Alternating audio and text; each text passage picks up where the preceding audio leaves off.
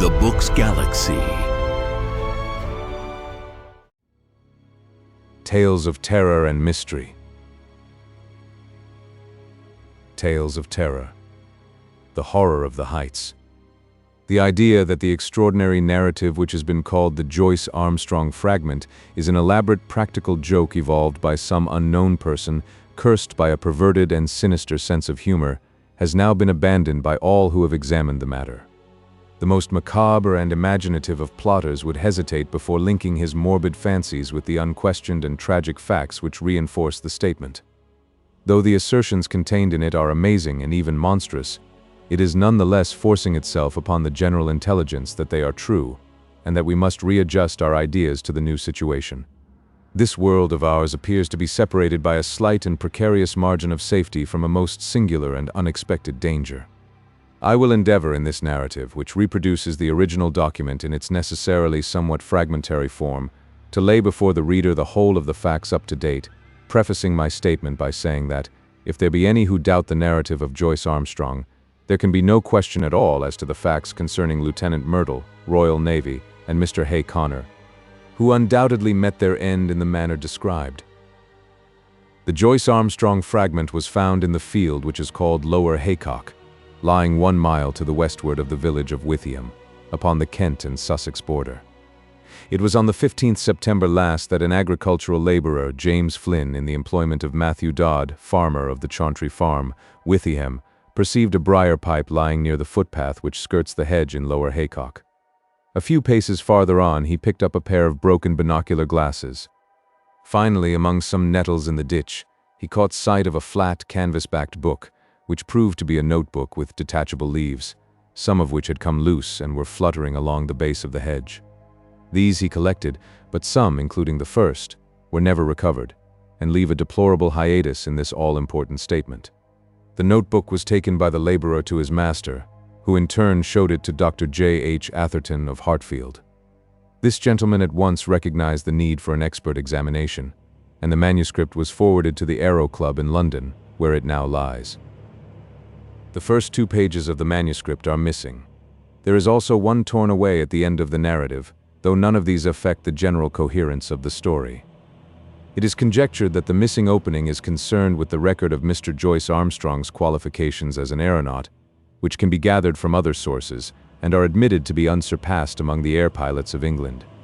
For many years he has been looked upon as among the most daring and the most intellectual of flying men, a combination which has enabled him to both invent and test several new devices, including the common gyroscopic attachment which is known by his name. The main body of the manuscript is written neatly in ink, but the last few lines are in pencil and are so ragged as to be hardly legible, exactly, in fact, as they might be expected to appear if they were scribbled off hurriedly from the seat of a moving aeroplane. There are, it may be added, several stains, both on the last page and on the outside cover, which have been pronounced by the Home Office experts to be blood, probably human and certainly mammalian. The fact that something closely resembling the organism of malaria was discovered in this blood, and that Joyce Armstrong is known to have suffered from intermittent fever, is a remarkable example of the new weapons which modern science has placed in the hands of our detectives. And now a word as to the personality of the author of this epoch-making statement. Joyce Armstrong, according to the few friends who really knew something of the man, was a poet and a dreamer, as well as a mechanic and an inventor.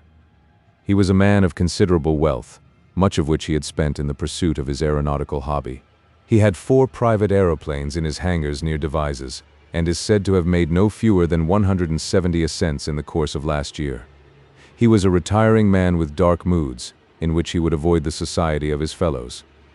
Captain Dangerfield, who knew him better than anyone, says that there were times when his eccentricity threatened to develop into something more serious. His habit of carrying a shotgun with him in his aeroplane was one manifestation of it. Another was the morbid effect which the fall of Lieutenant Myrtle had upon his mind. Myrtle, who was attempting the height record, fell from an altitude of something over 30,000 feet. Horrible to narrate. His head was entirely obliterated, though his body and limbs preserved their configuration. At every gathering of airmen, Joyce Armstrong, according to Dangerfield, would ask with an enigmatic smile, "And where, pray, is Myrtle's head?" On another occasion after dinner, at the mess of the flying school on Salisbury Plain, he started a debate as to what will be the most permanent danger which airmen will have to encounter. Having listened to successive opinions as to air pockets, faulty construction, and overbanking, he ended by shrugging his shoulders and refusing to put forward his own views, though he gave the impression that they differed from any advanced by his companions. It is worth remarking that after his own complete disappearance it was found that his private affairs were arranged with a precision which may show that he had a strong premonition of disaster. With these essential explanations, I will now give the narrative exactly as it stands, beginning at page 3 of the blood-soaked notebook. Nevertheless, when I dined at Reims with Coselli and Gustave Raymond, I found that neither of them was aware of any particular danger in the higher layers of the atmosphere. I did not actually say what was in my thoughts, but I got so near to it that if they had any corresponding idea, they could not have failed to express it. But then they are two empty, vainglorious fellows with no thought beyond seeing their silly names in the newspaper. It is interesting to note that neither of them had ever been much beyond the 20,000-foot level. Of course, men have been higher than this, both in balloons and in the ascent of mountains. It must be well above that point that the aeroplane enters the danger zone, always presuming that my premonitions are correct. Aeroplaning has been with us now for more than 20 years, and one might well ask, why should this peril be only revealing itself in our day? The answer is obvious. In the old days of weak engines, when 100 horsepower Gnome or Green was considered ample for every need, the flights were very restricted. Now that 300 horsepower is the rule rather than the exception, visits to the upper layers have become easier and more common. Some of us can remember how, in our youth, Garros made a worldwide reputation by attaining 19,000 feet, and it was considered a remarkable achievement to fly over the Alps. Our standard now has been immeasurably raised, and there are 20 high flights for one in former years. Many of them have been undertaken with impunity. The 30,000-foot level has been reached time after time with no discomfort beyond cold and asthma. What does this prove? A visitor might descend upon this planet 1,000 times and never see a tiger. Yet tigers exist, and if he chanced to come down into a jungle, he might be devoured. There are jungles of the upper air, and there are worse things than tigers which inhabit them. I believe in time they will map these jungles accurately out. Even at the present moment, I could name 2 of them. One of them lies over the Pau-Biarritz district of France. Another is just over my head as I write here in my house in Wiltshire. I rather think there is a third in the Hamburg-Wiesbaden district. It was the disappearance of the airmen that first set me thinking. Of course, everyone said that they had fallen into the sea, but that did not satisfy me at all. First, there was Verrier in France. His machine was found near Bayonne, but they never got his body. There was the case of Baxter also, who vanished, though his engine and some of the iron fixings were found in a wood in Leicestershire. In that case, Dr. Middleton of Amesbury, who was watching the flight with a telescope, declares that just before the clouds obscured the view he saw the machine, which was at an enormous height, suddenly rise perpendicularly upwards in a succession of jerks in a manner that he would have thought to be impossible. That was the last seen of Baxter. There was a correspondence in the papers, but it never led to anything. There were several other similar cases, and then there was the death of Hay Connor. What a cackle there was about an unsolved mystery of the air, and what columns in the halfpenny papers, and yet how little was ever done to get to the bottom of the business. He came down in a tremendous volplane from an unknown height. He never got off his machine and died in his pilot's seat. Died of what? Heart disease, said the doctors. Rubbish. Hay Connor's heart was as sound as mine is. What did Venables say? Venables was the only man who was at his side when he died. He said that he was shivering and looked like a man who had been badly scared. Died of fright, said Venables, but could not imagine what he was frightened about. Only said one word to Venables which sounded like monstrous. They could make nothing of that at the inquest, but I could make something of it. Monsters. That was the last word of poor Harry Hay Connor, and he did die of fright, just as Venables thought. And then there was Myrtle's head. Does anybody really believe that a man's head could be driven clean into his body by the force of a fall? Well, perhaps it may be possible, but I, for one, have never believed that it was so with Myrtle. And the grease upon his clothes, all slimy with grease, said somebody at the inquest. Queer that nobody got thinking after that. I did, but then I had been thinking for a good long time. I've made 3 ascents, Shao Dangerfield used to chaff me about my shotgun, but I've never been high enough.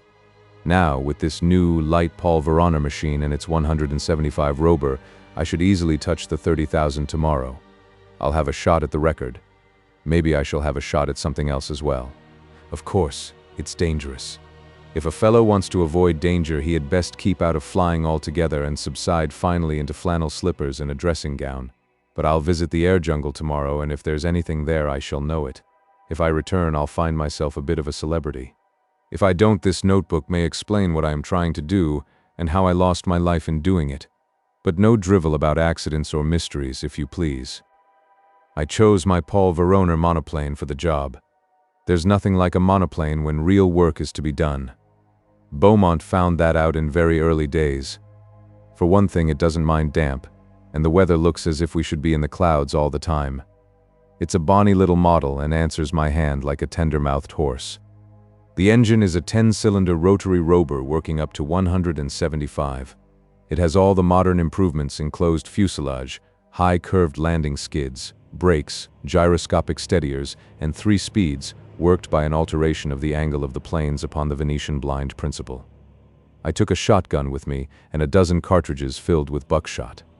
You should have seen the face of Perkins, my old mechanic, when I directed him to put them in. I was dressed like an Arctic explorer, with 2 jerseys under my overalls, thick socks inside my padded boots, a storm cap with flaps, and my talc goggles. It was stifling outside the hangars, but I was going for the summit of the Himalayas and had to dress for the part. Perkins knew there was something on and implored me to take him with me. Perhaps I should if I were using the biplane, but a monoplane is a one-man show if you want to get the last foot of life out of it. Of course, I took an oxygen bag. The man who goes for the altitude record without one will either be frozen or smothered or both. I had a good look at the planes, the rudder bar, and the elevating lever before I got in. Everything was in order so far as I could see. Then I switched on my engine and found that she was running sweetly. When they let her go, she rose almost at once upon the lowest speed. I circled my home field once or twice just to warm her up, and then with a wave to Perkins and the others, I flattened out my planes and put her on her highest. She skimmed like a swallow downwind for 8 or 10 miles until I turned her nose up a little, and she began to climb in a great spiral for the cloud bank above me. It's all important to rise slowly and adapt yourself to the pressure as you go. It was a close, warm day for an English September, and there was the hush and heaviness of impending rain. Now and then there came sudden puffs of wind from the southwest, one of them so gusty and unexpected that it caught me napping and turned me half round for an instant. I remember the time when gusts and whirls and air pockets used to be things of danger, before we learned to put an overmastering power into our engines. Just as I reached the cloud banks, with the altimeter marking 3,000, down came the rain. My word, how it poured. It drummed upon my wings and lashed against my face, blurring my glasses so that I could hardly see. I got down onto a low speed, for it was painful to travel against it. As I got higher, it became hail, and I had to turn tail to it. One of my cylinders was out of action, a dirty plug, I should imagine, but still I was rising steadily with plenty of power. After a bit, the trouble passed, whatever it was, and I heard the full, deep-throated purr, the 10 singing as one. That's where the beauty of our modern silencers comes in. We can at last control our engines by ear. How they squeal and squeak and sob when they are in trouble. All those cries for help were wasted in the old days, when every sound was swallowed up by the monstrous racket of the machine. If only the early aviators could come back to see the beauty and perfection of the mechanism which have been bought at the cost of their lives. About 9:30 I was nearing the clouds. Down below me, all blurred and shadowed with rain, lay the vast expanse of Salisbury Plain. Half a dozen flying machines were doing hackwork at the 1,000-foot level, looking like little black swallows against the green background. I dare say they were wondering what I was doing up in Cloudland. Suddenly a gray curtain drew across beneath me and the wet folds of vapors were swirling round my face. It was clammily cold and miserable. But I was above the hailstorm, and that was something gained. The cloud was as dark and thick as a London fog. In my anxiety to get clear, I cocked her nose up until the automatic alarm bell rang, and I actually began to slide backwards. My sopped and dripping wings had made me heavier than I thought, but presently I was in lighter cloud, and soon had cleared the first layer. There was a second, opal-colored and fleecy at a great height above my head, a white, unbroken ceiling above, and a dark, unbroken floor below, with the monoplane laboring upwards upon a vast spiral between them. It is deadly lonely in these cloud spaces. Once a great flight of some small water birds went past me, flying very fast to the westwards. The quick whir of their wings and their musical cry were cheery to my ear. I fancy that they were teal, but I am a wretched zoologist. Now that we humans have become birds, we must really learn to know our brethren by sight. The wind down beneath me whirled and swayed the broad cloud plain. Once a great eddy formed in it, a whirlpool of vapor, and through it, as down a funnel, I caught sight of the distant world. A large white biplane was passing at a vast depth beneath me. I fancy it was the morning mail service betwixt Bristol and London. Then the drift swirled inwards again, and the great solitude was unbroken. Just after 10 I touched the lower edge of the upper cloud stratum. It consisted of fine diaphanous vapor drifting swiftly from the westwards. The wind had been steadily rising all this time, and it was now blowing a sharp breeze, 28 an hour by my gauge. Already it was very cold, though my altimeter only marked 9,000.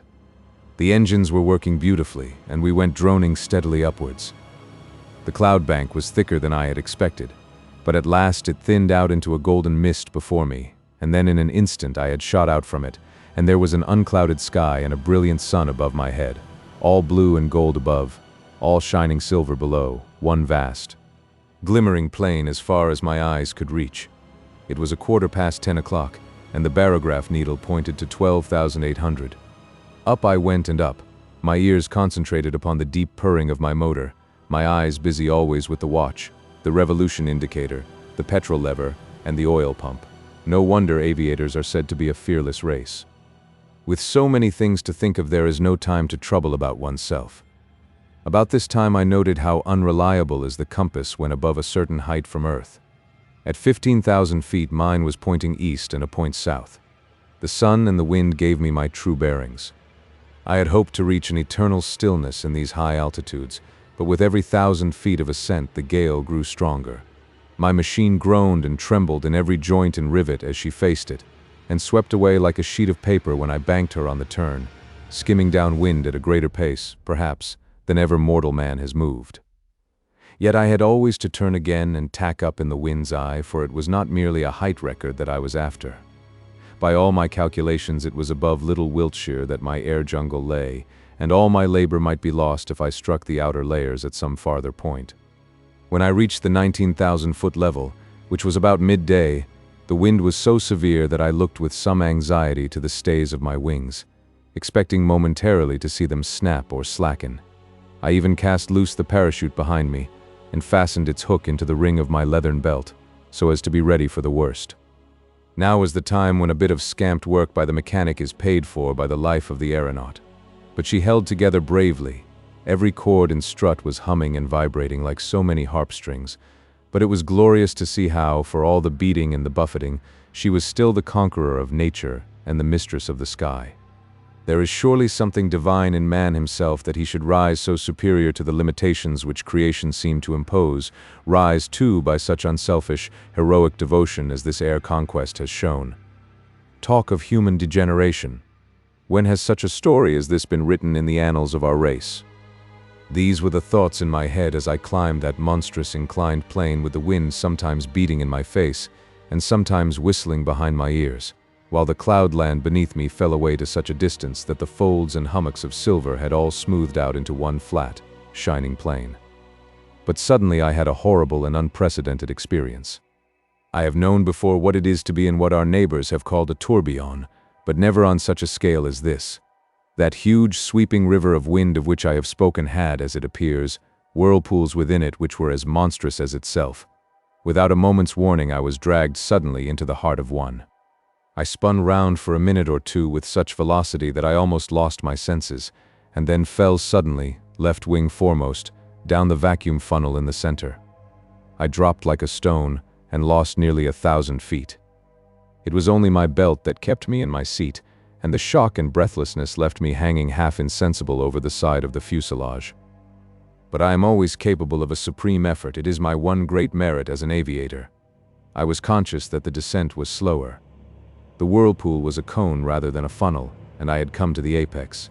With a terrific wrench, throwing my weight all to one side, I leveled my planes and brought her head away from the wind. In an instant I had shot out of the eddies and was skimming down the sky. Then, shaken but victorious, I turned her nose up and began once more my steady grind on the upward spiral. I took a large sweep to avoid the danger spot of the whirlpool, and soon I was safely above it. Just after 1 o'clock I was 21,000 feet above the sea level. To my great joy I had topped the gale, and with every 100 feet of ascent the air grew stiller. On the other hand, it was very cold, and I was conscious of that peculiar nausea which goes with rarefaction of the air.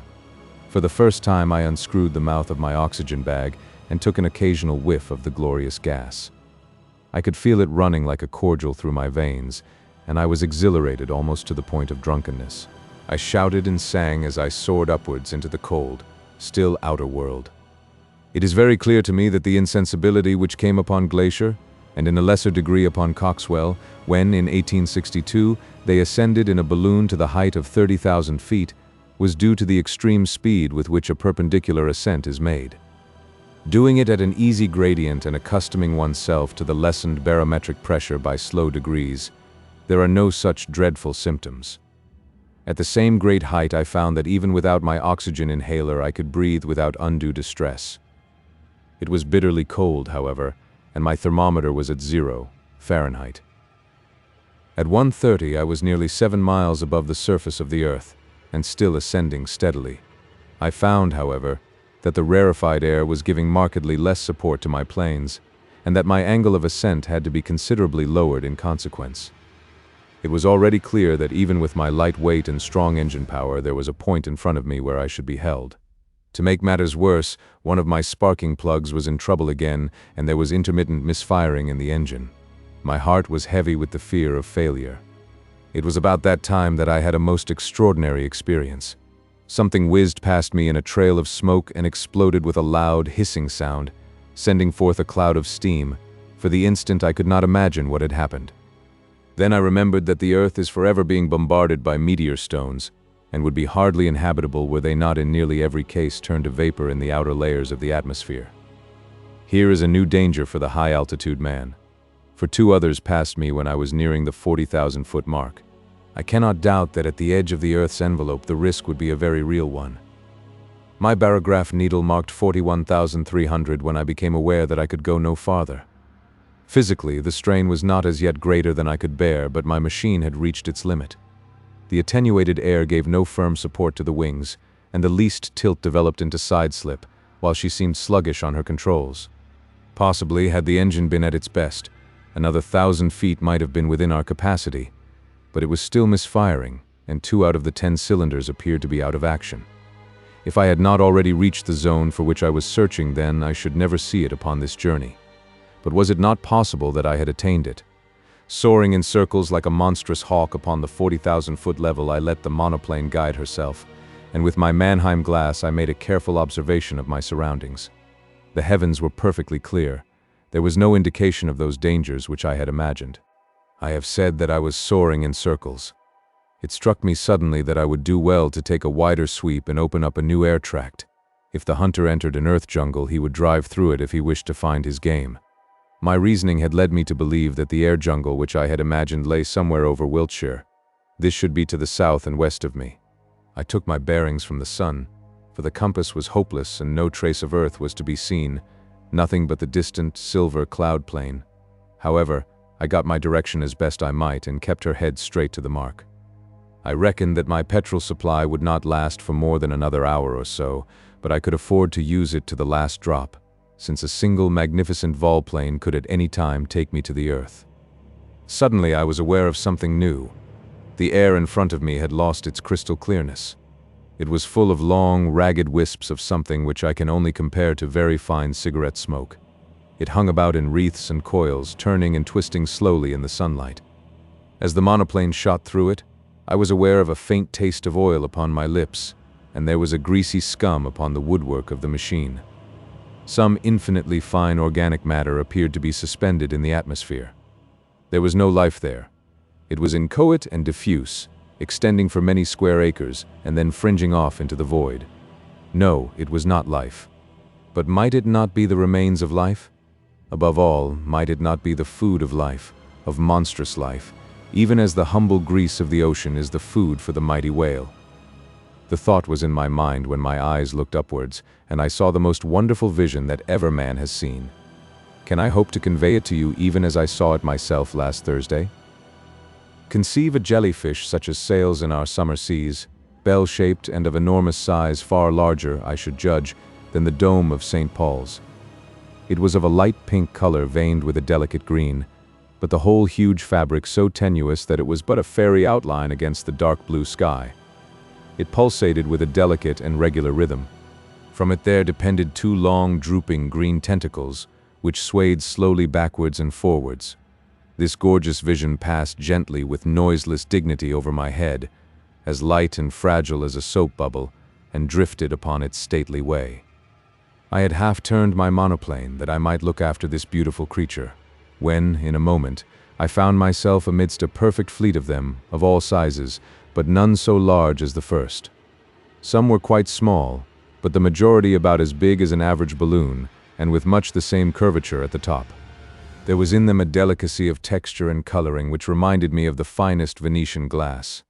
Pale shades of pink and green were the prevailing tints, but all had a lovely iridescence where the sun shimmered through their dainty forms. Some hundreds of them drifted past me, a wonderful fairy squadron of strange unknown argosies of the sky. Creatures whose forms and substance were so attuned to these pure heights that one could not conceive anything so delicate within actual sight or sound of earth. But soon my attention was drawn to a new phenomenon, the serpents of the outer air. These were long, thin, fantastic coils of vapor-like material, which turned and twisted with great speed, flying round and round at such a pace that the eyes could hardly follow them. Some of these ghost-like creatures were 20 or 30 feet long, but it was difficult to tell their girth, for their outline was so hazy that it seemed to fade away into the air around them. These air snakes were of a very light gray or smoke color, with some darker lines within, which gave the impression of a definite organism. One of them whisked past my very face, and I was conscious of a cold, clammy contact, but their composition was so unsubstantial that I could not connect them with any thought of physical danger, any more than the beautiful bell-like creatures which had preceded them. There was no more solidity in their frames than in the floating spume from a broken wave, but a more terrible experience was in store for me. Floating downwards from a great height there came a purplish patch of vapor, small as I saw it first, but rapidly enlarging as it approached me, until it appeared to be hundreds of square feet in size. Though fashioned of some transparent jelly-like substance, it was nonetheless of much more definite outline and solid consistence than anything which I had seen before. There were more traces, too, of a physical organization, especially two vast, shadowy, circular plates upon either side, which may have been eyes, and a perfectly solid white projection between them, which was as curved and cruel as the beak of a vulture. The whole aspect of this monster was formidable and threatening, and it kept changing its color from a very light mauve to a dark, angry purple so thick that it cast a shadow as it drifted between my monoplane and the sun. On the upper curve of its huge body there were three great projections which I can only describe as enormous bubbles, and I was convinced as I looked at them that they were charged with some extremely light gas which served to buoy up the misshapen and semi-solid mass in the rarefied air. The creature moved swiftly along, keeping pace easily with the monoplane, and for 20 miles or more it formed my horrible escort, hovering over me like a bird of prey which is waiting to pounce. Its method of progression, done so swiftly that it was not easy to follow, was to throw out a long, glutinous streamer in front of it, which in turn seemed to draw forward the rest of the writhing body. So elastic and gelatinous was it that never for 2 successive minutes was it the same shape, and yet each change made it more threatening and loathsome than the last. I knew that it meant mischief. Every purple flush of its hideous body told me so. The vague, goggling eyes which were turned always upon me were cold and merciless in their viscid hatred. I dipped the nose of my monoplane downwards to escape it. As I did so, as quick as a flash there shot out a long tentacle from this mass of floating blubber, and it fell as light and sinuous as a whiplash across the front of my machine.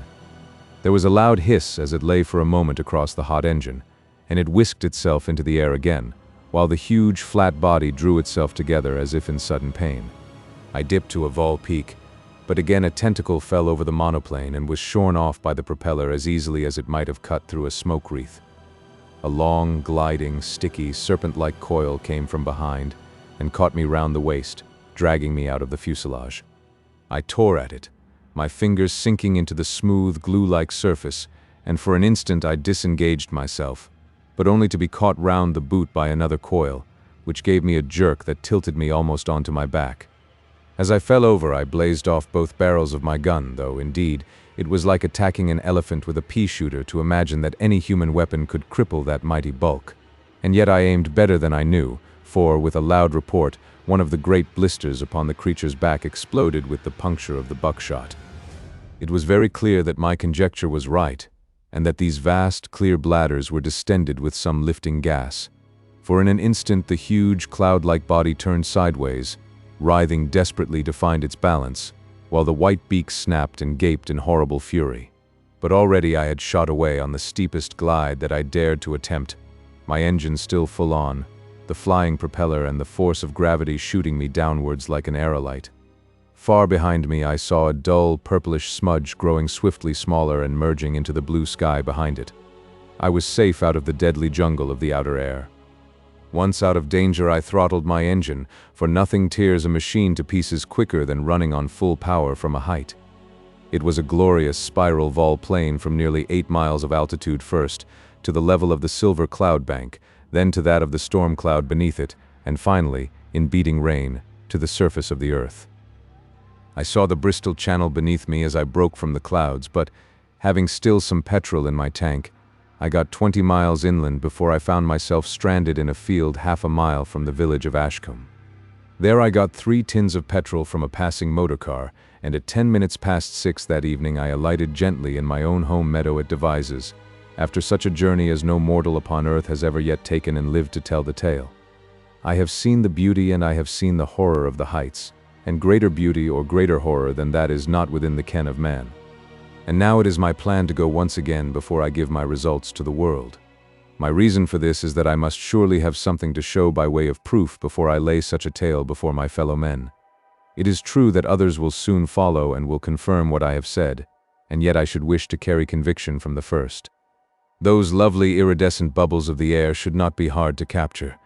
They drift slowly upon their way, and the swift monoplane could intercept their leisurely course.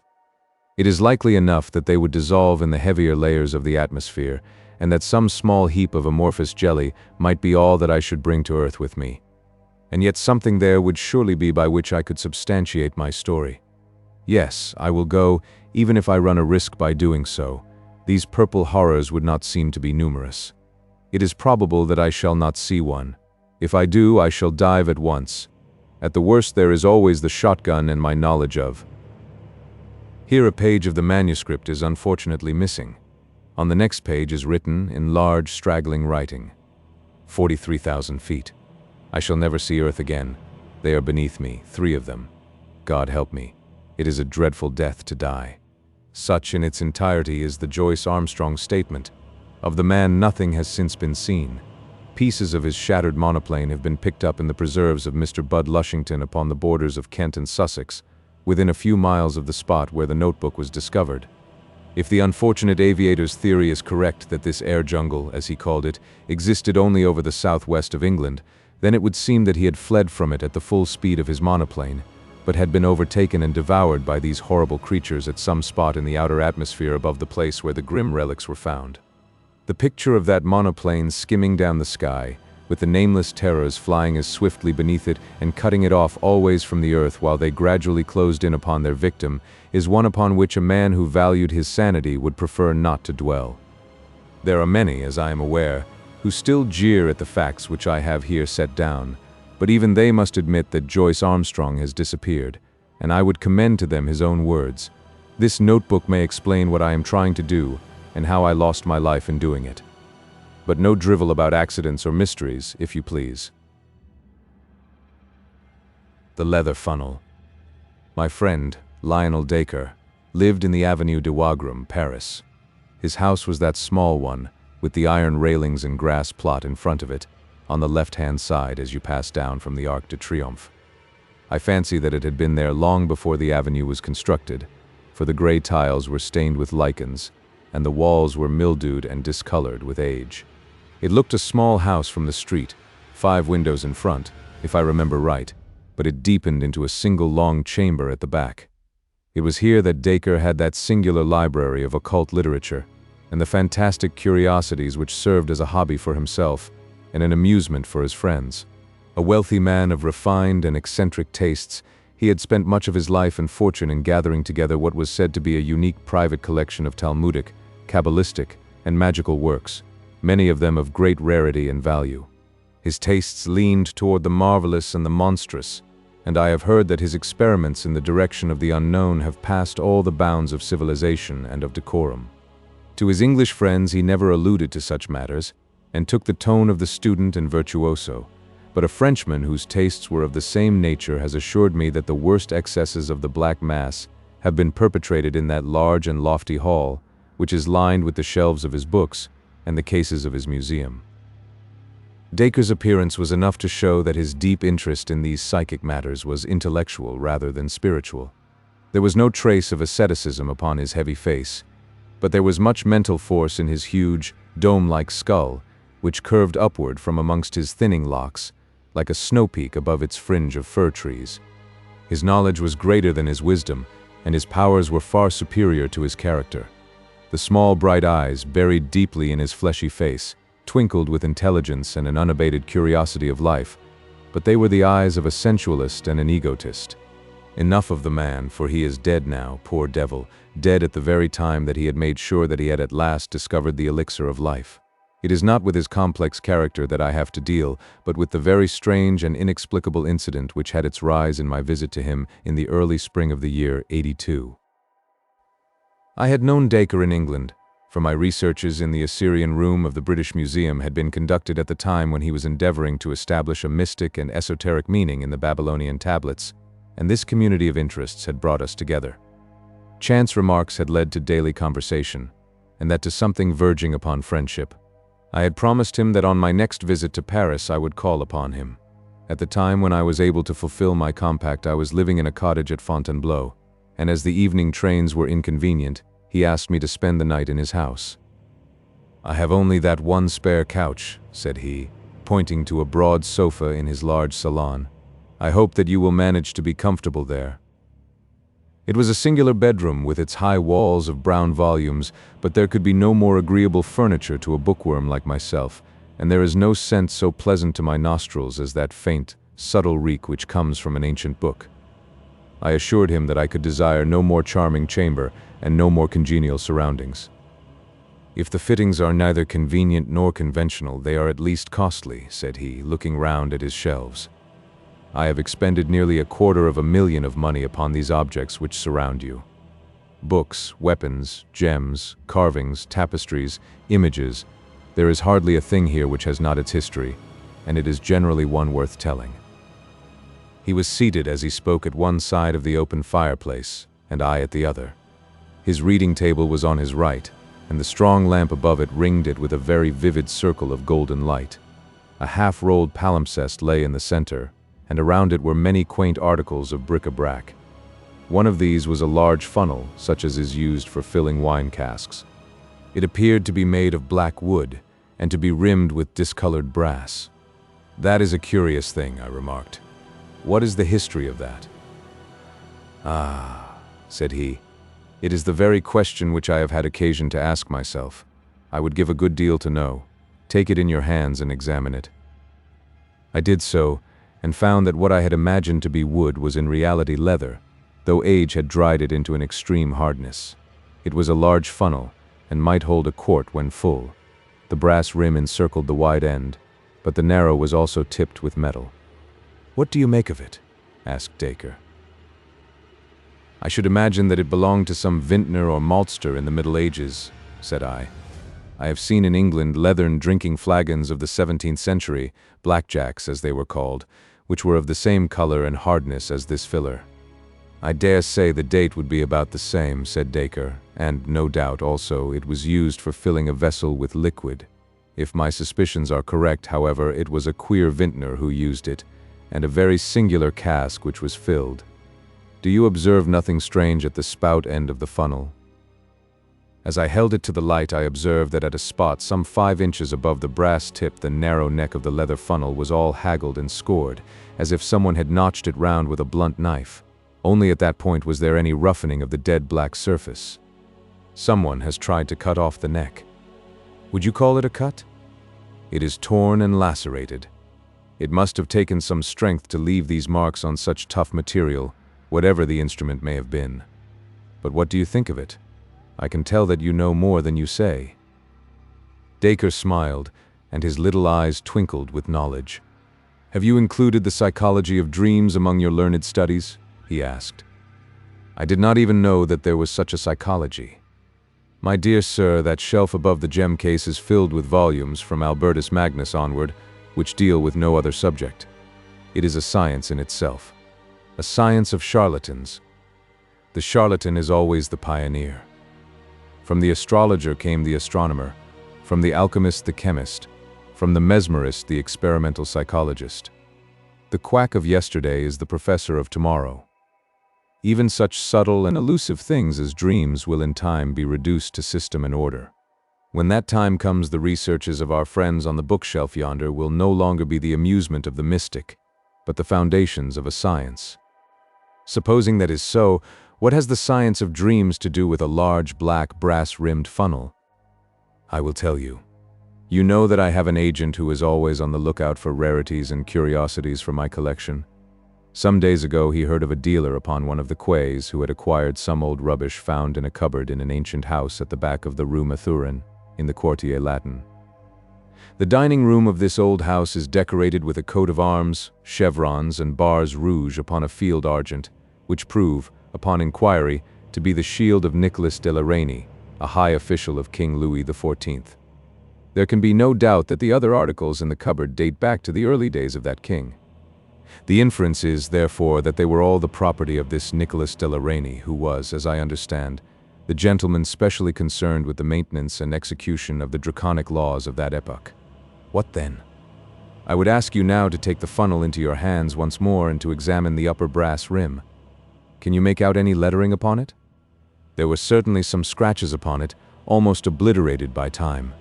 The general effect was of several letters, the last of which bore some resemblance to a B. You make it a B? Yes, I do. So do I. In fact, I have no doubt whatever that it is a B. But the nobleman you mentioned would have had R for his initial. Exactly. That's the beauty of it. He owned this curious object, and yet he had someone else's initials upon it. Why did he do this? I can't imagine, can you? Well, I might perhaps guess. Do you observe something drawn a little farther along the rim? I should say it was a crown. It is undoubtedly a crown, but if you examine it in a good light, you will convince yourself that it is not an ordinary crown. It is a heraldic crown, a badge of rank, and it consists of an alternation of 4 pearls and strawberry leaves, the proper badge of a marquis. We may infer, therefore, that the person whose initials end in B was entitled to wear that coronet. Then this common leather filler belonged to a marquis? Dacre gave a peculiar smile. Or to some member of the family of a marquis, said he. So much we have clearly gathered from this engraved rim. But what has all this to do with dreams?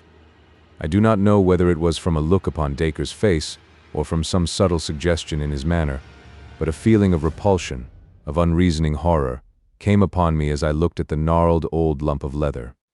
I have more than once received important information through my dreams, said my companion in the didactic manner which he loved to affect. I make it a rule now when I am in doubt upon any material point to place the article in question beside me as I sleep, and to hope for some enlightenment.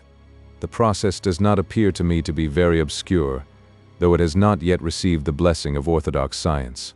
According to my theory, any object which has been intimately associated with any supreme paroxysm of human emotion, whether it be joy or pain, will retain a certain atmosphere or association which it is capable of communicating to a sensitive mind. By a sensitive mind, I do not mean an abnormal one, but such a trained and educated mind as you or I possess. You mean, for example, that if I slept beside that old sword upon the wall, I might dream of some bloody incident in which that very sword took part. An excellent example, for, as a matter of fact, that sword was used in that fashion by me, and I saw in my sleep the death of its owner, who perished in a brisk skirmish, which I have been unable to identify, but which occurred at the time of the wars of the Frondists. If you think of it, some of our popular observances show that the fact has already been recognized by our ancestors, although we in our wisdom have classed it among superstitions. For example? Well, the placing of the bride's cake beneath the pillow in order that the sleeper may have pleasant dreams. That is one of several instances which you will find set forth in a small brochure which I am myself writing upon the subject. But to come back to the point, I slept one night with this funnel beside me, and I had a dream which certainly throws a curious light upon its use and origin. What did you dream? I dreamed. He paused, and an intent look of interest came over his massive face. By Jove, that's well thought of, said he.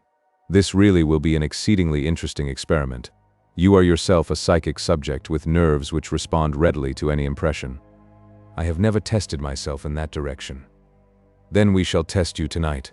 Might I ask you as a very great favor, when you occupy that couch tonight, to sleep with this old funnel placed by the side of your pillow? The request seemed to me a grotesque one, but I have myself, in my complex nature, a hunger after all which is bizarre and fantastic. I had not the faintest belief in Dacre's theory, nor any hopes for success in such an experiment, yet it amused me that the experiment should be made. Dacre, with great gravity, drew a small stand to the head of my settee and placed the funnel upon it. Then, after a short conversation, he wished me good night and left me. I sat for some little time smoking by the smoldering fire, and turning over in my mind the curious incident which had occurred, and the strange experience which might lie before me. Skeptical as I was, there was something impressive in the assurance of Dacre's manner and my extraordinary surroundings. The huge room with the strange and often sinister objects which were hung round it struck solemnity into my soul. Finally I undressed, and turning out the lamp I lay down. After long tossing I fell asleep. Let me try to describe as accurately as I can the scene which came to me in my dreams. It stands out now in my memory more clearly than anything which I have seen with my waking eyes. There was a room which bore the appearance of a vault. 4 spandrels from the corners ran up to join a sharp, cup-shaped roof. The architecture was rough, but very strong. It was evidently part of a great building. 3 men in black, with curious, top-heavy, black velvet hats, sat in a line upon a red-carpeted dais. Their faces were very solemn and sad. On the left stood 2 long-gowned men with portfolios in their hands, which seemed to be stuffed with papers. Upon the right, looking toward me, was a small woman with blonde hair and singular light blue eyes, the eyes of a child. She was past her first youth, but could not yet be called middle-aged. Her figure was inclined to stoutness, and her bearing was proud and confident. Her face was pale but serene. It was a curious face, comely and yet feline, with a subtle suggestion of cruelty about the straight, strong little mouth and chubby jaw. She was draped in some sort of loose, white gown. Beside her stood a thin, eager priest, who whispered in her ear and continually raised a crucifix before her eyes. She turned her head and looked fixedly past the crucifix at the 3 men in black, who were, I felt, her judges. As I gazed, the 3 men stood up and said something, but I could distinguish no words, though I was aware that it was the central one who was speaking. They then swept out of the room, followed by the 2 men with the papers. At the same instant, several rough-looking fellows in stout jerkins came bustling in and removed first the red carpet, and then the boards which formed the dais, so as to entirely clear the room. When this screen was removed, I saw some singular articles of furniture behind it. One looked like a bed with wooden rollers at each end and a winch handle to regulate its length. Another was a wooden horse. There were several other curious objects, and a number of swinging cords which played over pulleys. It was not unlike a modern gymnasium.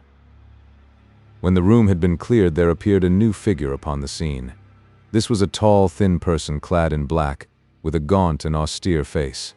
The aspect of the man made me shudder. His clothes were all shining with grease and mottled with stains. He bore himself with a slow and impressive dignity, as if he took command of all things from the instant of his entrance.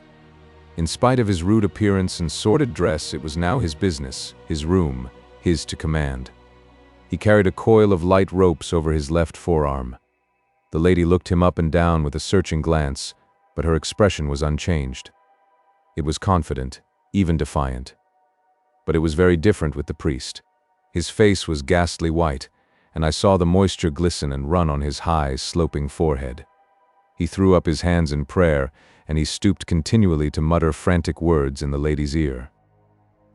The man in black now advanced, and taking one of the cords from his left arm, he bound the woman's hands together. She held them meekly toward him as he did so. Then he took her arm with a rough grip and led her toward the wooden horse, which was little higher than her waist. Onto this she was lifted and laid with her back upon it, and her face to the ceiling, while the priest, quivering with horror, had rushed out of the room. The woman's lips were moving rapidly, and though I could hear nothing, I knew that she was praying. Her feet hung down on either side of the horse, and I saw that the rough varlets in attendance had fastened cords to her ankles and secured the other ends to iron rings in the stone floor.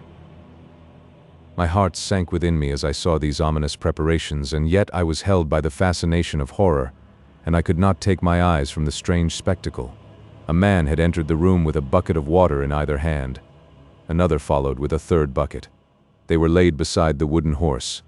The second man had a wooden dipper, a bowl with a straight handle, in his other hand. This he gave to the man in black. At the same moment one of the varlets approached with a dark object in his hand, which even in my dream filled me with a vague feeling of familiarity. It was a leathern filler. With horrible energy he thrust it, but I could stand no more. My hair stood on end with horror. I writhed, I struggled, I broke through the bonds of sleep, and I burst with a shriek into my own life, and found myself lying shivering with terror in the huge library, with the moonlight flooding through the window and throwing strange silver and black traceries upon the opposite wall. Oh, what a blessed relief to feel that I was back in the 19th century, back out of that medieval vault into a world where men had human hearts within their bosoms. I sat up on my couch, trembling in every limb, my mind divided between thankfulness and horror.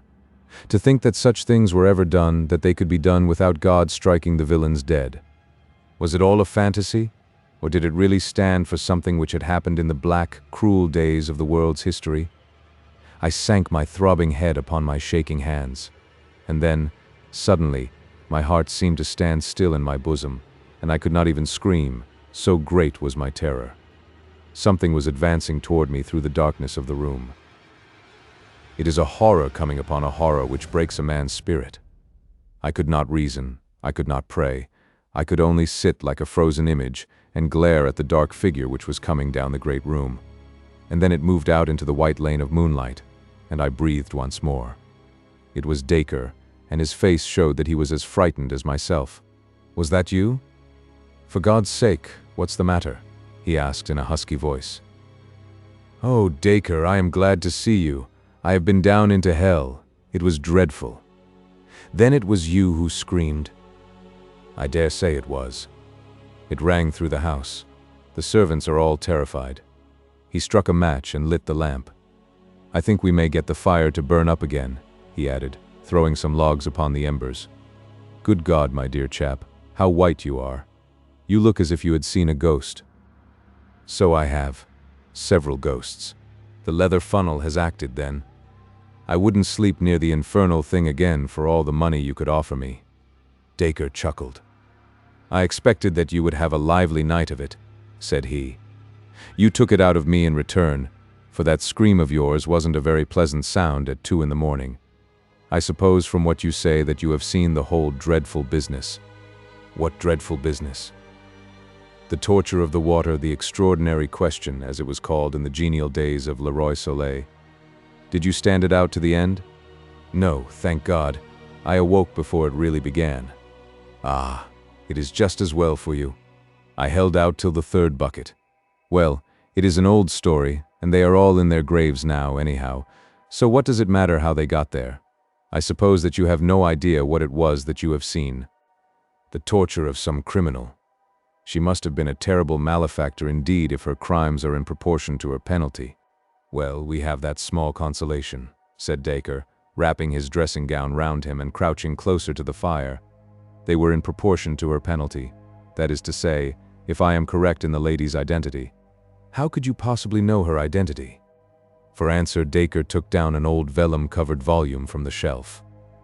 "Just listen to this," said he. "It is in the French of the 17th century, but I will give a rough translation as I go. You will judge for yourself whether I have solved the riddle or not.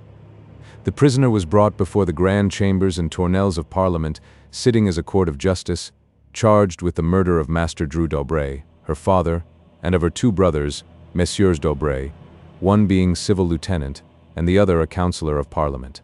In person it seemed hard to believe that she had really done such wicked deeds, for she was of a mild appearance, and of short stature, with a fair skin and blue eyes. Yet the court, having found her guilty, condemned her to the ordinary and to the extraordinary question in order that she might be forced to name her accomplices, after which she should be carried in a cart to the Place de Grève, there to have her head cut off, her body being afterwards burned and her ashes scattered to the winds. The date of this entry is July 16, 1676. "It is interesting," said I, "but not convincing. How do you prove the two women to be the same?" "I am coming to that. The narrative goes on to tell of the woman's behavior when questioned. When the executioner approached her, she recognized him by the cords which he held in his hands, and she at once held out her own hands to him, looking at him from head to foot without uttering a word." "How's that?" "Yes, it was so. She gazed without wincing upon the wooden horse and rings which had twisted so many limbs and caused so many shrieks of agony. When her eyes fell upon the 3 pails of water which were all ready for her, she said with a smile, 'All that water must have been brought here for the purpose of drowning me, monsieur. You have no idea, I trust, of making a person of my small stature swallow it all. Shall I read the details of the torture?' No, for heaven's sake, don't. Here is a sentence which must surely show you that what is here recorded is the very scene which you have gazed upon tonight. The good Abbé Pyrote, unable to contemplate the agonies which were suffered by his penitent, had hurried from the room. Does that convince you? It does entirely. There can be no question that it is indeed the same event. But who, then, is this lady whose appearance was so attractive and whose end was so horrible?"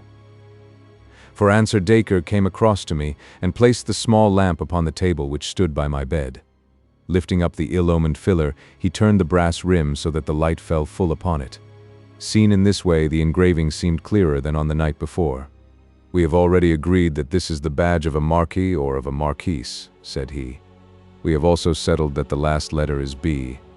It is undoubtedly so. I now suggest to you that the other letters from left to right are M, a small d, a small d, and then the final B. Yes, I am sure that you are right. I can make out the 2 small d's quite plainly. What I have read to you tonight," said Dacre, "is the official record of the trial of Marie Madeleine d'Aubray, Marquise de Brinvilliers, one of the most famous poisoners and murderers of all time." I sat in silence, overwhelmed at the extraordinary nature of the incident, and at the completeness of the proof with which Dacre had exposed its real meaning. In a vague way, I remembered some details of the woman's career, her unbridled debauchery, the cold-blooded and protracted torture of her sick father, the murder of her brothers for motives of petty gain. I recollected also that the bravery of her end had done something to atone for the horror of her life, and that all Paris had sympathized with her last moments, and blessed her as a martyr within a few days of the time when they had cursed her as a murderess. One objection, and one only, occurred to my mind. How came her initials and her badge of rank upon the filler? Surely they did not carry their medieval homage to the nobility to the point of decorating instruments of torture with their titles. "I was puzzled with the same point," said Dacre, "but it admits of a simple explanation. The case excited extraordinary interest at the time, and nothing could be more natural than that La Rainey, the head of the police, should retain this filler as a grim souvenir. It was not often that a Marchioness of France underwent the extraordinary question. That he should engrave her initials upon it for the information of others was surely a very ordinary proceeding upon his part. "And this?" I asked, pointing to the marks upon the leather neck. "She was a cruel tigress," said Dacre as he turned away. "I think it is evident that, like other tigresses, her teeth were both strong and sharp." The new catacomb. "Look here, Burger," said Kennedy. "I do wish that you would confide in me. The two famous students of Roman remains sat together in Kennedy's comfortable room overlooking the Corso. The night was cold, and they had both pulled up their chairs to the unsatisfactory Italian stove, which threw out a zone of stuffiness rather than of warmth. Outside, under the bright winter stars, lay the modern Rome, the long double chain of the electric lamps, the brilliantly lighted cafes, the rushing carriages, and the dense throng upon the footpaths. But inside, in the sumptuous chamber of the rich young English archaeologist, there was only old Rome to be seen. Cracked and time-worn friezes hung upon the walls. Gray old busts of senators and soldiers with their fighting heads and their hard, cruel faces peered out from the corners.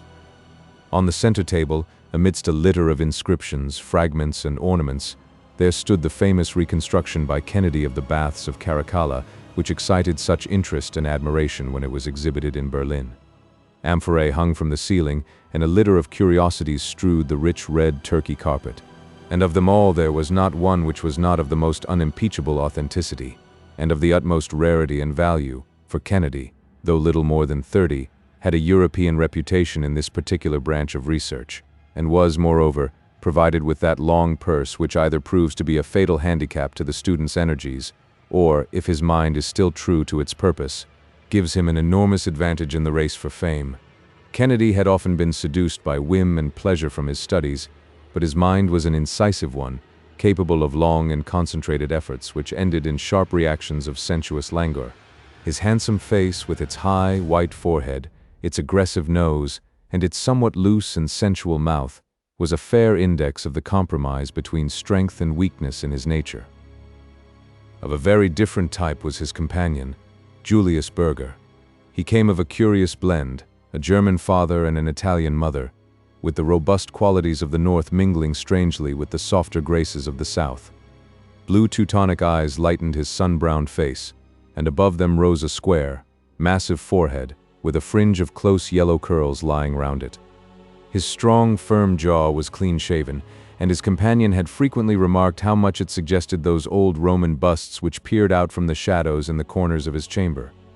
Under its bluff German strength there lay always a suggestion of Italian subtlety, but the smile was so honest, and the eyes so frank, that one understood that this was only an indication of his ancestry, with no actual bearing upon his character.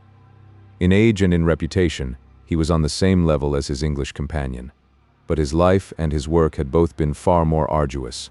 12 years before, he had come as a poor student to Rome, and had lived ever since upon some small endowment for research which had been awarded to him by the University of Bonn. Painfully, slowly, and doggedly, with extraordinary tenacity and single-mindedness, he had climbed from rung to rung of the ladder of fame, until now he was a member of the Berlin Academy, and there was every reason to believe that he would shortly be promoted to the chair of the greatest of German universities. But the singleness of purpose which had brought him to the same high level as the rich and brilliant Englishmen had caused him in everything outside their work to stand infinitely below him. He had never found a pause in his studies in which to cultivate the social graces. It was only when he spoke of his own subject that his face was filled with life and soul. At other times he was silent and embarrassed, too conscious of his own limitations in larger subjects, and impatient of that small talk which is the conventional refuge of those who have no thoughts to express. And yet for some years there had been an acquaintanceship which appeared to be slowly ripening into a friendship between these two very different rivals. The base and origin of this lay in the fact that in their own studies each was the only one of the younger men who had knowledge and enthusiasm enough to properly appreciate the other. Their common interests and pursuits had brought them together, and each had been attracted by the other's knowledge, and then gradually something had been added to this. Kennedy had been amused by the frankness and simplicity of his rival, while Burger in turn had been fascinated by the brilliancy and vivacity which had made Kennedy such a favorite in Roman society. I say had, because just at the moment the young Englishman was somewhat under a cloud. A love affair, the details of which had never quite come out, had indicated a heartlessness and callousness upon his part which shocked many of his friends. But in the bachelor circles of students and artists in which he preferred to move there is no very rigid code of honor in such matters, and though a head might be shaken or a pair of shoulders shrugged over the flight of two and the return of one, the general sentiment was probably one of curiosity and perhaps of envy rather than of reprobation. "Look here, Burger," said Kennedy. looking hard at the placid face of his companion. "I do wish that you would confide in me." As he spoke, he waved his hand in the direction of a rug which lay upon the floor. On the rug stood a long, shallow fruit basket of the light wickerwork which is used in the Campagna, and this was heaped with a litter of objects, inscribed tiles, broken inscriptions, cracked mosaics, torn papyri, rusty metal ornaments, which to the uninitiated might have seemed to have come straight from a dustman's bin, but which a specialist would have speedily recognized as unique of their kind. The pile of odds and ends in the flat wickerwork basket supplied exactly one of those missing links of social development which are of such interest to the student. It was the German who had brought them in, and the Englishman's eyes were hungry as he looked at them. "I won't interfere with your treasure trove, but I should very much like to hear about it," he continued, while Berger very deliberately lit a cigar. "It is evidently a discovery of the first importance. These inscriptions will make a sensation throughout Europe. For every one here, there are 1,000,000 there," said the German. "There are so many that a dozen savants might spend a lifetime over them and build up a reputation as solid as the castle of St. Angelo." Kennedy sat thinking with his fine forehead wrinkled and his fingers playing with his long, fair mustache. "You have given yourself away, Berger," said he at last. "Your words can only apply to one thing. You have discovered a new catacomb. I had no doubt that you had already come to that conclusion from an examination of these objects." "Well, they certainly appeared to indicate it, but your last remarks make it certain. There is no place except a catacomb which could contain so vast a store of relics as you describe." "Quite so. There is no mystery about that. I have discovered a new catacomb." "Where?" "Ah, that is my secret, my dear Kennedy. Suffice it that it is so situated that there is not one chance in 1,000,000 of anyone else coming upon it. Its date is different from that of any known catacomb, and it has been reserved for the burial of the highest Christians, so that the remains and the relics are quite different from anything which has ever been seen before. If I was not aware of your knowledge and of your energy, my friend, I would not hesitate, under the pledge of secrecy, to tell you everything about it.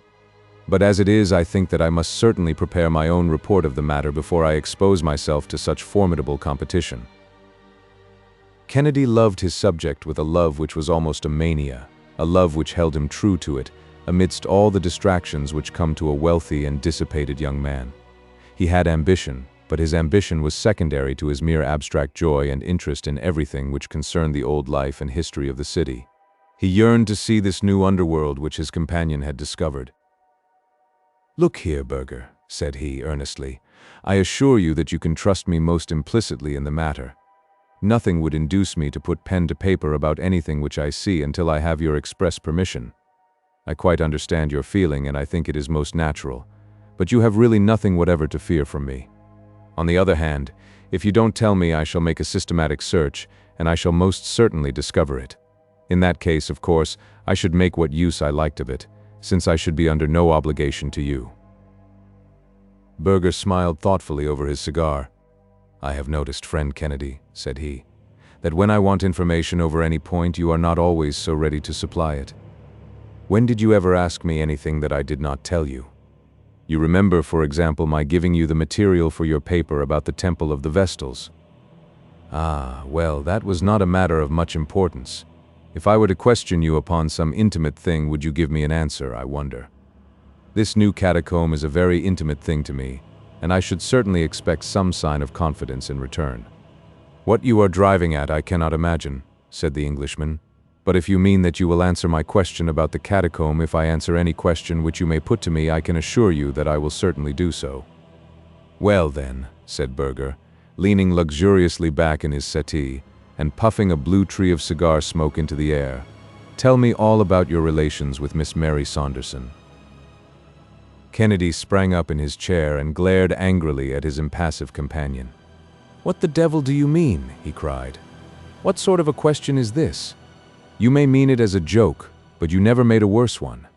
"No, I don't mean it as a joke," said Berger simply. "I am really rather interested in the details of the matter. I don't know much about the world and women and social life and that sort of thing, and such an incident has the fascination of the unknown for me. I know you, and I knew her by sight. I had even spoken to her once or twice. I should very much like to hear from your own lips exactly what it was which occurred between you." I won't tell you a word.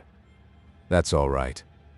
It was only my whim to see if you would give up a secret as easily as you expected me to give up my secret of the new catacomb. You wouldn't, and I didn't expect you to. But why should you expect otherwise of me? There's St. John's clock striking 10. It is quite time that I was going home. No, wait a bit, Burger, said Kennedy. This is really a ridiculous caprice of yours to wish to know about an old love affair which has burned out months ago. You know we look upon a man who kisses and tells as the greatest coward and villain possible. Certainly, said the German, gathering up his basket of curiosities. When he tells anything about a girl which is previously unknown, he must be so. But in this case, as you must be aware, it was a public matter which was the common talk of Rome, so that you are not really doing Miss Mary Saunderson any injury by discussing her case with me. But still, I respect your scruples, and so good night. Wait a bit, Burger, said Kennedy, laying his hand upon the other's arm. I am very keen upon this catacomb business, and I can't let it drop quite so easily. Would you mind asking me something else in return? Something not quite so eccentric this time? No. You have refused, and there is an end of it, said Burger, with his basket on his arm. No doubt you are quite right not to answer, and no doubt I am quite right also. And so again, my dear Kennedy, good night. The Englishman watched Burger cross the room, and he had his hand on the handle of the door before his host sprang up with the air of a man who is making the best of that which cannot be helped. Hold on, old fellow, said he. I think you are behaving in a most ridiculous fashion, but still, if this is your condition, I suppose that I must submit to it. I hate saying anything about a girl, but, as you say, it is all over Rome, and I don't suppose I can tell you anything which you do not know already. What was it you wanted to know? The German came back to the stove and, laying down his basket, he sank into his chair once more. May I have another cigar? Said he. Thank you very much. I never smoke when I work, but I enjoy a chat much more when I am under the influence of tobacco. Now, as regards this young lady, with whom you had this little adventure, what in the world has become of her? She is at home with her own people. Oh, really? In England? Yes. What part of England? London? No, Twickenham. You must excuse my curiosity, my dear Kennedy, and you must put it down to my ignorance of the world. No doubt it is quite a simple thing to persuade a young lady to go off with you for 3 weeks or so, and then to hand her over to her own family at what did you call the place? Twickenham. Quite so, at Twickenham. But it is something so entirely outside my own experience that I cannot even imagine how you set about it. For example, if you had loved this girl, your love could hardly disappear in 3 weeks, so I presume that you could not have loved her at all. But if you did not love her, why should you make this great scandal which has damaged you and ruined her? Kennedy looked moodily into the red eye of the stove. That's a logical way of looking at it, certainly, said he. Love is a big word, and it represents a good many different shades of feeling. I liked her, and well, you say you've seen her, you know how charming she could look. But still I am willing to admit, looking back, that I could never have really loved her. Then, my dear Kennedy, why did you do it? The adventure of the thing had a great deal to do with it. What? You are so fond of adventures. Where would the variety of life be without them? It was for an adventure that I first began to pay my attentions to her. I've chased a good deal of game in my time, but there's no chase like that of a pretty woman. There was the piquant difficulty of it also, for as she was the companion of Lady Emily Rood, it was almost impossible to see her alone.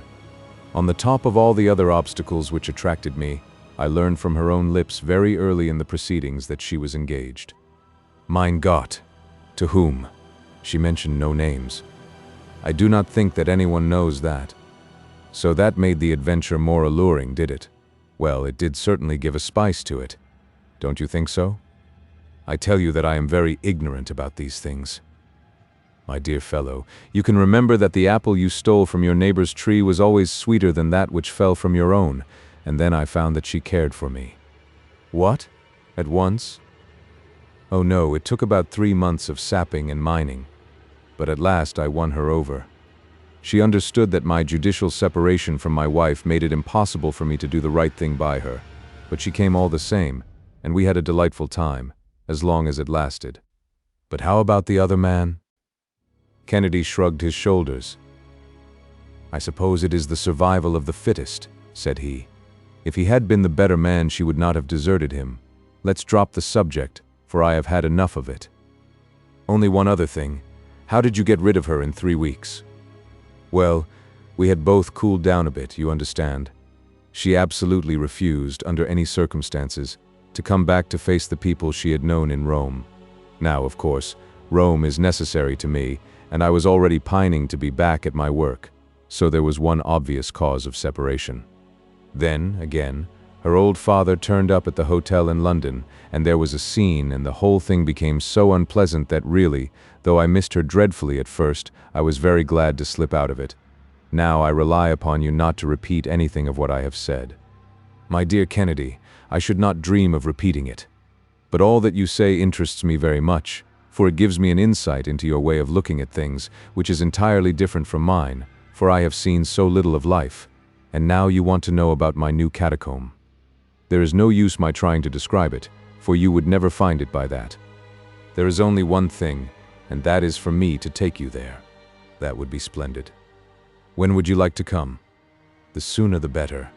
I am all impatience to see it." "Well, it is a beautiful night, though a trifle cold. Suppose we start in an hour. We must be very careful to keep the matter to ourselves. If anyone saw us hunting in couples, they would suspect that there was something going on." "We can't be too cautious," said Kennedy. "Is it far?" "Some miles." "Not too far to walk?" "Oh no, we could walk there easily."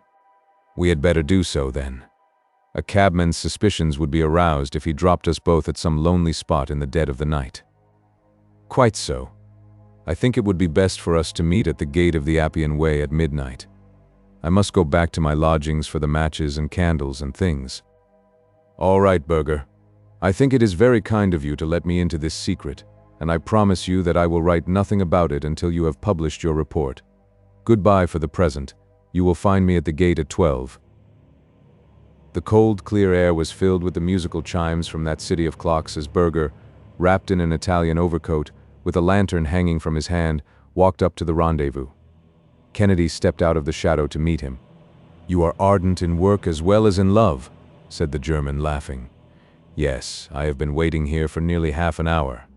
I hope you left no clue as to where we were going." "Not such a fool. By Jove, I am chilled to the bone. Come on, Berger.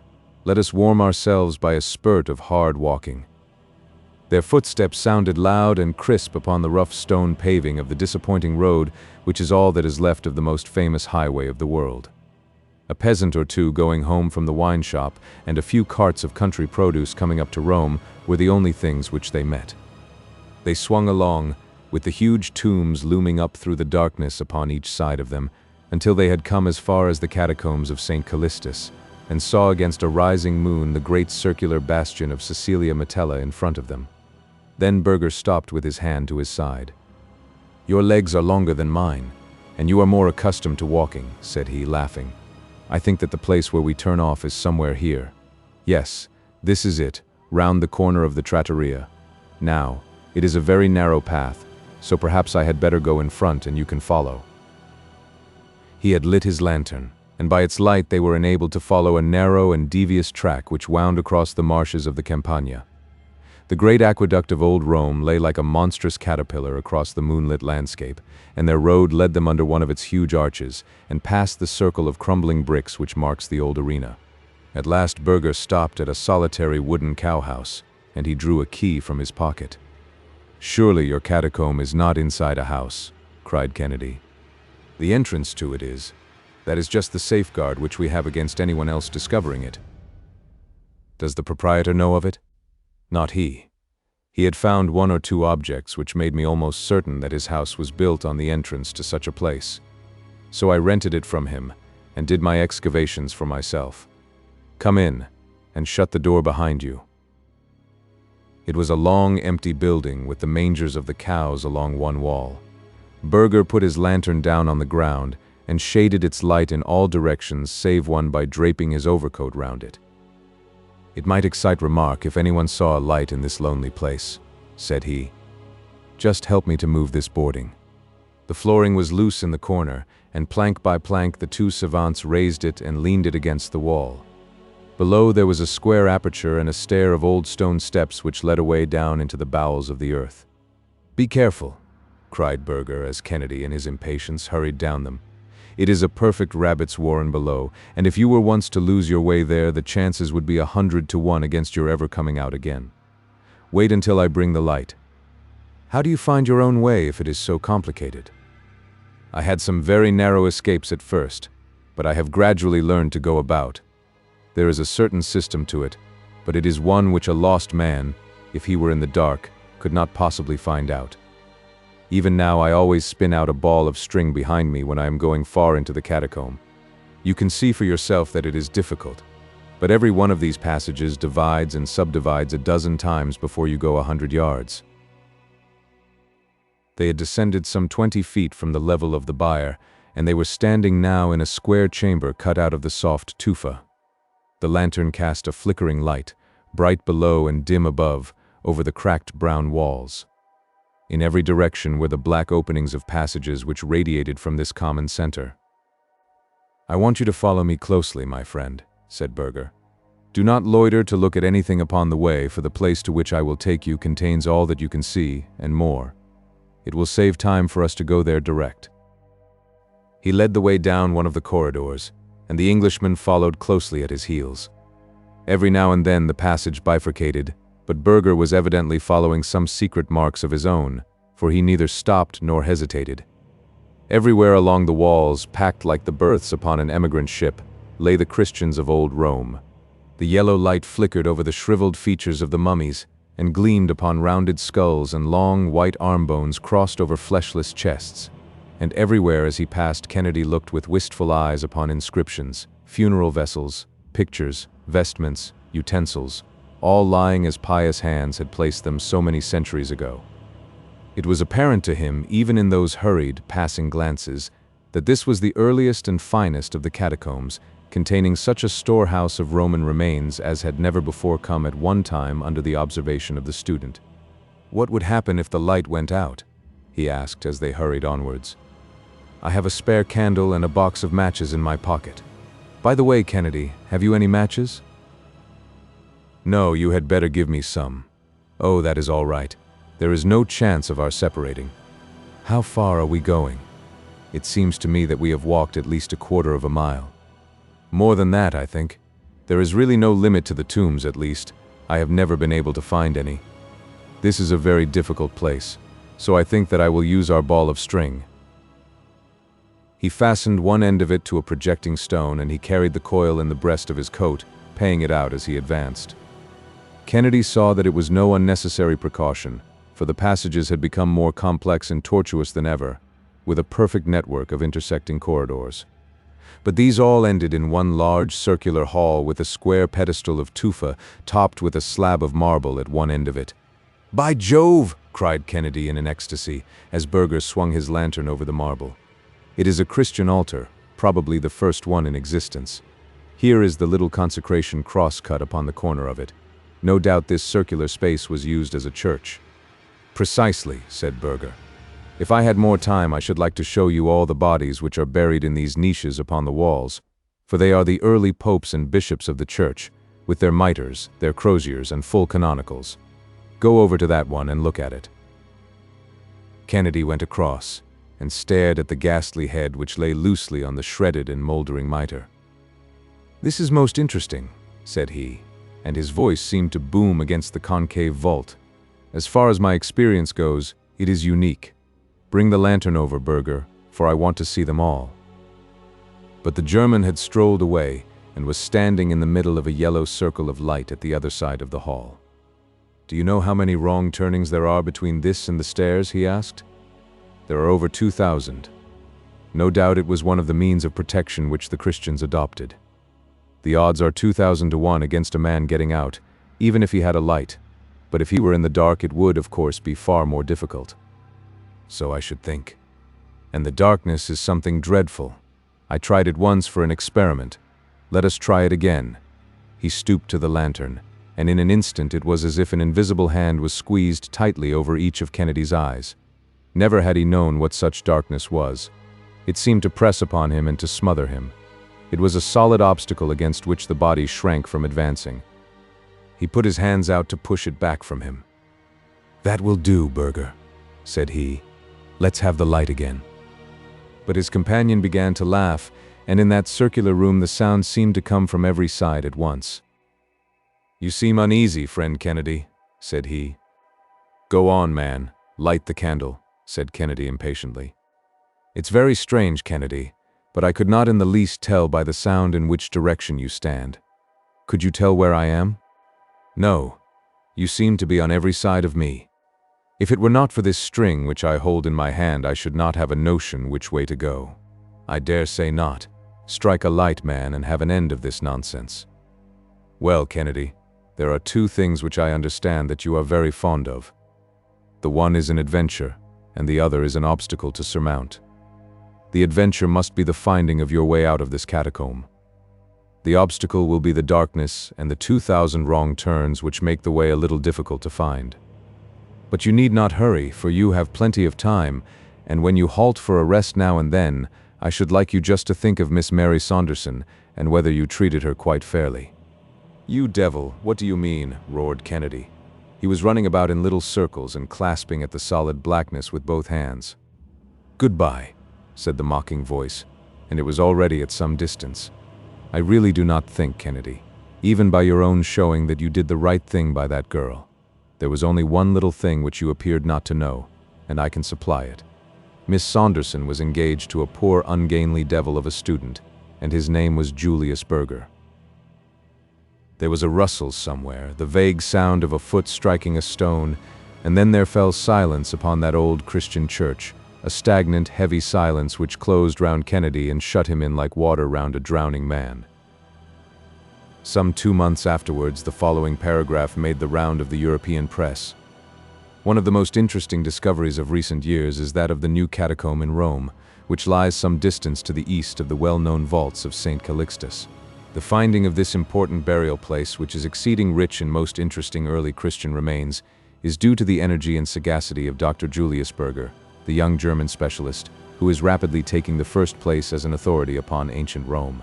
Although the first to publish his discovery, it appears that a less fortunate adventurer had anticipated Dr. Burger. Some months ago, Mr. Kennedy, the well-known English student, disappeared suddenly from his rooms in the Corso, and it was conjectured that his association with a recent scandal had driven him to leave Rome. It appears now that he had in reality fallen a victim to that fervid love of archaeology which had raised him to a distinguished place among living scholars. His body was discovered in the heart of the new catacomb, and it was evident from the condition of his feet and boots that he had tramped for days through the tortuous corridors which make these subterranean tombs so dangerous to explorers. The deceased gentleman had, with inexplicable rashness, made his way into this labyrinth without, as far as can be discovered, taking with him either candles or matches, so that his sad fate was the natural result of his own temerity. What makes the matter more painful is that Dr. Julius Burger was an intimate friend of the deceased.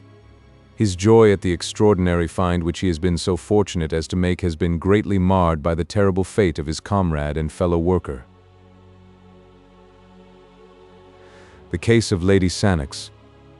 The relations between Douglas Stone and the notorious Lady Sannox were very well known both among the fashionable circles of which she was a brilliant member, and the scientific bodies which numbered him among their most illustrious confreres.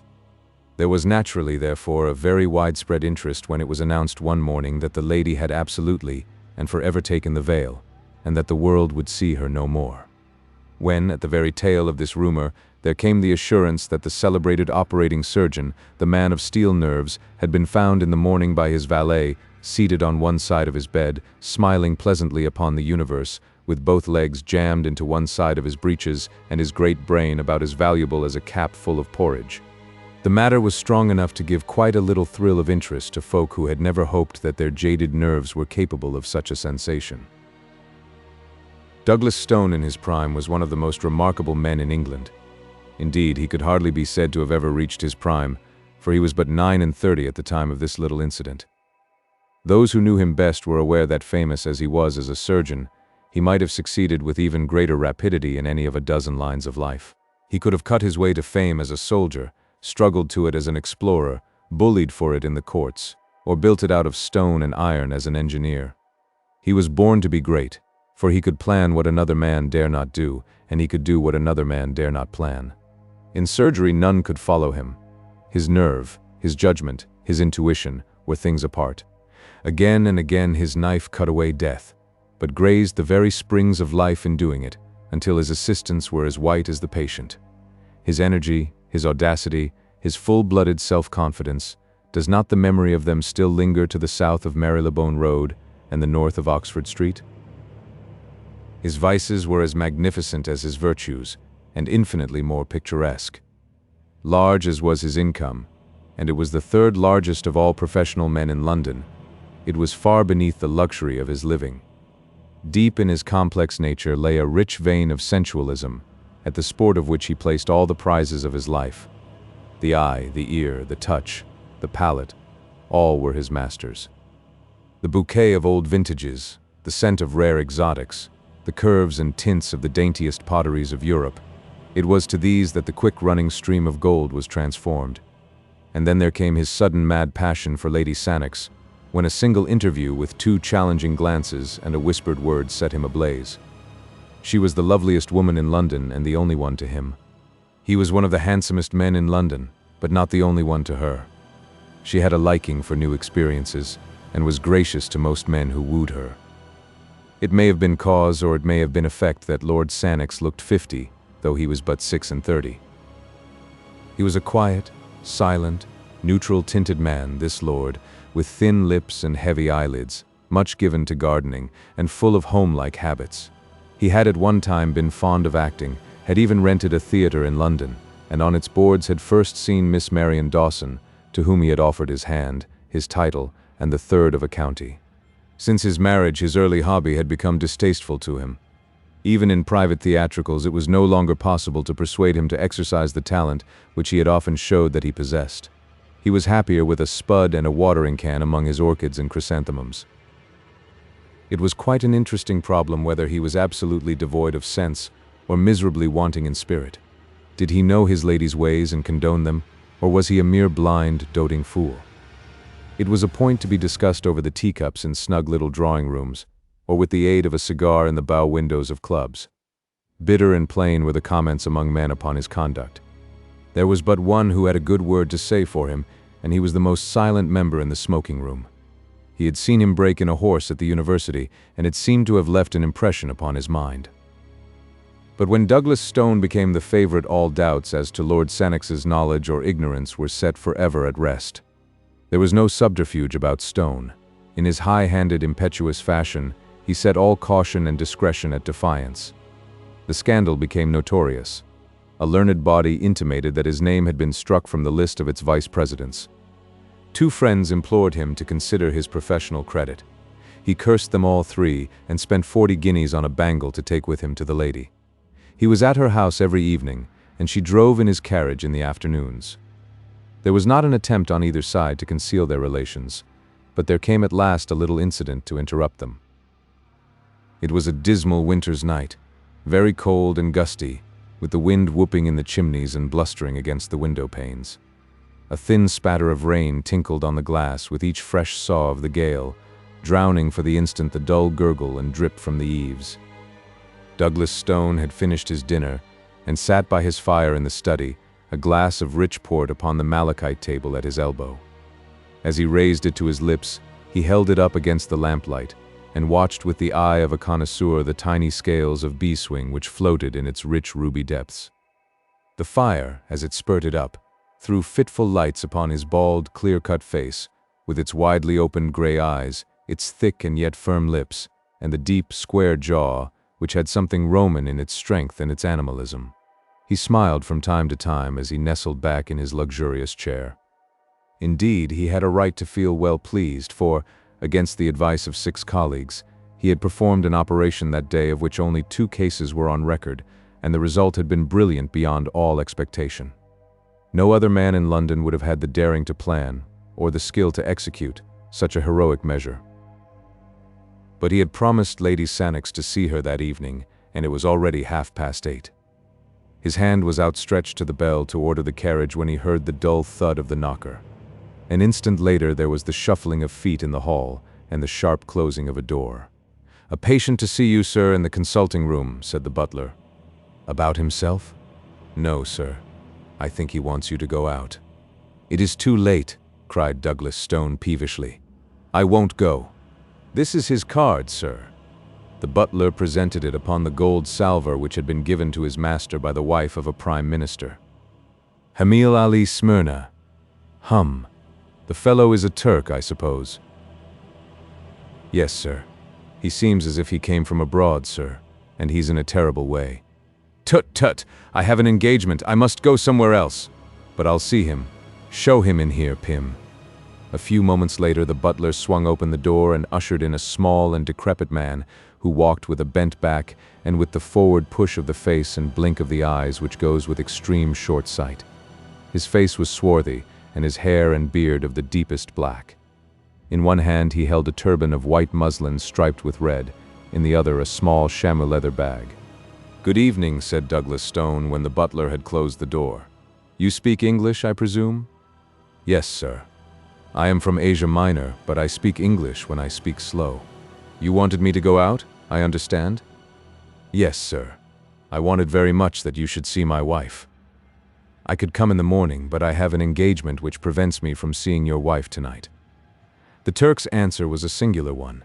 He pulled the string which closed the mouth of the chamois leather bag and poured a flood of gold onto the table. "There are 100 pounds there," said he, "and I promise you that it will not take you an hour. I have a cab ready at the door." Douglas Stone glanced at his watch. An hour would not make it too late to visit Lady Sannox. He had been there later, and the fee was an extraordinarily high one. He had been pressed by his creditors lately, and he could not afford to let such a chance pass. He would go. "What is the case?" he asked. "Oh, it is so sad a one. So sad a one. You have not, perhaps, heard of the daggers of the Almohades?" "Never." "Ah.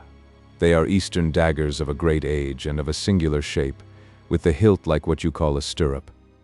I am a curiosity dealer, you understand, and that is why I have come to England from Smyrna, but next week I go back once more. Many things I brought with me, and I have a few things left, but among them, to my sorrow, is one of these daggers."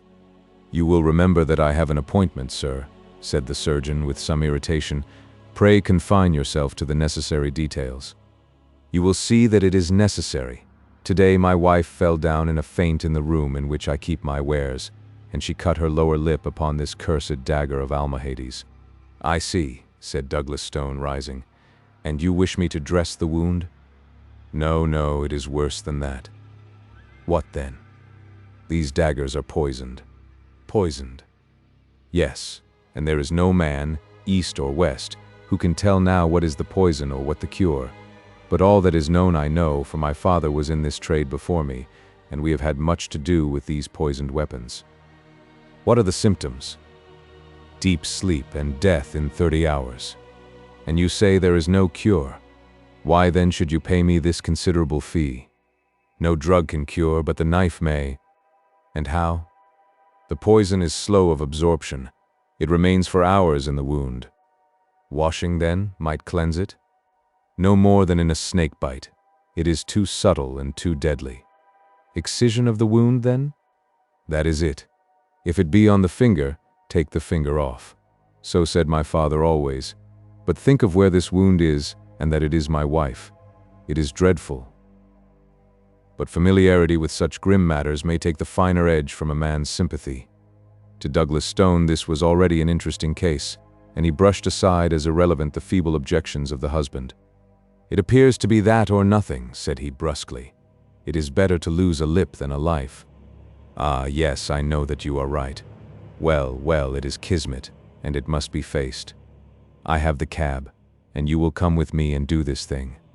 Douglas Stone took his case of bistouries from a drawer and placed it with a roll of bandage and a compress of lint in his pocket.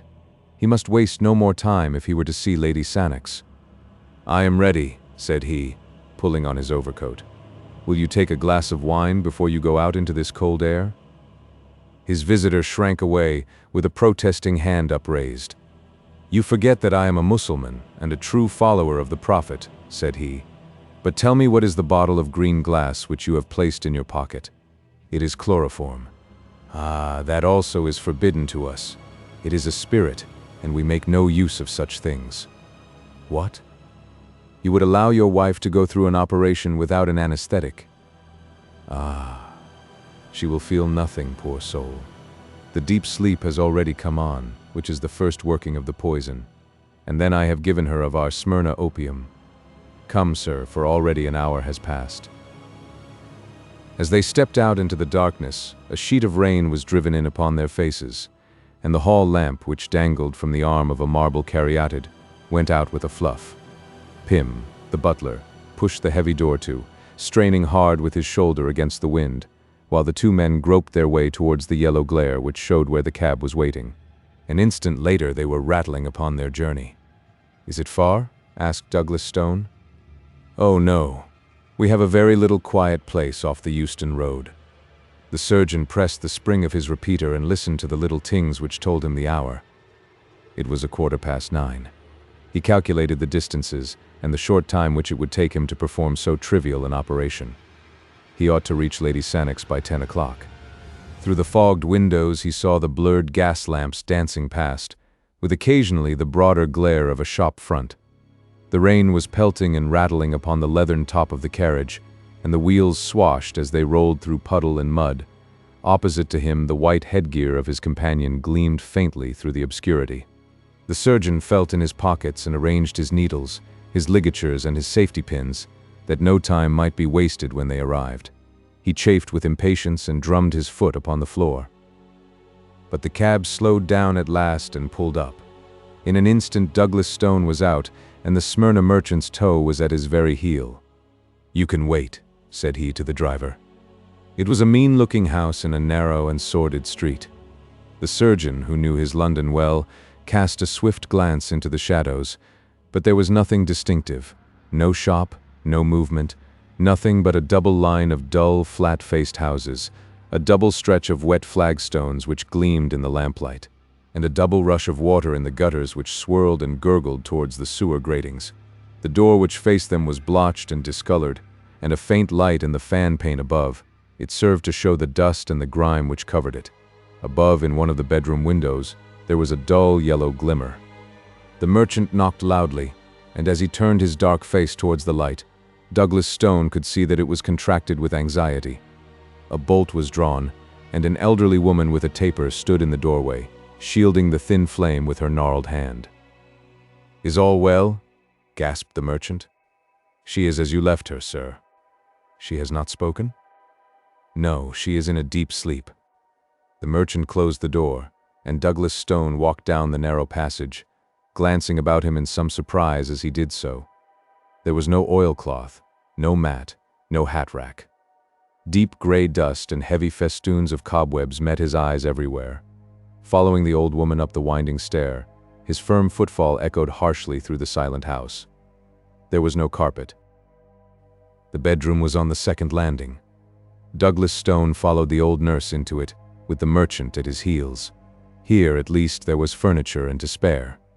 The floor was littered and the corners piled with Turkish cabinets, inlaid tables, coats of chainmail, strange pipes, and grotesque weapons. A single small lamp stood upon a bracket on the wall. Douglas Stone took it down, and picking his way among the lumber, walked over to a couch in the corner, on which lay a woman dressed in the Turkish fashion, with yashmak and veil. The lower part of the face was exposed, and the surgeon saw a jagged cut which zigzagged along the border of the underlip. "You will forgive the yashmak," said the Turk. "You know our views about women in the East." But the surgeon was not thinking about the yashmak. This was no longer a woman to him. It was a case. He stooped and examined the wound carefully. "There are no signs of irritation," said he. "We might delay the operation until local symptoms develop." The husband wrung his hands in uncontrollable agitation. "Oh, sir, sir," he cried. "Do not trifle, you do not know. It is deadly, I know, and I give you my assurance that an operation is absolutely necessary. Only the knife can save her." "And yet I am inclined to wait," said Douglas Stone. "That is enough," the Turk cried, angrily. "Every minute is of importance. and I cannot stand here and see my wife allowed to sink.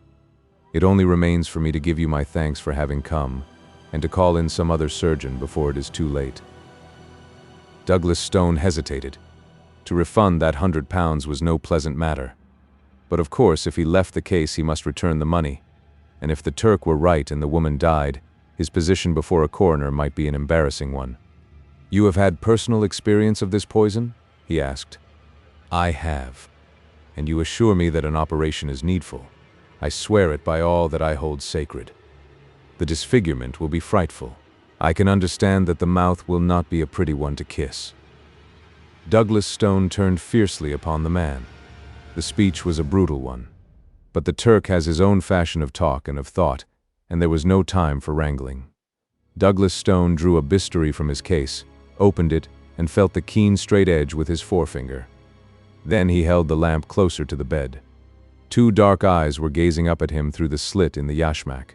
They were all iris, and the pupil was hardly to be seen. "You have given her a very heavy dose of opium." "Yes, she has had a good dose." He glanced again at the dark eyes which looked straight at his own. They were dull and lusterless, but even as he gazed, a little shifting sparkle came into them, and the lips quivered. "She is not absolutely unconscious," said he. "Would it not be well to use the knife while it will be painless?" The same thought had crossed the surgeon's mind. He grasped the wounded lip with his forceps, and with two swift cuts he took out a broad V-shaped piece. The woman sprang up on the couch with a dreadful gurgling scream. Her covering was torn from her face. It was a face that he knew. In spite of that protruding upper lip and that slobber of blood, it was a face that he knew. She kept on putting her hand up to the gap and screaming. Douglas Stone sat down at the foot of the couch with his knife and his forceps. The room was whirling round, and he had felt something go like a ripping seam behind his ear. A bystander would have said that his face was the more ghastly of the two. As in a dream, or as if he had been looking at something at the play, he was conscious that the Turk's hair and beard lay upon the table, and that Lord Sannox was leaning against the wall with his hand to his side, laughing silently. The screams had died away now, and the dreadful head had dropped back again upon the pillow, but Douglas Stone still sat motionless, and Lord Sannox still chuckled quietly to himself. "It was really very necessary for Marion, this operation," said he, "not physically, but morally, you know, morally." Douglas Stone stooped for yards and began to play with the fringe of the coverlet. His knife tinkled down upon the ground, but he still held the forceps and something more. "I had long intended to make a little example," said Lord Sannox suavely. "Your note of Wednesday miscarried, and I have it here in my pocketbook. I took some pains in carrying out my idea. The wound, by the way, was from nothing more dangerous than my signet ring." He glanced keenly at his silent companion and cocked the small revolver which he held in his coat pocket. But Douglas Stone was still picking at the coverlet. "You see, you have kept your appointment after all," said Lord Sannox. And at that Douglas Stone began to laugh. He laughed long and loudly. But Lord Sannox did not laugh now. Something like fear sharpened and hardened his features. He walked from the room, and he walked on tiptoe. The old woman was waiting outside. "Attend to your mistress when she awakes," said Lord Sannox. Then he went down to the street. The cab was at the door, and the driver raised his hand to his hat. "John," said Lord Sannox, "you will take the doctor home first. He will want leading downstairs, I think. Tell his butler that he has been taken ill at a case." "Very good, sir." "Then you can take Lady Sannox home." "And how about yourself, sir?" "Oh, my address for the next few months will be Hotel di Roma, Venice. Just see that the letters are sent on, and tell Stevens to exhibit all the purple chrysanthemums next Monday, and to wire me the result." The terror of Blue John Gap. The following narrative was found among the papers of Dr. James Hardcastle, who died of phthisis on February 4, 1908, at 36, Upper Coventry Flats, South Kensington. Those who knew him best, while refusing to express an opinion upon this particular statement, are unanimous in asserting that he was a man of a sober and scientific turn of mind, absolutely devoid of imagination, and most unlikely to invent any abnormal series of events. The paper was contained in an envelope which was docketed, A short account of the circumstances which occurred near Miss Allerton's farm in northwest Derbyshire in the spring of last year. The envelope was sealed, and on the other side was written in pencil. Dear Seaton, it may interest, and perhaps pain you, to know that the incredulity with which you met my story has prevented me from ever opening my mouth upon the subject again. I leave this record after my death, and perhaps strangers may be found to have more confidence in me than my friend. Inquiry has failed to elicit who this Seaton may have been. I may add that the visit of the deceased to Allerton's farm and the general nature of the alarm there, apart from his particular explanation, have been absolutely established. With this foreword I append his account exactly as he left it. It is in the form of a diary, some entries in which have been expanded, while a few have been erased. April 17th. Already I feel the benefit of this wonderful upland air. The farm of the Allertons lies 1,420 feet above sea level, so it may well be a bracing climate. Beyond the usual morning cough I have very little discomfort, and, what with the fresh milk and the homegrown mutton, I have every chance of putting on weight. I think Saunderson will be pleased. The two Miss Allertons are charmingly quaint and kind, two dear little hard-working old maids, who are ready to lavish all the heart which might have gone out to husband and to children upon an invalid stranger. Truly, the old maid is a most useful person, one of the reserve forces of the community. They talk of the superfluous woman, but what would the poor superfluous man do without her kindly presence? By the way, in their simplicity they very quickly let out the reason why Saunderson recommended their farm. The professor rose from the ranks himself, and I believe that in his youth he was not above scaring crows in these very fields. It is a most lonely spot, and the walks are picturesque in the extreme. The farm consists of grazing land lying at the bottom of an irregular valley. On each side are the fantastic limestone hills, formed of rock so soft that you can break it away with your hands. All this country is hollow. Could you strike it with some gigantic hammer, it would boom like a drum, or possibly cave in altogether and expose some huge subterranean sea. A great sea there must surely be, for on all sides the streams run into the mountain itself, never to reappear. There are gaps everywhere amid the rocks, and when you pass through them you find yourself in great caverns, which wind down into the bowels of the earth. I have a small bicycle lamp, and it is a perpetual joy to me to carry it into these weird solitudes, and to see the wonderful silver and black effect when I throw its light upon the stalactites which drape the lofty roofs. Shut off the lamp, and you are in the blackest darkness. Turn it on, and it is a scene from the Arabian Nights. But there is one of these strange openings in the earth which has a special interest, for it is the handiwork, not of nature, but of man. I had never heard of Blue John when I came to these parts. It is the name given to a peculiar mineral of a beautiful purple shade, which is only found at 1 or 2 places in the world.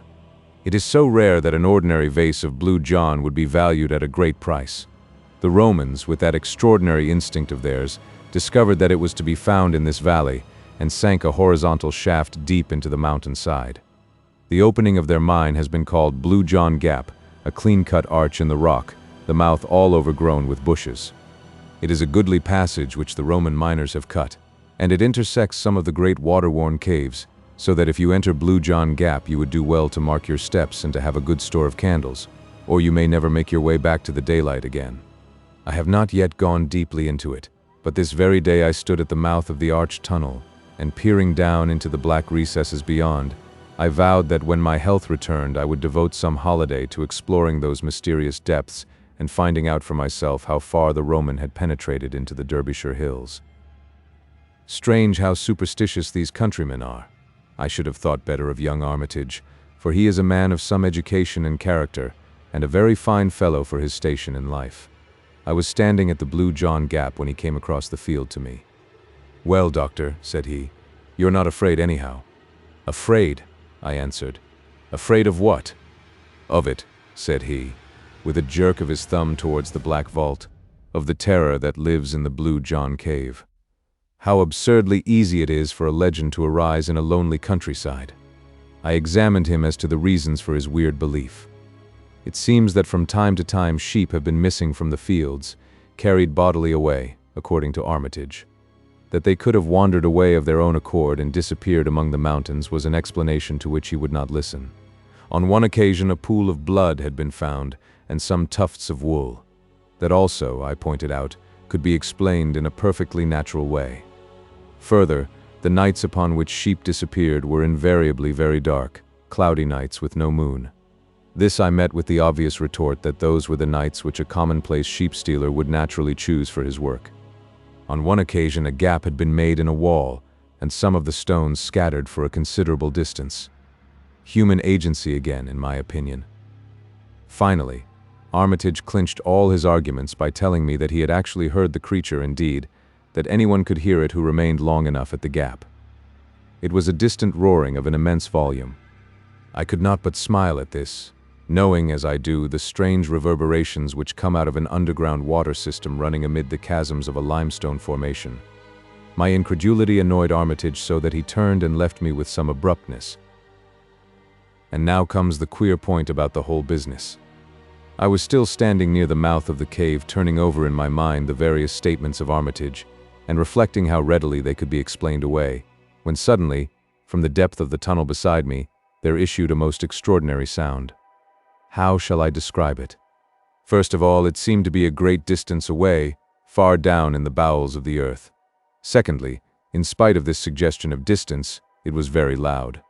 Lastly, it was not a boom nor a crash, such as one would associate with falling water or tumbling rock, but it was a high whine, tremulous and vibrating, almost like the whinnying of a horse. It was certainly a most remarkable experience, and one which for a moment, I must admit, gave a new significance to Armitage's words. I waited by the Blue John Gap for half an hour or more, but there was no return of the sound, so at last I wandered back to the farmhouse, rather mystified by what had occurred. Decidedly, I shall explore that cavern when my strength is restored. Of course, Armitage's explanation is too absurd for discussion, and yet that sound was certainly very strange. It still rings in my ears as I write. April 20th.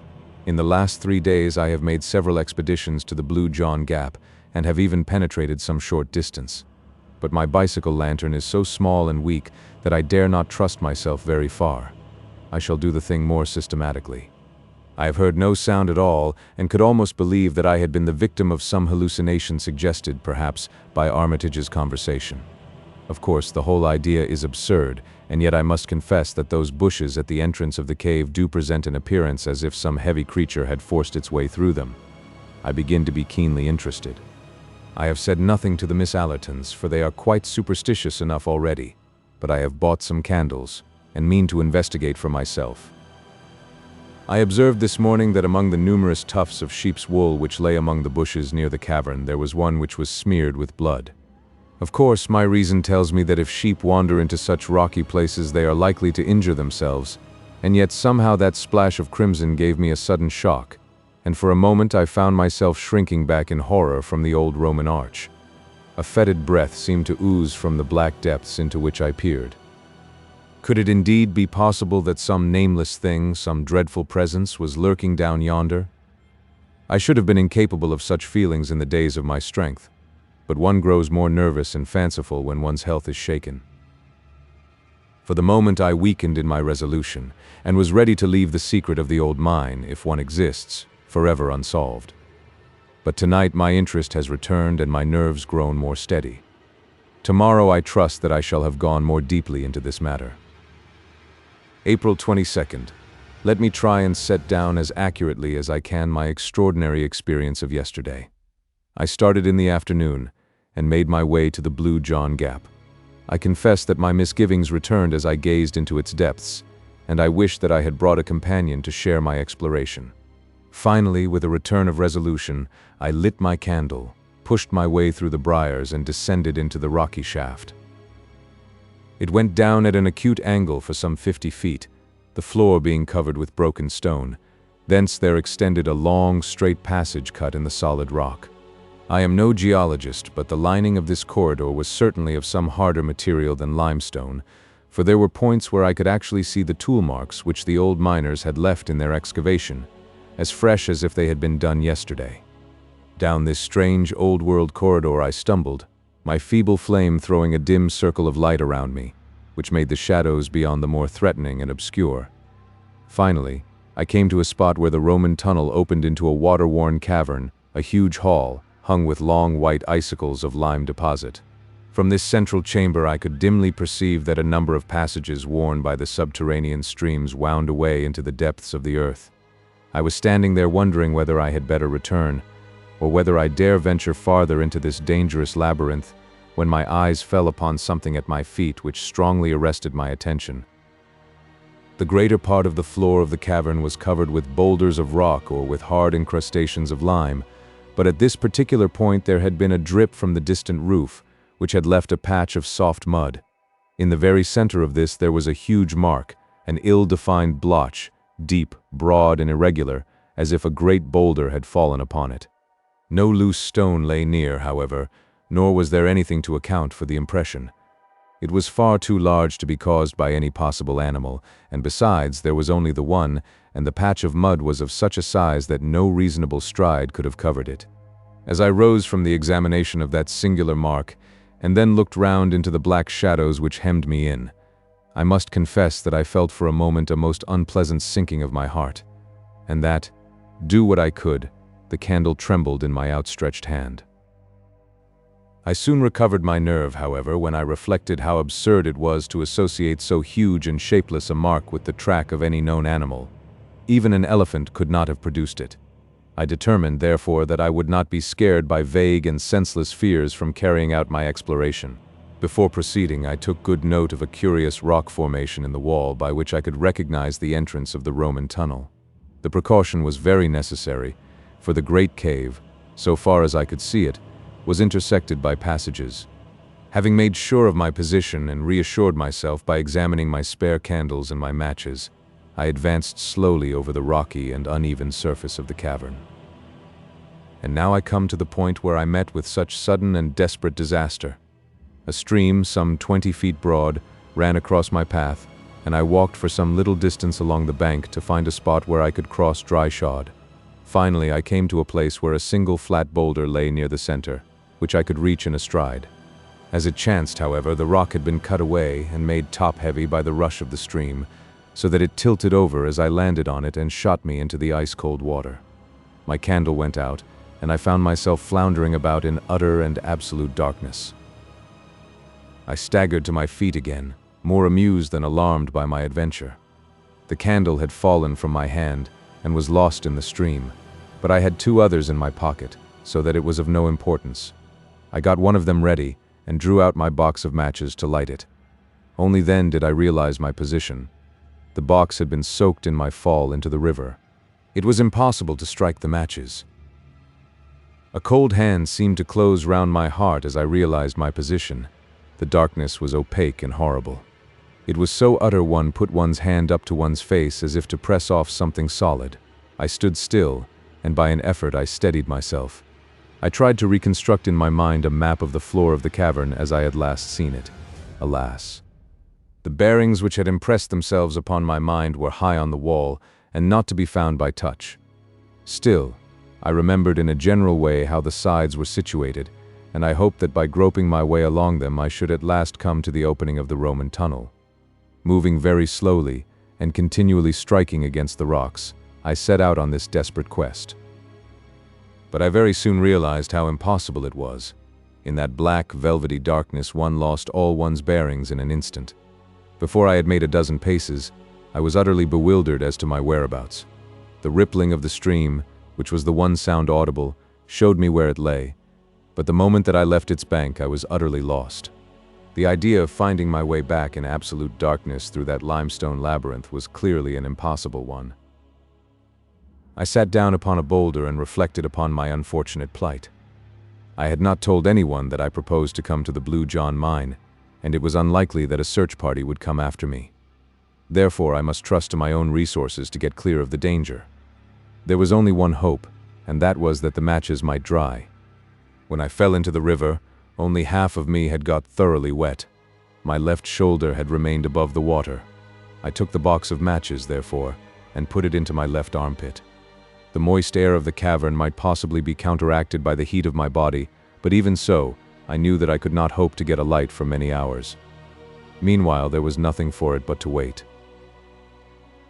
By good luck, I had slipped several biscuits into my pocket before I left the farmhouse.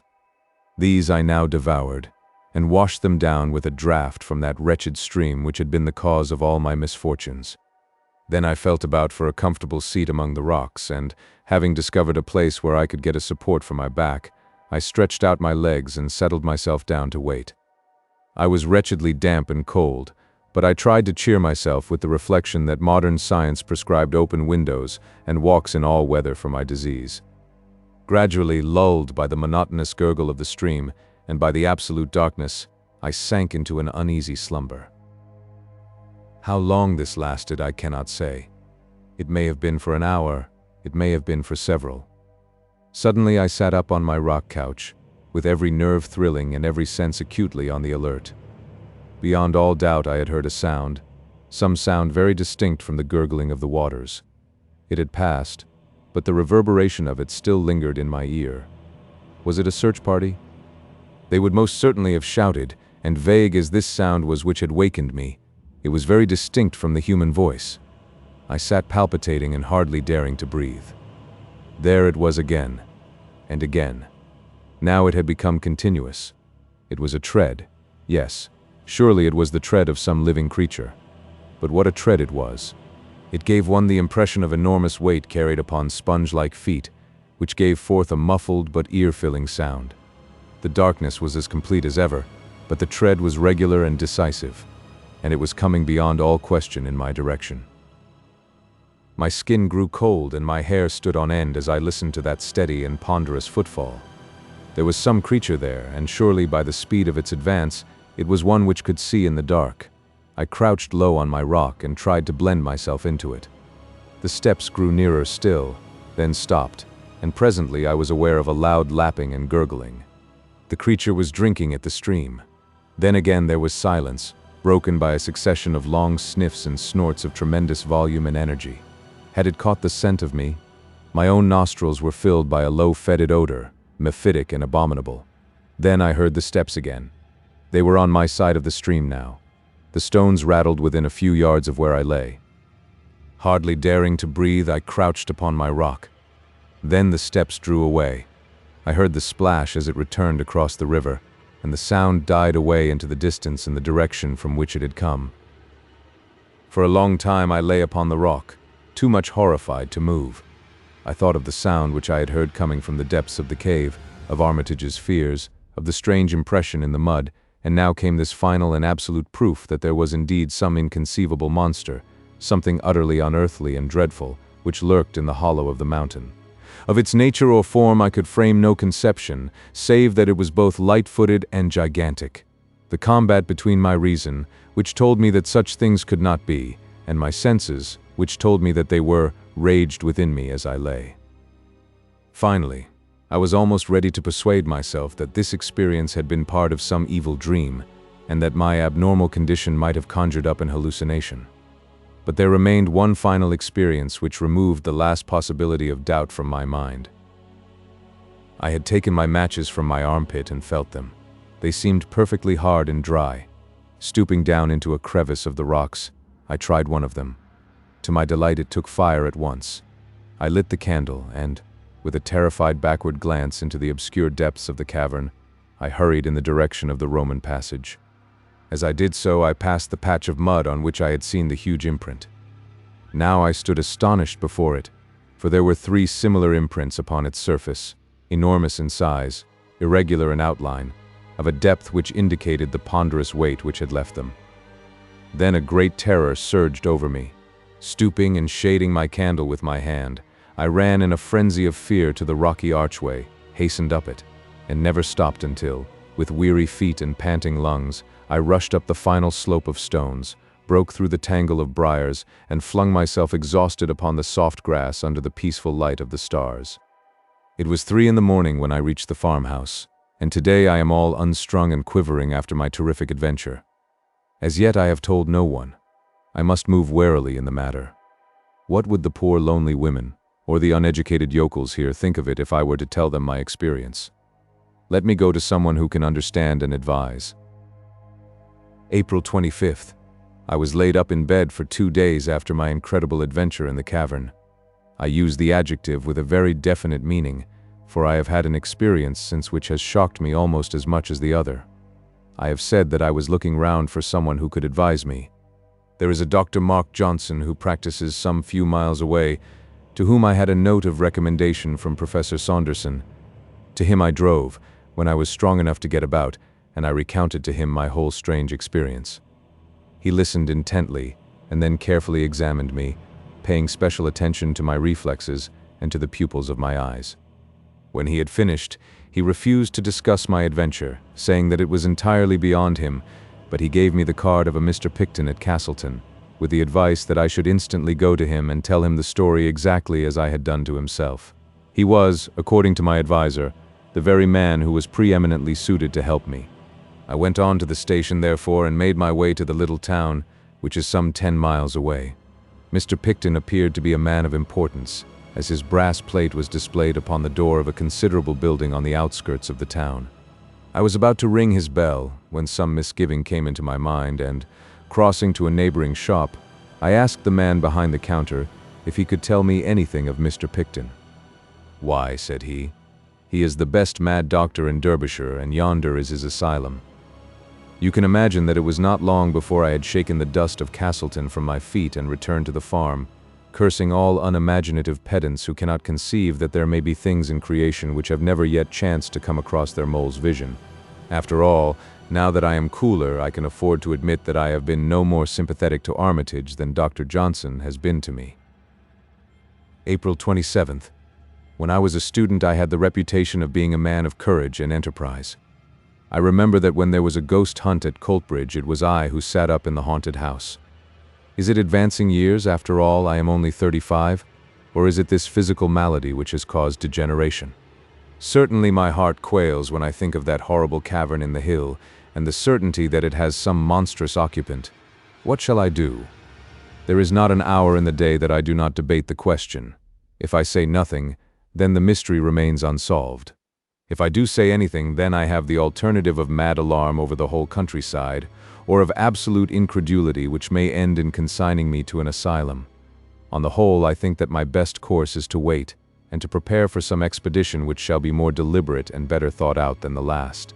As a first step, I have been to Castleton and obtained a few essentials, a large acetylene lantern for one thing, and a good double-barreled sporting rifle for another. The latter I have hired, but I have bought a dozen heavy game cartridges which would bring down a rhinoceros. Now I am ready for my troglodyte friend. Give me better health and a little spate of energy, and I shall try conclusions with him yet. But who and what is he? Ah, there is the question which stands between me and my sleep. How many theories do I form, only to discard each in turn? It is all so utterly unthinkable. And yet the cry, the footmark, the tread in the cavern, no reasoning can get past these. I think of the old world legends of dragons and of other monsters. Were they, perhaps, not such fairy tales as we have thought? Can it be that there is some fact which underlies them, and am I, of all mortals, the one who is chosen to expose it? May 3rd. For several days I have been laid up by the vagaries of an English spring, and during those days there have been developments, the true and sinister meaning of which no one can appreciate save myself. I may say that we have had cloudy and moonless nights of late, which according to my information were the seasons upon which sheep disappeared. Well, sheep have disappeared. 2 of Miss Allerton's, one of old Pearson's of the Cat Walk, and one of Mrs. Moulton's. 4 in all during 3 nights. No trace is left of them at all, and the countryside is buzzing with rumors of gypsies and of sheep stealers. But there is something more serious than that. Young Armitage has disappeared also. He left his moorland cottage early on Wednesday night and has never been heard of since. He was an unattached man, so there is less sensation than would otherwise be the case. The popular explanation is that he owes money, and has found a situation in some other part of the country, whence he will presently write for his belongings. But I have grave misgivings. Is it not much more likely that the recent tragedy of the sheep has caused him to take some steps which may have ended in his own destruction? He may, for example, have lain in wait for the creature and been carried off by it into the recesses of the mountains. What an inconceivable fate for a civilized Englishman of the 20th century. And yet I feel that it is possible and even probable. But in that case, how far am I answerable both for his death and for any other mishap which may occur? Surely, with the knowledge I already possess, it must be my duty to see that something is done, or if necessary, to do it myself. It must be the latter, for this morning I went down to the local police station and told my story. The inspector entered it all in a large book and bowed me out with commendable gravity, but I heard a burst of laughter before I had got down his garden path. No doubt he was recounting my adventure to his family. June 10th. I am writing this, propped up in bed, 6 weeks after my last entry in this journal. I have gone through a terrible shock both to mind and body, arising from such an experience as has seldom befallen a human being before, but I have attained my end. The danger from the terror which dwells in the Blue John Gap has passed never to return. Thus much at least I, a broken invalid, have done for the common good. Let me now recount what occurred as clearly as I may. The night of Friday, May 3rd, was dark and cloudy, the very night for the monster to walk. About 11 o'clock I went from the farmhouse with my lantern and my rifle, having first left a note upon the table of my bedroom in which I said that, if I were missing, search should be made for me in the direction of the gap. I made my way to the mouth of the Roman shaft, and having perched myself among the rocks close to the opening, I shut off my lantern and waited patiently with my loaded rifle ready to my hand. It was a melancholy vigil. All down the winding valley I could see the scattered lights of the farmhouses, and the church clock of Chapel Le Dale tolling the hours came faintly to my ears. These tokens of my fellow men served only to make my own position seem the more lonely, and to call for a greater effort to overcome the terror which tempted me continually to get back to the farm and abandon forever this dangerous quest. And yet there lies deep in every man a rooted self-respect which makes it hard for him to turn back from that which he has once undertaken. This feeling of personal pride was my salvation now, and it was that alone which held me fast when every instinct of my nature was dragging me away. I am glad now that I had the strength. In spite of all that has cost me, my manhood is at least above reproach. 12 o'clock struck in the distant church, then 1, then 2. It was the darkest hour of the night. The clouds were drifting low and there was not a star in the sky. An owl was hooting somewhere among the rocks, but no other sound, save the gentle sough of the wind, came to my ears. And then suddenly I heard it. From far away down the tunnel came those muffled steps, so soft and yet so ponderous. I heard also the rattle of stones as they gave way under that giant tread. They drew nearer. They were close upon me. I heard the crashing of the bushes round the entrance, and then dimly through the darkness I was conscious of the loom of some enormous shape, some monstrous inchoate creature, passing swiftly and very silently out from the tunnel. I was paralyzed with fear and amazement. Long as I had waited, now that it had actually come, I was unprepared for the shock. I lay motionless and breathless, whilst the great dark mass whisked by me and was swallowed up in the night. But now I nerved myself for its return. No sound came from the sleeping countryside to tell of the horror which was loose. In no way could I judge how far off it was, what it was doing, or when it might be back. But not a second time should my nerve fail me. Not a second time should it pass unchallenged. I swore it between my clenched teeth as I laid my cocked rifle across the rock. And yet it nearly happened. There was no warning of approach now as the creature passed over the grass. Suddenly, like a dark drifting shadow, the huge bulk loomed up once more before me, making for the entrance of the cave. Again came that paralysis of volition which held my crooked forefinger impotent upon the trigger. But with a desperate effort I shook it off. Even as the brushwood rustled, and the monstrous beast blended with the shadow of the gap, I fired at the retreating form. In the blaze of the gun I caught a glimpse of a great shaggy mass, something with rough and bristling hair of a withered gray color, fading away to white in its lower parts, the huge body supported upon short, thick, curving legs. I had just that glance, and then I heard the rattle of the stones as the creature tore down into its burrow. In an instant, with a triumphant revulsion of feeling, I had cast my fears to the wind, and uncovering my powerful lantern with my rifle in my hand, I sprang down from my rock and rushed after the monster down the old Roman shaft. My splendid lamp cast a brilliant flood of vivid light in front of me, very different from the yellow glimmer which had aided me down the same passage only 12 days before. As I ran, I saw the great beast lurching along before me, its huge bulk filling up the whole space from wall to wall. Its hair looked like coarse faded oakum and hung down in long, dense masses which swayed as it moved. It was like an enormous, unclipped sheep in its fleece, but in size it was far larger than the largest elephant, and its breadth seemed to be nearly as great as its height. It fills me with amazement now to think that I should have dared to follow such a horror into the bowels of the earth, but when one's blood is up, and when one's quarry seems to be flying, the old primeval hunting spirit awakes and prudence is cast to the wind. Rifle in hand, I ran at the top of my speed upon the trail of the monster. I had seen that the creature was swift. Now I was to find out to my cost that it was also very cunning. I had imagined that it was in panic flight and that I had only to pursue it. The idea that it might turn upon me never entered my excited brain. I have already explained that the passage down which I was racing opened into a great central cave.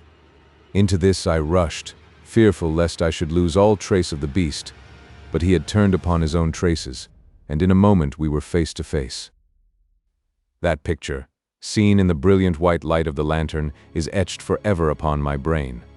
He had reared up on his hind legs as a bear would do, and stood above me, enormous, menacing, such a creature as no nightmare had ever brought to my imagination. I have said that he reared like a bear, and there was something bear-like, if one could conceive a bear which was tenfold the bulk of any bear seen upon earth, in his whole pose and attitude, in his great crooked forelegs with their ivory-white claws, in his rugged skin, and in his red, gaping mouth, fringed with monstrous fangs. Only in one point did he differ from the bear, or from any other creature which walks the earth, and even at that supreme moment a shudder of horror passed over me as I observed that the eyes which glistened in the glow of my lantern were huge, projecting bulbs white and sightless. For a moment his great paws swung over my head. The next he fell forward upon me. I and my broken lantern crashed to the earth, and I remember no more. When I came to myself, I was back in the farmhouse of the Allertons. 2 days had passed since my terrible adventure in the Blue John Gap. It seems that I had lain all night in the cave insensible from concussion of the brain, with my left arm and 2 ribs badly fractured. In the morning my note had been found, a search party of 12 farmers assembled, and I had been tracked down and carried back to my bedroom, where I had lain in high delirium ever since. There was, it seems, no sign of the creature, and no bloodstain which would show that my bullet had found him as he passed. Save for my own plight and the marks upon the mud, there was nothing to prove that what I said was true. 6 weeks have now elapsed, and I am able to sit out once more in the sunshine. Just opposite me is the steep hillside, gray with shaly rock, and yonder on its flank is the dark cleft which marks the opening of the Blue John Gap. But it is no longer a source of terror. Never again through that ill-omened tunnel shall any strange shape flit out into the world of men. The educated and the scientific, the Dr. Johnsons and the like, may smile at my narrative, but the poorer folk of the countryside had never a doubt as to its truth. On the day after my recovering consciousness, they assembled in their hundreds round the Blue John Gap. As the Castleton Courier said, it was useless for our correspondent, or for any of the adventurous gentlemen who had come from Matlock, Buxton, and other parts, to offer to descend, to explore the cave to the end, and to finally test the extraordinary narrative of Dr. James Hardcastle. The country people had taken the matter into their own hands, and from an early hour of the morning they had worked hard in stopping up the entrance of the tunnel. There is a sharp slope where the shaft begins, and great boulders, rolled along by many willing hands, were thrust down it until the gap was absolutely sealed. So ends the episode which has caused such excitement throughout the country. Local opinion is fiercely divided upon the subject. On the one hand are those who point to Dr. Hardcastle's impaired health, and to the possibility of cerebral lesions of tubercular origin giving rise to strange hallucinations. Some idea fix, according to these gentlemen, caused the doctor to wander down the tunnel, and a fall among the rocks was sufficient to account for his injuries. On the other hand, a legend of a strange creature in the gap has existed for some months back, and the farmers look upon Dr. Hardcastle's narrative and his personal injuries as a final corroboration. So the matter stands, and so the matter will continue to stand, for no definite solution seems to us to be now possible. It transcends human wit to give any scientific explanation which could cover the alleged facts. Perhaps before the Courier published these words they would have been wise to send their representative to me. I have thought the matter out, as no one else has occasion to do, and it is possible that I might have removed some of the more obvious difficulties of the narrative and brought it 1 degree nearer to scientific acceptance. Let me then write down the only explanation which seems to me to elucidate what I know to my cost to have been a series of facts. My theory may seem to be wildly improbable, but at least no one can venture to say that it is impossible. My view is, and it was formed, as is shown by my diary, before my personal adventure, that in this part of England there is a vast subterranean lake or sea, which is fed by the great number of streams which pass down through the limestone. Where there is a large collection of water, there must also be some evaporation, mists or rain, and a possibility of vegetation. This in turn suggests that there may be animal life arising, as the vegetable life would also do, from those seeds and types which had been introduced at an early period of the world's history, when communication with the outer air was more easy. This place had then developed a fauna and flora of its own, including such monsters as the one which I had seen, which may well have been the old cave bear, enormously enlarged and modified by its new environment. For countless aeons, the internal and the external creation had kept apart, growing steadily away from each other. Then there had come some rift in the depths of the mountain which had enabled one creature to wander up and, by means of the Roman tunnel, to reach the open air. Like all subterranean life, it had lost the power of sight, but this had no doubt been compensated for by nature in other directions. Certainly it had some means of finding its way about, and of hunting down the sheep upon the hillside. As to its choice of dark nights, it is part of my theory that light was painful to those great white eyeballs, and that it was only a pitch-black world which it could tolerate. Perhaps, indeed, it was the glare of my lantern which saved my life at that awful moment when we were face to face. So I read the riddle. I leave these facts behind me, and if you can explain them, do so, or if you choose to doubt them, do so. Neither your belief nor your incredulity can alter them, nor affect one whose task is nearly over. So ended the strange narrative of Dr. James Hardcastle. The Brazilian Cat. It is hard luck on a young fellow to have expensive tastes, great expectations, aristocratic connections, but no actual money in his pocket, and no profession by which he may earn any. The fact was that my father, a good, sanguine, easygoing man, had such confidence in the wealth and benevolence of his bachelor elder brother, Lord Southerton, that he took it for granted that I, his only son, would never be called upon to earn a living for myself. He imagined that if there were not a vacancy for me on the great Southerton estates, at least there would be found some post in that diplomatic service which still remains the special preserve of our privileged classes. He died too early to realize how false his calculations had been. Neither my uncle nor the state took the slightest notice of me, or showed any interest in my career. An occasional brace of pheasants or basket of hares was all that ever reached me to remind me that I was heir to Otwell House and one of the richest estates in the country. In the meantime, I found myself a bachelor and man about town, living in a suite of apartments in Grosvenor Mansions, with no occupation save that of pigeon shooting and polo playing at Hurlingham. Month by month I realized that it was more and more difficult to get the brokers to renew my bills, or to cash any further post obits upon an unentailed property. Ruin lay right across my path, and every day I saw it clearer, nearer, and more absolutely unavoidable. What made me feel my own poverty the more was that, apart from the great wealth of Lord Southerton, all my other relations were fairly well-to-do. The nearest of these was Everard King, my father's nephew and my own first cousin, who had spent an adventurous life in Brazil and had now returned to this country to settle down on his fortune. We never knew how he made his money, but he appeared to have plenty of it, for he bought the estate of Greylands near Clipton on the Marsh, in Suffolk. For the first year of his residence in England, he took no more notice of me than my miserly uncle. But at last one summer morning, to my very great relief and joy, I received a letter asking me to come down that very day and spend a short visit at Greylands Court. I was expecting a rather long visit to Bankruptcy Court at the time, and this interruption seemed almost providential. If I could only get on terms with this unknown relative of mine, I might pull through yet. For the family credit, he could not let me go entirely to the wall. I ordered my valet to pack my valise, and I set off the same evening for Clipton on the Marsh.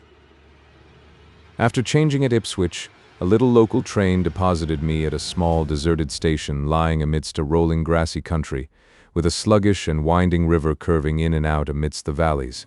between high, silted banks, which showed that we were within reach of the tide. No carriage was awaiting me.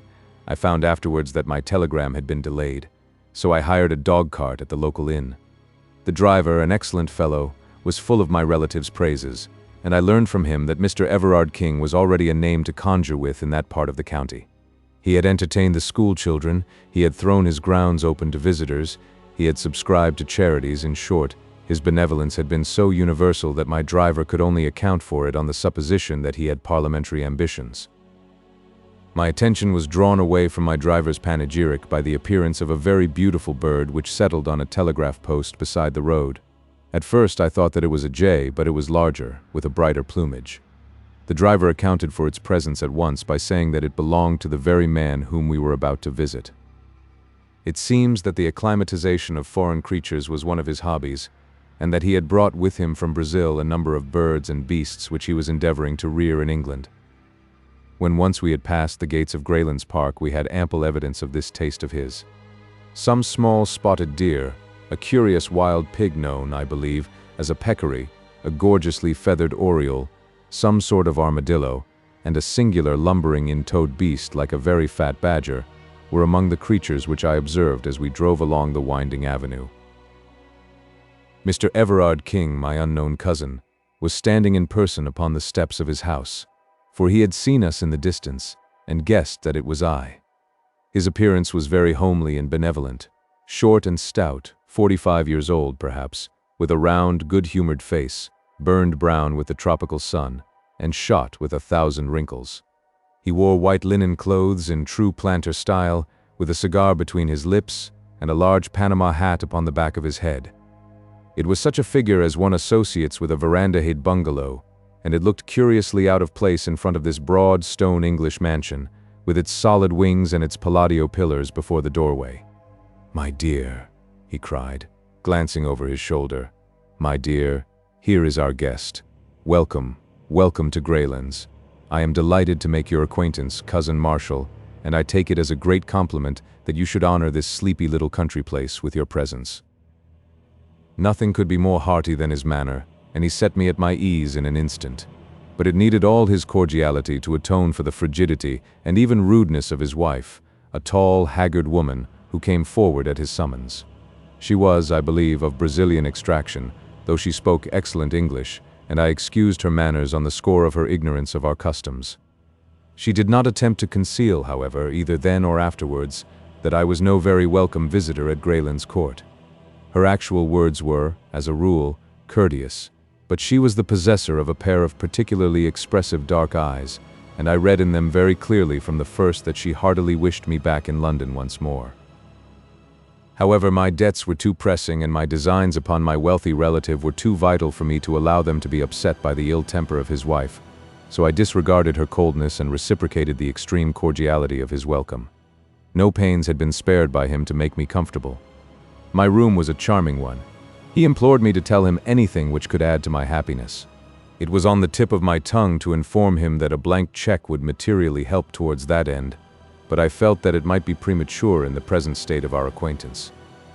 The dinner was excellent, and as we sat together afterwards over his Havanas and coffee, which later he told me was specially prepared upon his own plantation, it seemed to me that all my driver's eulogies were justified, and that I had never met a more large-hearted and hospitable man. But, in spite of his cheery good nature, he was a man with a strong will and a fiery temper of his own. Of this I had an example upon the following morning. The curious aversion which Mrs. Everard King had conceived towards me was so strong that her manner at breakfast was almost offensive, but her meaning became unmistakable when her husband had quitted the room. "The best train in the day is at 12:15, said she. "But I was not thinking of going today," I answered, frankly, perhaps even defiantly, for I was determined not to be driven out by this woman. "Oh, if it rests with you," said she, and stopped with a most insolent expression in her eyes. "I am sure," I answered, "that Mr. Everard King would tell me if I were outstaying my welcome." "What's this? What's this?" said a voice, and there he was in the room. He had overheard my last words, and a glance at our faces had told him the rest. In an instant his chubby, cheery face set into an expression of absolute ferocity. "Might I trouble you to walk outside, Marshal?" said he. "I may mention that my own name is Marshal King." He closed the door behind me, and then, for an instant, I heard him talking in a low voice of concentrated passion to his wife. This gross breach of hospitality had evidently hit upon his tenderest point. I am no eavesdropper, so I walked out onto the lawn. Presently I heard a hurried step behind me, and there was the lady, her face pale with excitement, and her eyes red with tears. "My husband has asked me to apologize to you, Mr. Marshal King," said she, standing with downcast eyes before me. "Please do not say another word, Mrs. King." Her dark eyes suddenly blazed out at me. "You fool," she hissed, with frantic vehemence, and turning on her heels swept back to the house. The insult was so outrageous, so insufferable, that I could only stand staring after her in bewilderment. I was still there when my host joined me. He was his cheery, chubby self once more. "I hope that my wife has apologized for her foolish remarks," said he. "Oh yes, yes, certainly." He put his hand through my arm and walked with me up and down the lawn. "You must not take it seriously," said he. "It would grieve me inexpressibly if you curtailed your visit by 1 hour. The fact is, there is no reason why there should be any concealment between relatives, that my poor dear wife is incredibly jealous. She hates that anyone, male or female, should for an instant come between us. Her ideal is a desert island and an eternal tête-à-tête. That gives you the clue to her actions, which are, I confess, upon this particular point, not very far removed from mania. Tell me that you will think no more of it." "No, no, certainly not." "Then light this cigar and come round with me and see my little menagerie." The whole afternoon was occupied by this inspection, which included all the birds, beasts, and even reptiles which he had imported. Some were free, some in cages, a few actually in the house. He spoke with enthusiasm of his successes and his failures, his births and his deaths, and he would cry out in his delight, like a schoolboy, when, as we walked, some gaudy bird would flutter up from the grass, or some curious beast slink into the cover. Finally, he led me down a corridor which extended from one wing of the house. At the end of this there was a heavy door with a sliding shutter in it, and beside it there projected from the wall an iron handle attached to a wheel and a drum. A line of stout bars extended across the passage. "I am about to show you the jewel of my collection," said he.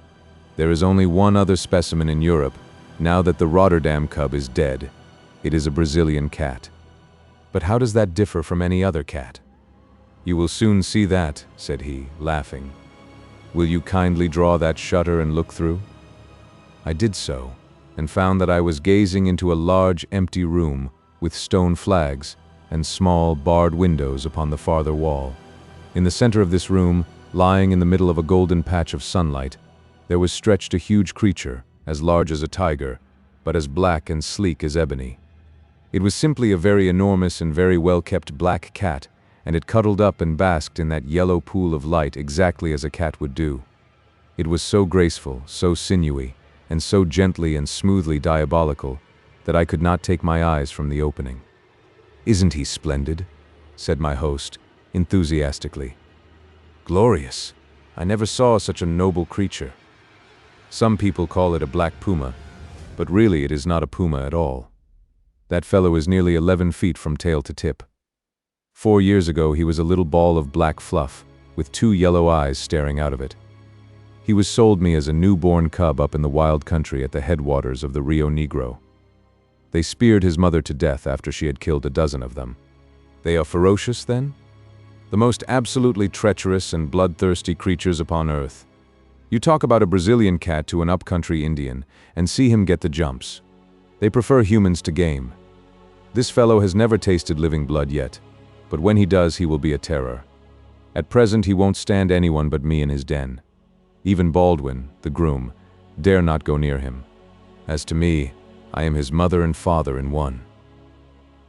As he spoke, he suddenly, to my astonishment, opened the door and slipped in, closing it instantly behind him.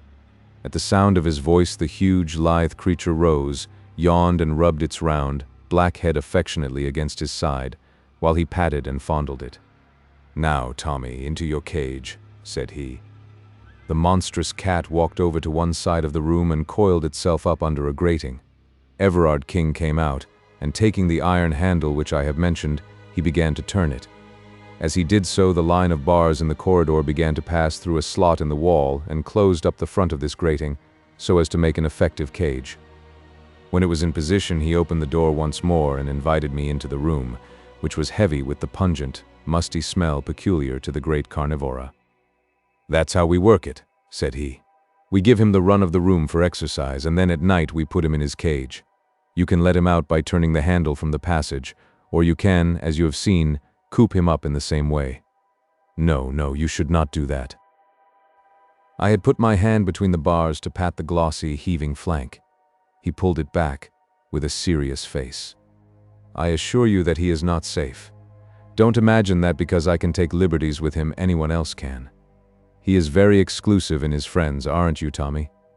Ah, he hears his lunch coming to him. Don't you, boy?" A step sounded in the stone-flagged passage, and the creature had sprung to his feet and was pacing up and down the narrow cage, his yellow eyes gleaming and his scarlet tongue rippling and quivering over the white line of his jagged teeth. A groom entered with a coarse joint upon a tray and thrust it through the bars to him. He pounced lightly upon it, carried it off to the corner, and there, holding it between his paws, tore and wrenched at it, raising his bloody muzzle every now and then to look at us. It was a malignant and yet fascinating sight. "You can't wonder that I am fond of him, can you?" said my host as we left the room, "especially when you consider that I have had the rearing of him.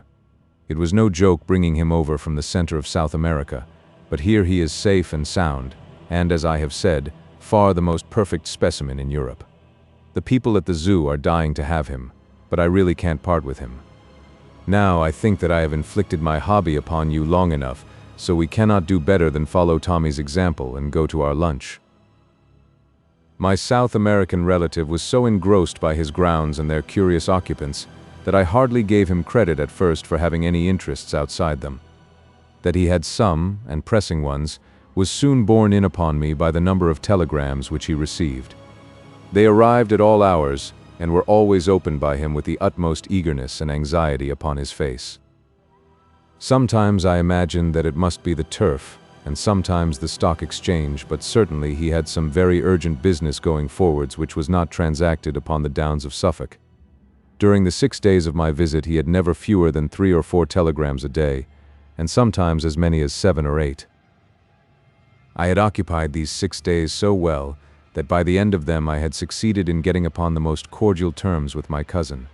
Every night we had sat up late in the billiard room, he telling me the most extraordinary stories of his adventures in America, stories so desperate and reckless that I could hardly associate them with the brown little chubby man before me.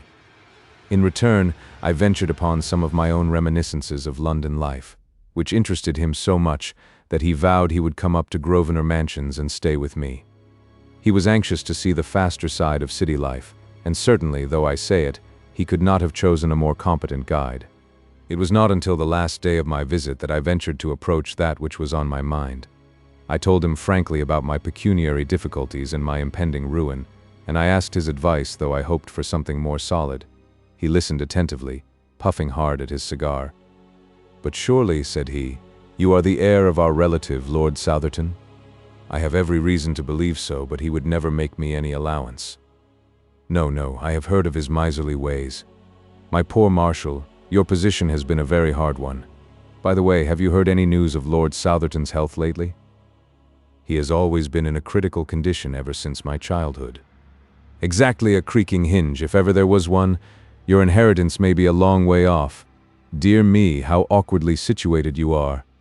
I had some hopes, sir, that you, knowing all the facts, might be inclined to advance." "Don't say another word, my dear boy," he cried, with the utmost cordiality. "We shall talk it over tonight, and I give you my word that whatever is in my power shall be done." I was not sorry that my visit was drawing to a close, for it is unpleasant to feel that there is one person in the house who eagerly desires your departure. Mrs. King's sallow face and forbidding eyes had become more and more hateful to me. She was no longer actively rude, her fear of her husband prevented her, but she pushed her insane jealousy to the extent of ignoring me, never addressing me, and in every way making my stay at Greylands as uncomfortable as she could. So offensive was her manner during that last day, that I should certainly have left had it not been for that interview with my host in the evening, which would, I hoped, retrieve my broken fortunes. It was very late when it occurred, for my relative, who had been receiving even more telegrams than usual during the day, went off to his study after dinner and only emerged when the household had retired to bed. I heard him go round locking the doors, as custom was of a night, and finally he joined me in the billiard room. His stout figure was wrapped in a dressing gown, and he wore a pair of red Turkish slippers without any heels. Settling down into an armchair, he brewed himself a glass of grog, in which I could not help noticing that the whiskey considerably predominated over the water. "My word," said he, "what a night." It was, indeed. The wind was howling and screaming round the house, and the latticed windows rattled and shook as if they were coming in. The glow of the yellow lamps and the flavor of our cigars seemed the brighter and more fragrant for the contrast. "Now, my boy," said my host, "we have the house and the night to ourselves. Let me have an idea of how your affairs stand, and I will see what can be done to set them in order. I wish to hear every detail." Thus encouraged, I entered into a long exposition, in which all my tradesmen and creditors from my landlord to my valet figured in turn. I had notes in my pocketbook, and I marshaled my facts and gave, I flatter myself, a very businesslike statement of my own unbusinesslike ways and lamentable position. I was depressed, however, to notice that my companion's eyes were vacant and his attention elsewhere. When he did occasionally throw out a remark, it was so entirely perfunctory and pointless that I was sure he had not in the least followed my remarks. Every now and then he roused himself and put on some show of interest, asking me to repeat or to explain more fully, but it was always to sink once more into the same brown study. At last he rose and threw the end of his cigar into the grate. "I'll tell you what, my boy," said he. "I never had a head for figures, so you will excuse me. You must jot it all down upon paper and let me have a note of the amount. I'll understand it when I see it in black and white." The proposal was encouraging. I promised to do so. And now it's time we were in bed. By Jove, there's 1 o'clock striking in the hall. The tingling of the chiming clock broke through the deep roar of the gale. The wind was sweeping past with the rush of a great river. "I must see my cat before I go to bed," said my host. "A high wind excites him. Will you come?" "Certainly," said I. "Then tread softly and don't speak, for everyone is asleep." We passed quietly down the lamplit Persian-rugged hall and through the door at the farther end. All was dark in the stone corridor, but a stable lantern hung on a hook, and my host took it down and lit it. There was no grating visible in the passage, so I knew that the beast was in its cage. "Come in," said my relative, and opened the door. A deep growling as we entered showed that the storm had really excited the creature. In the flickering light of the lantern we saw it, a huge black mass coiled in the corner of its den and throwing a squat, uncouth shadow upon the whitewashed wall. Its tail switched angrily among the straw. "Poor Tommy is not in the best of tempers," said Everard King, holding up the lantern and looking in at him. "What a black devil he looks, doesn't he? I must give him a little supper to put him in a better humor. Would you mind holding the lantern for a moment?" I took it from his hand and he stepped to the door. "His larder is just outside here," said he. "You will excuse me for an instant, won't you?" He passed out, and the door shut with a sharp metallic click behind him. That hard, crisp sound made my heart stand still. A sudden wave of terror passed over me. A vague perception of some monstrous treachery turned me cold. I sprang to the door, but there was no handle upon the inner side. "Here," I cried. "Let me out." "All right. Don't make a row," said my host from the passage. "You've got the light all right." "Yes, but I don't care about being locked in alone like this." "Don't you?" I heard his hearty, chuckling laugh. "You won't be alone long." "Let me out, sir," I repeated angrily. "I tell you I don't allow practical jokes of this sort." "Practical is the word," said he, with another hateful chuckle. And then suddenly I heard, amidst the roar of the storm, the creak and whine of the winch handle turning and the rattle of the grating as it passed through the slot. Great God, he was letting loose the Brazilian cat. In the light of the lantern I saw the bars sliding slowly before me. Already there was an opening a foot wide at the farther end. With a scream I seized the last bar with my hands and pulled with the strength of a madman. I was a madman with rage and horror. For a minute or more I held the thing motionless. I knew that he was straining with all his force upon the handle, and that the leverage was sure to overcome me. I gave inch by inch, my feet sliding along the stones, and all the time I begged and prayed this inhuman monster to save me from this horrible death. I conjured him by his kinship. I reminded him that I was his guest. I begged to know what harm I had ever done him. His only answers were the tugs and jerks upon the handle, each of which, in spite of all my struggles, pulled another bar through the opening. Clinging and clutching, I was dragged across the whole front of the cage, until at last, with aching wrists and lacerated fingers, I gave up the hopeless struggle. The grating clanged back as I released it, and an instant later I heard the shuffle of the Turkish slippers in the passage, and the slam of the distant door. Then everything was silent. The creature had never moved during this time. He lay still in the corner, and his tail had ceased switching. This apparition of a man adhering to his bars and dragged screaming across him had apparently filled him with amazement. I saw his great eyes staring steadily at me. I had dropped the lantern when I seized the bars, but it still burned upon the floor, and I made a movement to grasp it, with some idea that its light might protect me. But the instant I moved, the beast gave a deep and menacing growl. I stopped and stood still, quivering with fear in every limb. The cat, if one may call so fearful a creature by so homely a name, was not more than 10 feet from me. The eyes glimmered like two discs of phosphorus in the darkness. They appalled and yet fascinated me. I could not take my own eyes from them. Nature plays strange tricks with us at such moments of intensity, and those glimmering lights waxed and waned with a steady rise and fall. Sometimes they seemed to be tiny points of extreme brilliancy, little electric sparks in the black obscurity.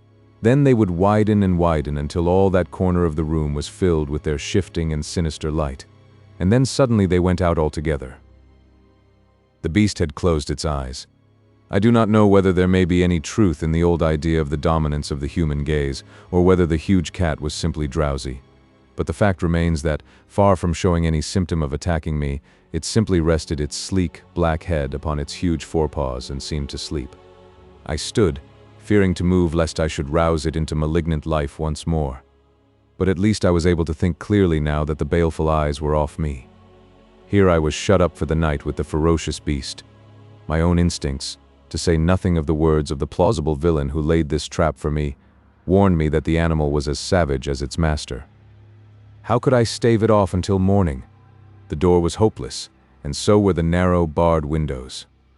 There was no shelter anywhere in the bare, stone-flagged room. To cry for assistance was absurd. I knew that this den was an outhouse, and that the corridor which connected it with the house was at least 100 feet long. Besides, with the gale thundering outside, my cries were not likely to be heard. I had only my own courage and my own wits to trust to. And then, with a fresh wave of horror, my eyes fell upon the lantern. The candle had burned low and was already beginning to gutter. In 10 minutes it would be out. I had only 10 minutes then in which to do something, for I felt that if I were once left in the dark with that fearful beast, I should be incapable of action. The very thought of it paralyzed me. I cast my despairing eyes round this chamber of death, and they rested upon one spot which seemed to promise, I will not say safety, but less immediate and imminent danger than the open floor. I have said that the cage had a top as well as a front, and this top was left standing when the front was wound through the slot in the wall.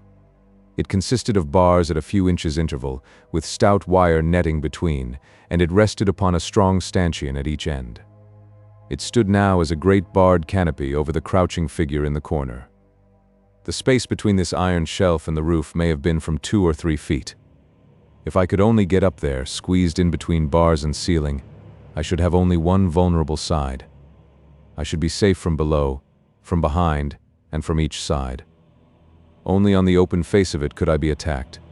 There, it is true, I had no protection whatever, but at least I should be out of the brute's path when he began to pace about his den. He would have to come out of his way to reach me. It was now or never, for if once the light were out, it would be impossible. With a gulp in my throat, I sprang up, seized the iron edge of the top, and swung myself panting onto it. I writhed and faced downwards, and found myself looking straight into the terrible eyes and yawning jaws of the cat. Its fetid breath came up into my face like the steam from some foul pot. It appeared, however, to be rather curious than angry. With a sleek ripple of its long, black back it rose, stretched itself, and then rearing itself on its hind legs, with one forepaw against the wall, it raised the other and drew its claws across the wire meshes beneath me. One sharp white hook tore through my trousers, for I may mention that I was still in evening dress, and dug a furrow in my knee.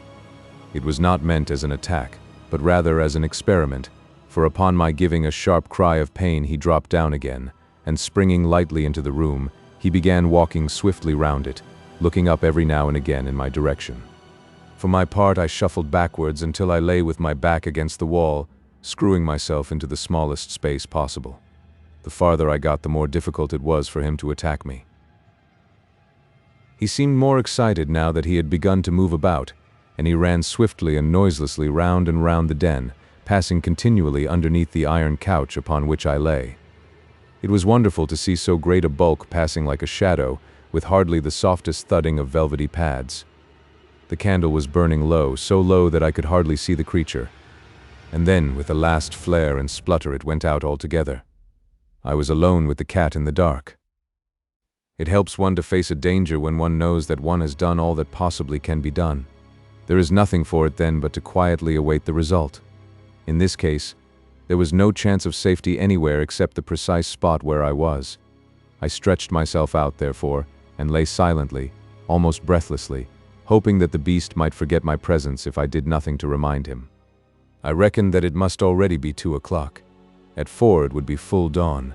I had not more than 2 hours to wait for daylight. Outside, the storm was still raging, and the rain lashed continually against the little windows. Inside, the poisonous and fetid air was overpowering. I could neither hear nor see the cat. I tried to think about other things, but only one had power enough to draw my mind from my terrible position. That was the contemplation of my cousin's villainy, his unparalleled hypocrisy, his malignant hatred of me. Beneath that cheerful face there lurked the spirit of a medieval assassin, and as I thought of it, I saw more clearly how cunningly the thing had been arranged. He had apparently gone to bed with the others. No doubt he had his witness to prove it. Then, unknown to them, he had slipped down, had lured me into his den and abandoned me. His story would be so simple. He had left me to finish my cigar in the billiard room. I had gone down on my own account to have a last look at the cat. I had entered the room without observing that the cage was opened, and I had been caught.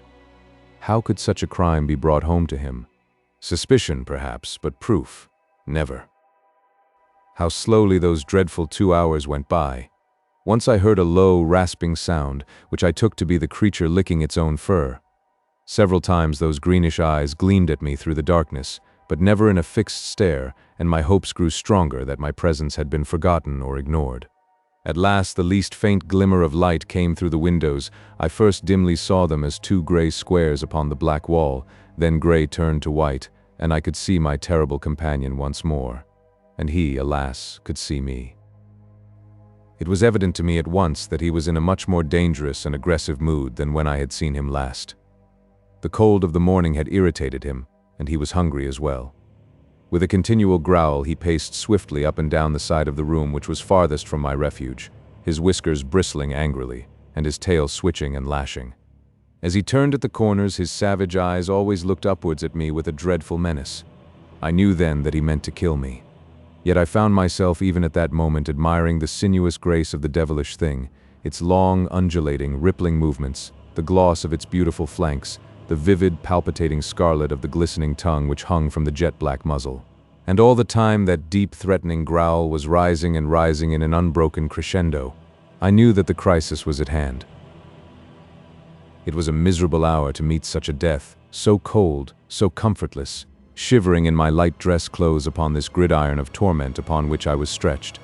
I tried to brace myself to it, to raise my soul above it, and at the same time, with the lucidity which comes to a perfectly desperate man, I cast round for some possible means of escape.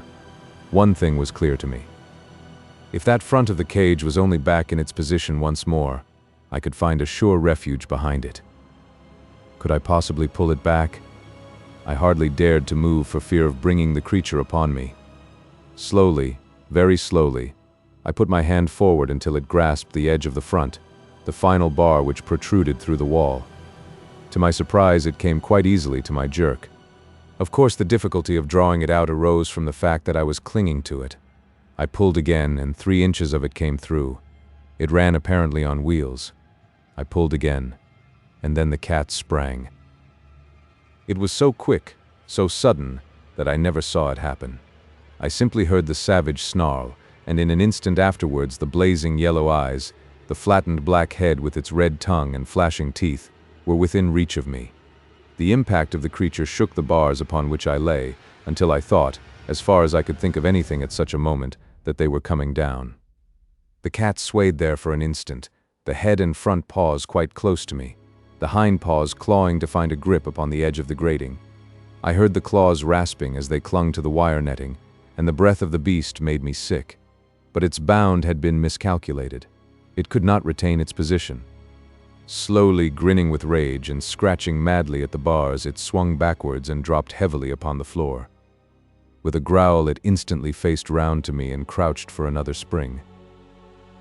I knew that the next few moments would decide my fate. The creature had learned by experience. It would not miscalculate again. I must act promptly, fearlessly, if I were to have a chance for life. In an instant, I had formed my plan. Pulling off my dress coat, I threw it down over the head of the beast. At the same moment, I dropped over the edge, seized the end of the front grating, and pulled it frantically out of the wall. It came more easily than I could have expected. I rushed across the room, bearing it with me, but as I rushed, the accident of my position put me upon the outer side. Had it been the other way, I might have come off scathless. As it was, there was a moment's pause as I stopped it and tried to pass in through the opening which I had left. That moment was enough to give time to the creature to toss off the coat with which I had blinded him and to spring upon me. I hurled myself through the gap and pulled the rails to behind me, but he seized my leg before I could entirely withdraw it. One stroke of that huge paw tore off my calf as a shaving of wood curls off before a plane. The next moment, bleeding and fainting, I was lying among the foul straw with a line of friendly bars between me and the creature which ramped so frantically against them. Too wounded to move and too faint to be conscious of fear, I could only lie, more dead than alive, and watch it. It pressed its broad black chest against the bars and angled for me with its crooked paws as I have seen a kitten do before a mousetrap. It ripped my clothes, but, stretch as it would, it could not quite reach me. I have heard of the curious numbing effect produced by wounds from the great carnivora, and now I was destined to experience it, for I had lost all sense of personality, and was as interested in the cat's failure or success as if it were some game which I was watching. And then gradually my mind drifted away into strange vague dreams, always with that black face and red tongue coming back into them, and so I lost myself in the nirvana of delirium, the blessed relief of those who are too sorely tried. Tracing the course of events afterwards, I conclude that I must have been insensible for about 2 hours. What roused me to consciousness once more was that sharp metallic click which had been the precursor of my terrible experience. It was the shooting back of the spring lock. Then, before my senses were clear enough to entirely apprehend what they saw, I was aware of the round, benevolent face of my cousin peering in through the open door. What he saw evidently amazed him. There was the cat crouching on the floor. I was stretched upon my back in my shirt sleeves within the cage, my trousers torn to ribbons and a great pool of blood all round me. I can see his amazed face now with the morning sunlight upon it. He peered at me and peered again. Then he closed the door behind him and advanced to the cage to see if I were really dead. I cannot undertake to say what happened. I was not in a fit state to witness or to chronicle such events. I can only say that I was suddenly conscious that his face was away from me, that he was looking towards the animal. "Good old Tommy," he cried. "Good old Tommy." Then he came near the bars with his back still towards me. "Down, you stupid beast," he roared. "Down, sir. Don't you know your master?" Suddenly, even in my bemuddled brain, a remembrance came of those words of his when he had said that the taste of blood would turn the cat into a fiend. My blood had done it, but he was to pay the price. "Get away!" he screamed. "Get away, you devil! Baldwin! Baldwin! Oh my God!" And then I heard him fall, and rise, and fall again, with a sound like the ripping of sacking. His screams grew fainter until they were lost in the worrying snarl. And then, after I thought that he was dead, I saw, as in a nightmare, a blinded, tattered, blood-soaked figure running wildly round the room, and that was the last glimpse which I had of him before I fainted once again. I was many months in my recovery, in fact. I cannot say that I have ever recovered, for to the end of my days I shall carry a stick as a sign of my night with the Brazilian cat. Baldwin, the groom, and the other servants could not tell what had occurred when, drawn by the death cries of their master, they found me behind the bars, and his remains, or what they afterwards discovered to be his remains, in the clutch of the creature which he had reared. They stalled him off with hot irons and afterwards shot him through the loophole of the door before they could finally extricate me. I was carried to my bedroom, and there, under the roof of my would-be murderer, I remained between life and death for several weeks. They had sent for a surgeon from Clipton and a nurse from London, and in a month I was able to be carried to the station, and so conveyed back once more to Grosvenor Mansions. I have one remembrance of that illness which might have been part of the ever-changing panorama conjured up by a delirious brain were it not so definitely fixed in my memory. One night, when the nurse was absent, the door of my chamber opened, and a tall woman in blackest mourning slipped into the room. She came across to me, and as she bent her sallow face I saw by the faint gleam of the nightlight that it was the Brazilian woman whom my cousin had married. She stared intently into my face, and her expression was more kindly than I had ever seen it. "Are you conscious?" she asked. I feebly nodded, for I was still very weak. "Well, then, I only wish to say to you that you have yourself to blame. Did I not do all I could for you? From the beginning I tried to drive you from the house. By every means, short of betraying my husband, I tried to save you from him. I knew that he had a reason for bringing you here. I knew that he would never let you get away again. No one knew him as I knew him, who had suffered from him so often. I did not dare to tell you all this. He would have killed me. But I did my best for you. As things have turned out, you have been the best friend that I have ever had. You have set me free, and I fancied that nothing but death would do that. I am sorry if you are hurt, but I cannot reproach myself. I told you that you were a fool, and a fool you have been." She crept out of the room, the bitter, singular woman, and I was never destined to see her again. With what remained from her husband's property, she went back to her native land, and I have heard that she afterwards took the veil at Pernambuco. It was not until I had been back in London for some time that the doctors pronounced me to be well enough to do business.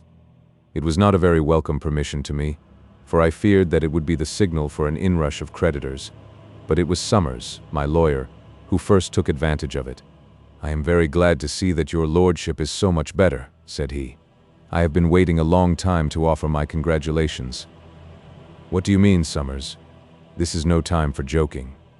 "I mean what I say," he answered. "You have been Lord Southerton for the last 6 weeks, but we feared that it would retard your recovery if you were to learn it.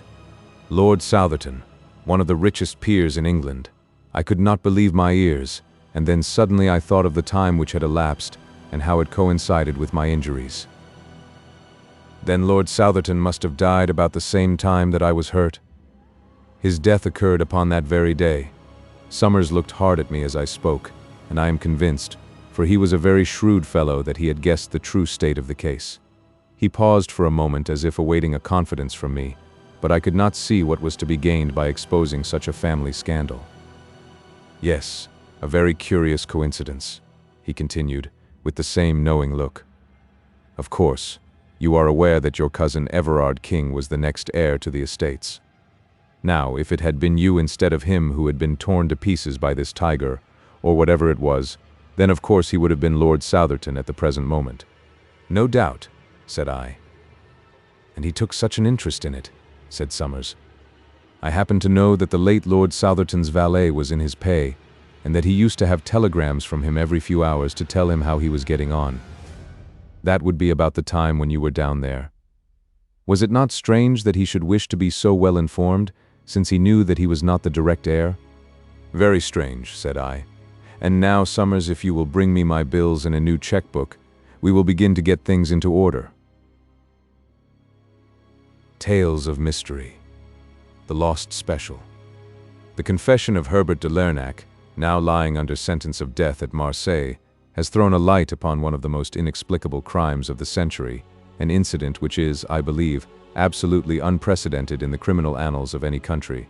Although there is a reluctance to discuss the matter in official circles, and little information has been given to the press, there are still indications that the statement of this arch-criminal is corroborated by the facts, and that we have at last found a solution for a most astounding business. As the matter is 8 years old, and as its importance was somewhat obscured by a political crisis which was engaging the public attention at the time, it may be as well to state the facts as far as we have been able to ascertain them. They are collated from the Liverpool papers of that date, from the proceedings at the inquest upon John Slater, the engine driver, and from the records of the London and West Coast Railway Company, which have been courteously put at my disposal. Briefly, they are as follows. On the 3rd of June 1890, a gentleman who gave his name as Monsieur Louis Caratal desired an interview with Mr. James Bland, the superintendent of the London and West Coast Central Station in Liverpool. He was a small man, middle-aged and dark, with a stoop which was so marked that it suggested some deformity of the spine. He was accompanied by a friend, a man of imposing physique, whose deferential manner and constant attention showed that his position was one of dependence. This friend or companion, whose name did not transpire, was certainly a foreigner, and probably from his swarthy complexion, either a Spaniard or a South American. One peculiarity was observed in him. He carried in his left hand a small black leather dispatch box, and it was noticed by a sharp-eyed clerk in the central office that this box was fastened to his wrist by a strap.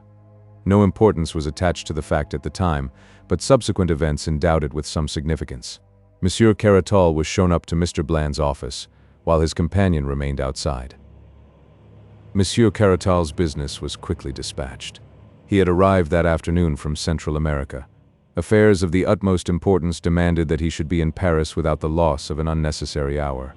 He had missed the London express. A special must be provided. Money was of no importance. Time was everything. If the company would speed him on his way, they might make their own terms. Mr. Bland struck the electric bell, summoned Mr. Potterhood, the traffic manager, and had the matter arranged in 5 minutes. The train would start in 3/4 of an hour. It would take that time to ensure that the line should be clear. The powerful engine called Rochdale, number 247 on the company's register, was attached to 2 carriages, with a guard's van behind. The first carriage was solely for the purpose of decreasing the inconvenience arising from the oscillation. The second was divided, as usual, into 4 compartments, a first class smoking, a second class, and a second class smoking. The first compartment, which was nearest to the engine, was the one allotted to the travelers. The other 3 were empty. The guard of the special train was James Macpherson, who had been some years in the service of the company. The stoker, William Smith, was a new hand. Monsieur Caratal, upon leaving the superintendent's office, rejoined his companion, and both of them manifested extreme impatience to be off. Having paid the money asked, which amounted to £50 5 shillings, at the usual special rate of 5 shillings a mile, they demanded to be shown the carriage, and at once took their seats in it, although they were assured that the better part of an hour must elapse before the line could be cleared. In the meantime, a singular coincidence had occurred in the office which Monsieur Caratal had just quitted. A request for a special is not a very uncommon circumstance in a rich commercial center, but that 2 should be required upon the same afternoon was most unusual. It so happened, however, that Mr. Bland had hardly dismissed the first traveler before a second entered with a similar request. This was a Mr. Horace Moore, a gentlemanly man of military appearance, who alleged that the sudden serious illness of his wife in London made it absolutely imperative that he should not lose an instant in starting upon the journey. His distress and anxiety were so evident that Mr. Bland did all that was possible to meet his wishes. A second special was out of the question, as the ordinary local service was already somewhat deranged by the first. There was the alternative, however, that Mr. Moore should share the expense of Monsieur Caratal's train, and should travel in the other empty first-class compartment if Monsieur Caratal objected to having him in the one which he occupied. It was difficult to see any objection to such an arrangement, and yet Monsieur Caratal, upon the suggestion being made to him by Mr. Potterhood, absolutely refused to consider it for an instant. The train was his, he said, and he would insist upon the exclusive use of it. All argument failed to overcome his ungracious objections, and finally the plan had to be abandoned. Mr. Horace Moore left the station in great distress, after learning that his only course was to take the ordinary slow train which leaves Liverpool at 6 o'clock. At 4:31 exactly by the station clock, the special train, containing the crippled Monsieur Caratal and his gigantic companion, steamed out of the Liverpool station. The line was at that time clear, and there should have been no stoppage before Manchester. The trains of the London and West Coast Railway run over the lines of another company as far as this town, which should have been reached by the special rather before 6 o'clock. At 6:15, considerable surprise and some consternation were caused amongst the officials at Liverpool by the receipt of a telegram from Manchester to say that it had not yet arrived. An inquiry directed to St. Helens, which is a third of the way between the two cities, elicited the following reply. To James Bland, Superintendent, Central L and WC, Liverpool, special passed here at 4:52, well up to time, Dowster, St. Helens. This telegram was received at 6:40. At 6:50 a second message was received from Manchester. No sign of special as advised by you. And then 10 minutes later a third, more bewildering. Presume some mistake as to proposed running of special. Local train from St. Helens, time to follow it has just arrived and has seen nothing of it. Kindly wire advices, Manchester. The matter was assuming a most amazing aspect, although in some respects the last telegram was a relief to the authorities at Liverpool. If an accident had occurred to the special, it seemed hardly possible that the local train could have passed down the same line without observing it.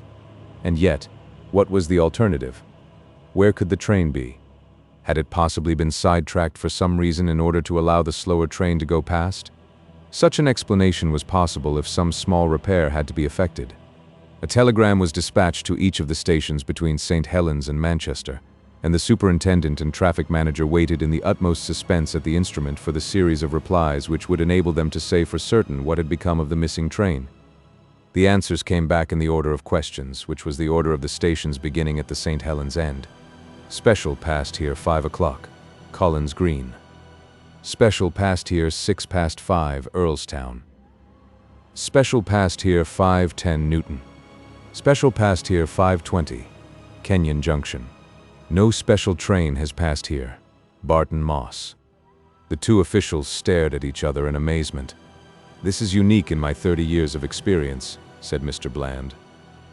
Absolutely unprecedented and inexplicable, sir. The special has gone wrong between Kenyon Junction and Barton Moss.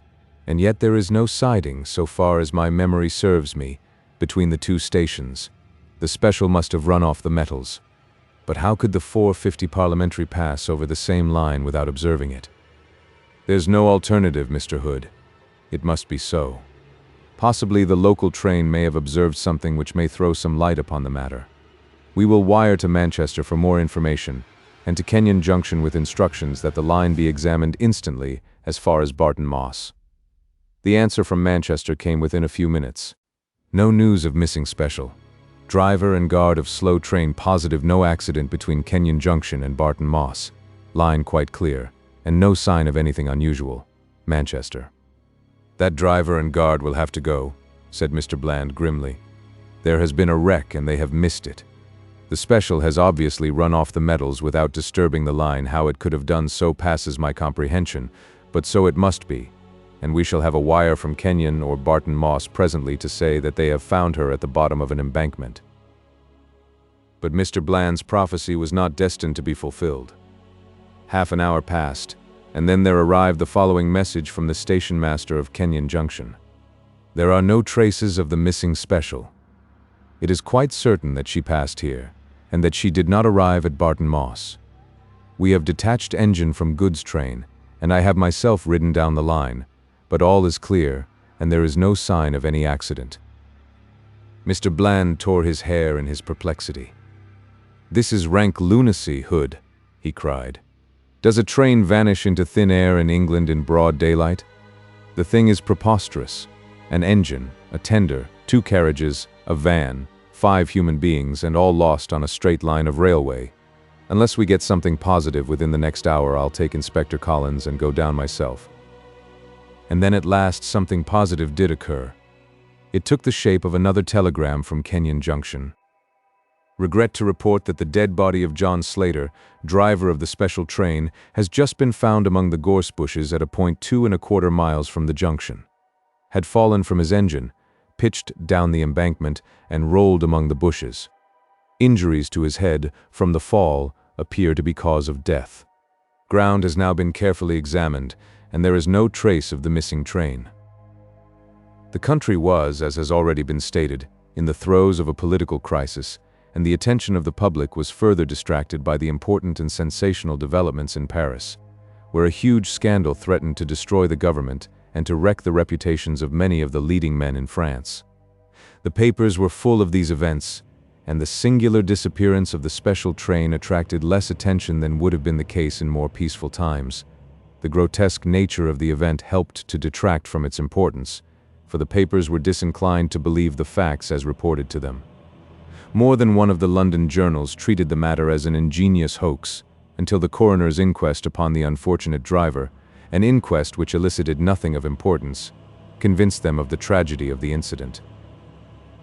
Mr. Bland, accompanied by Inspector Collins, the senior detective officer in the service of the company, went down to Kenyon Junction the same evening, and their research lasted throughout the following day, but was attended with purely negative results.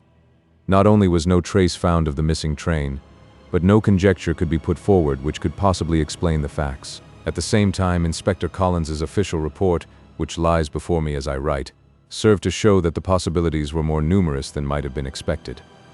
In the stretch of railway between these 2 points, said he, the country is dotted with ironworks and collieries. Of these, some are being worked and some have been abandoned. There are no fewer than 12 which have small-gauge lines which run trolley cars down to the main line. These can, of course, be disregarded. Besides these, however, there are 7 which have, or have had, proper lines running down and connecting with points to the main line, so as to convey their produce from the mouth of the mine to the great centers of distribution. In every case, these lines are only a few miles in length. Out of the 7, 4 belong to collieries which are worked out, or at least to shafts which are no longer used. These are the Redgauntlet, Hero, Slough of Despond, and Heartsease mines, the latter having 10 years ago been one of the principal mines in Lancashire. These 4 side lines may be eliminated from our inquiry, for, to prevent possible accidents, the rails nearest to the main line have been taken up, and there is no longer any connection. There remain 3 other side lines leading. A to the Carnstock Iron Works, B to the Big Ben Colliery, C to the Perseverance Colliery. Of these, the Big Ben line is not more than 1/4 mile long and ends at a dead wall of coal waiting removal from the mouth of the mine.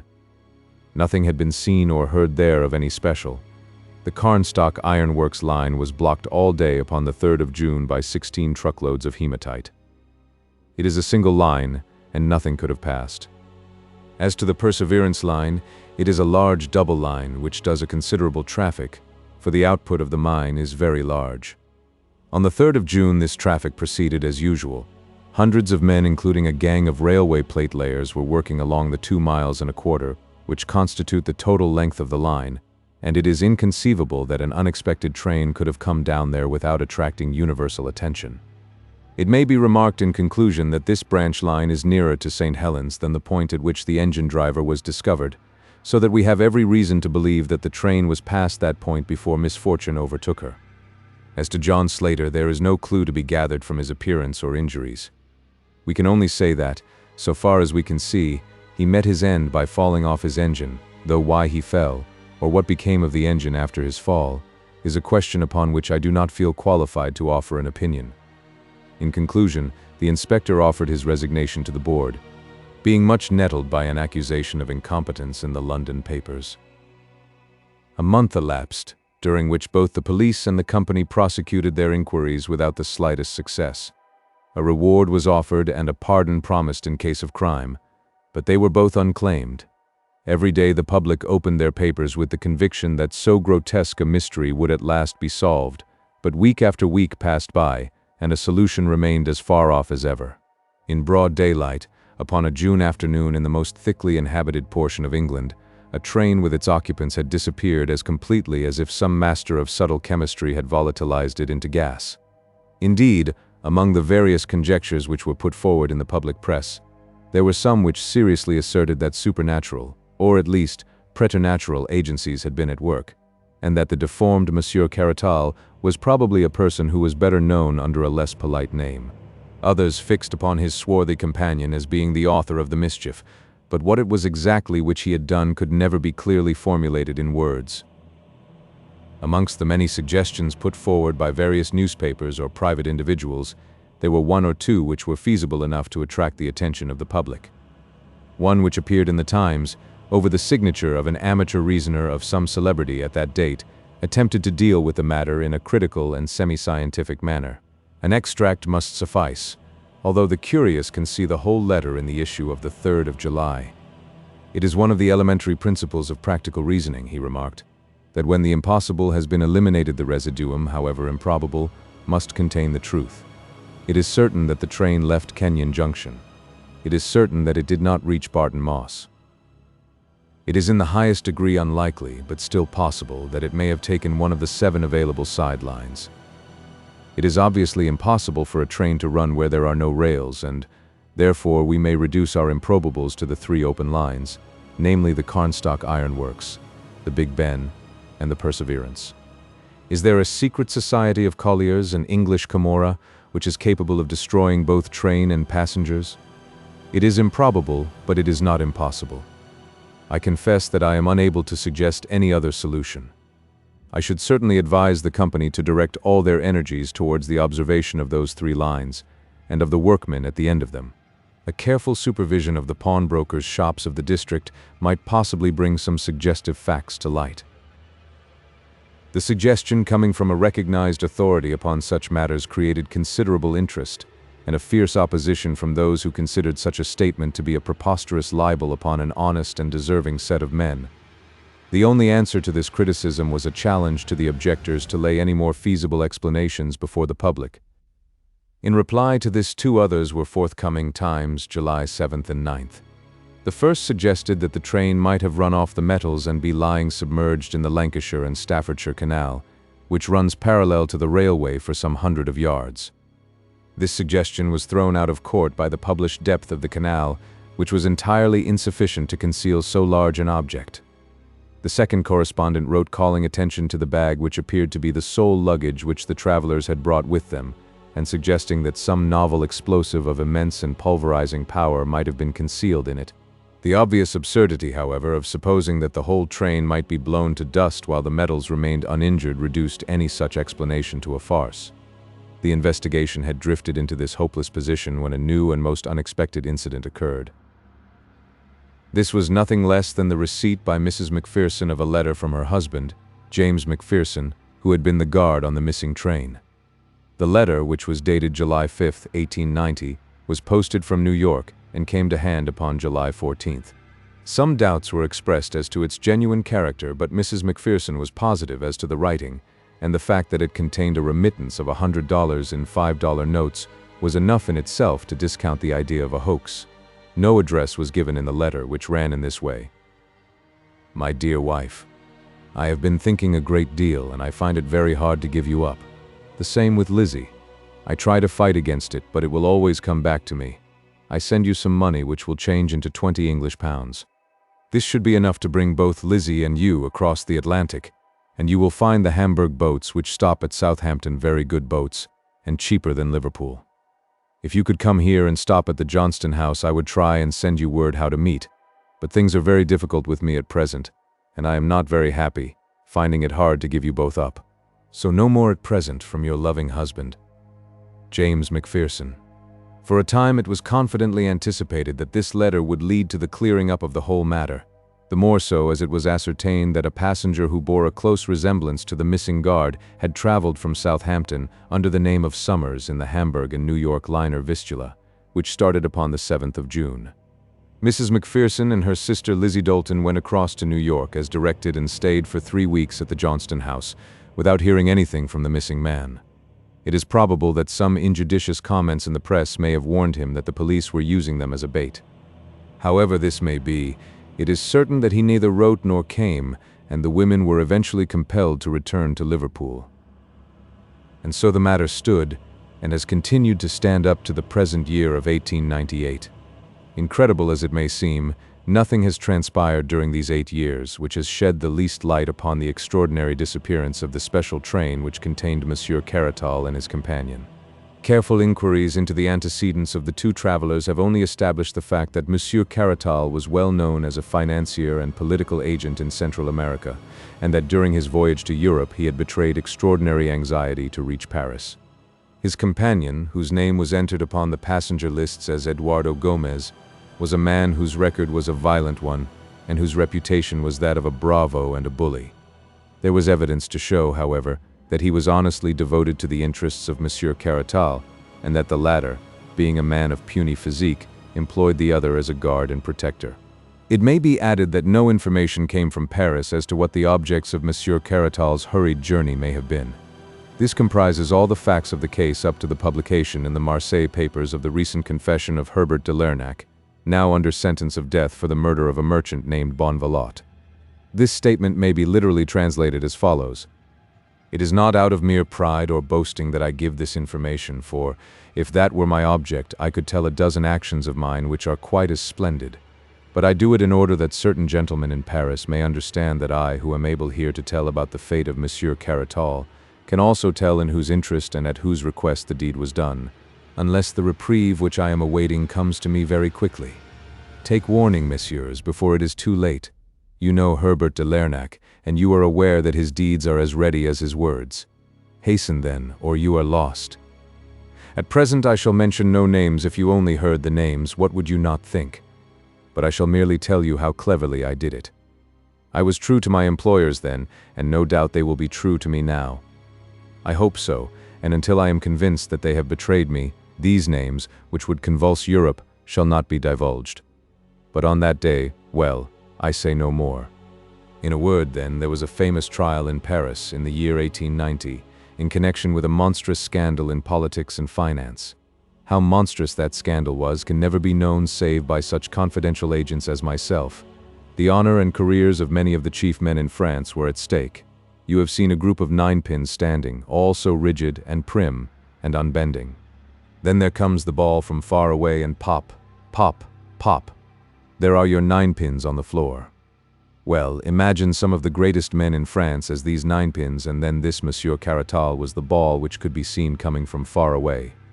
If he arrived, then it was pop, pop, pop for all of them. It was determined that he should not arrive. I do not accuse them all of being conscious of what was to happen. There were, as I have said, great financial as well as political interests at stake, and a syndicate was formed to manage the business. Some subscribed to the syndicate who hardly understood what were its objects, but others understood very well, and they can rely upon it that I have not forgotten their names. They had ample warning that Monsieur Caratal was coming long before he left South America, and they knew that the evidence which he held would certainly mean ruin to all of them. The syndicate had the command of an unlimited amount of money, absolutely unlimited, you understand. They looked round for an agent who was capable of wielding this gigantic power. The man chosen must be inventive, resolute, adaptive, a man in a million. They chose Herbert de Lernac, and I admit that they were right. My duties were to choose my subordinates, to use freely the power which money gives, and to make certain that Monsieur Caratal should never arrive in Paris. With characteristic energy I set about my commission within an hour of receiving my instructions, and the steps which I took were the very best for the purpose which could possibly be devised. A man whom I could trust was dispatched instantly to South America to travel home with Monsieur Caratal. Had he arrived in time, the ship would never have reached Liverpool. But alas, it had already started before my agent could reach it. I fitted out a small armed brig to intercept it, but again I was unfortunate.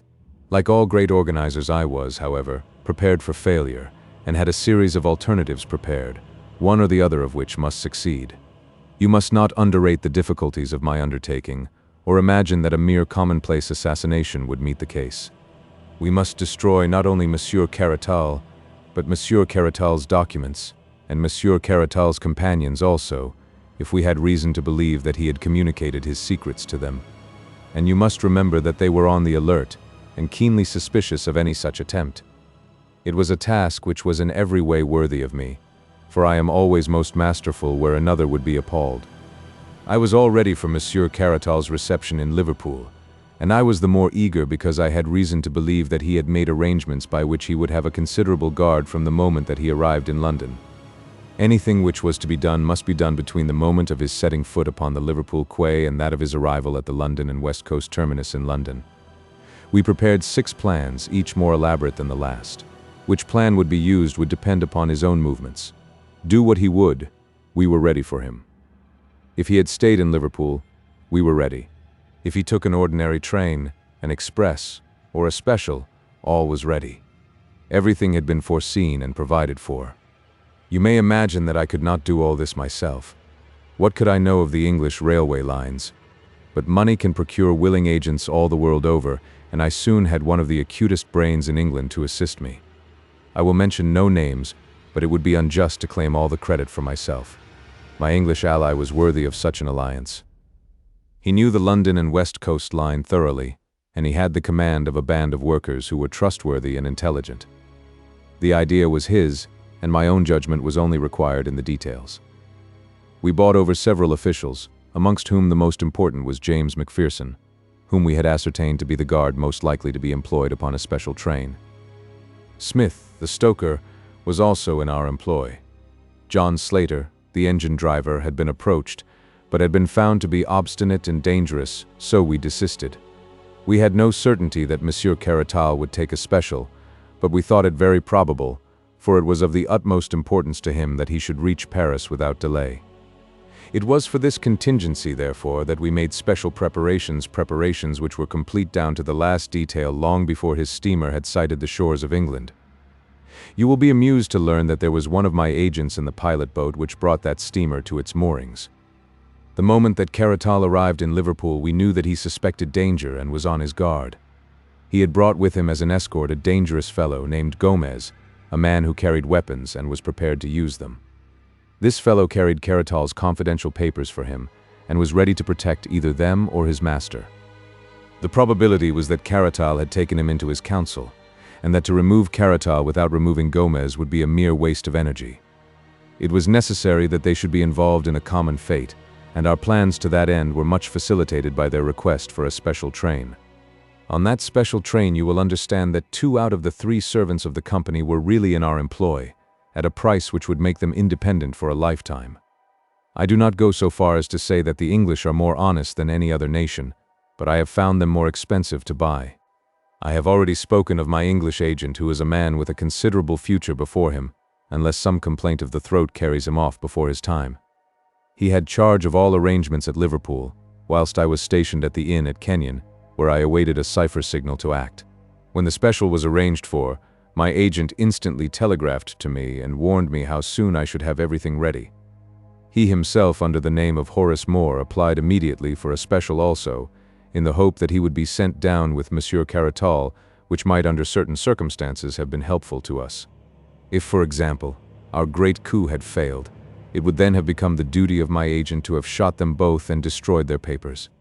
Caratal was on his guard, however, and refused to admit any other traveler. My agent then left the station, returned by another entrance, entered the guard's van on the side farthest from the platform, and traveled down with Macpherson the guard.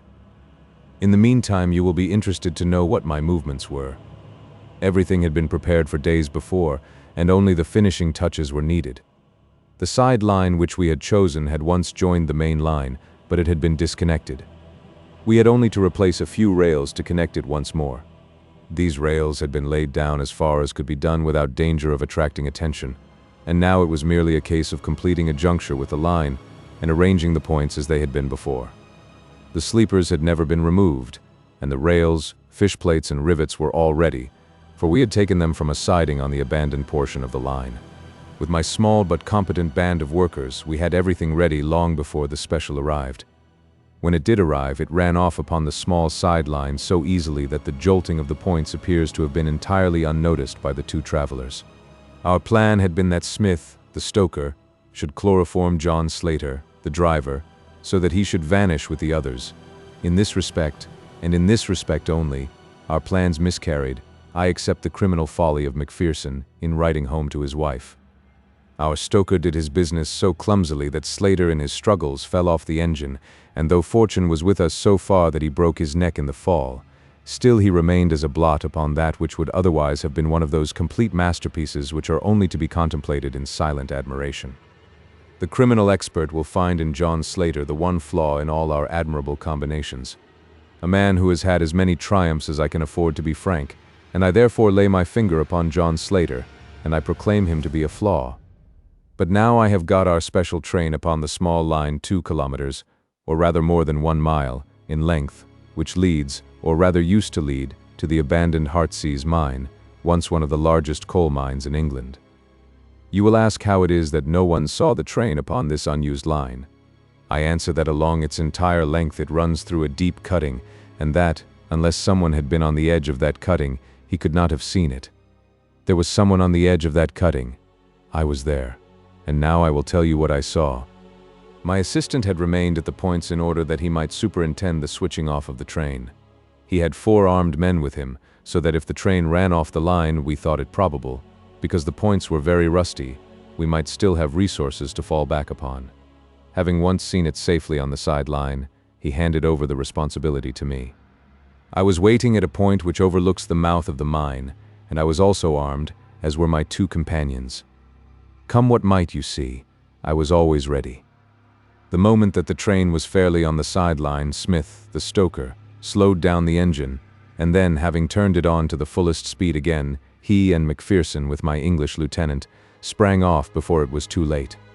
It may be that it was this slowing down which first attracted the attention of the travelers, but the train was running at full speed again before their heads appeared at the open window. It makes me smile to think how bewildered they must have been.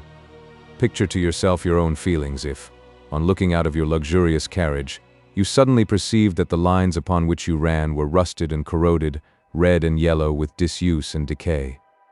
What a catch must have come in their breath as in a second it flashed upon them that it was not Manchester but death which was waiting for them at the end of that sinister line. But the train was running with frantic speed, rolling and rocking over the rotten line, while the wheels made a frightful screaming sound upon the rusted surface. I was close to them, and could see their faces. Caratal was praying. I think there was something like a rosary dangling out of his hand. The other roared like a bull who smells the blood of the slaughterhouse.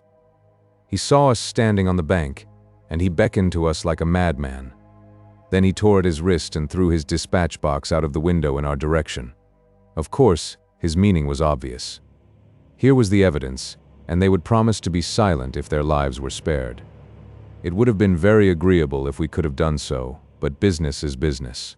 Besides, the train was now as much beyond our controls as theirs. He ceased howling when the train rattled round the curve and they saw the black mouth of the mine yawning before them. We had removed the boards which had covered it, and we had cleared the square entrance.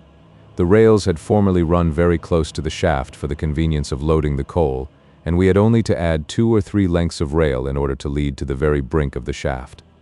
In fact, as the lengths would not quite fit, our line projected about 3 feet over the edge.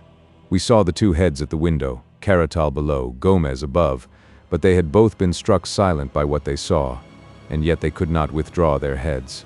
The sight seemed to have paralyzed them. I had wondered how the train running at a great speed would take the pit into which I had guided it, and I was much interested in watching it. One of my colleagues thought that it would actually jump it, and indeed it was not very far from doing so. Fortunately, however, it fell short, and the buffers of the engine struck the other lip of the shaft with a tremendous crash. The funnel flew off into the air. The tender, carriages, and van were all smashed up into one jumble, which, with the remains of the engine, choked for a minute or so the mouth of the pit.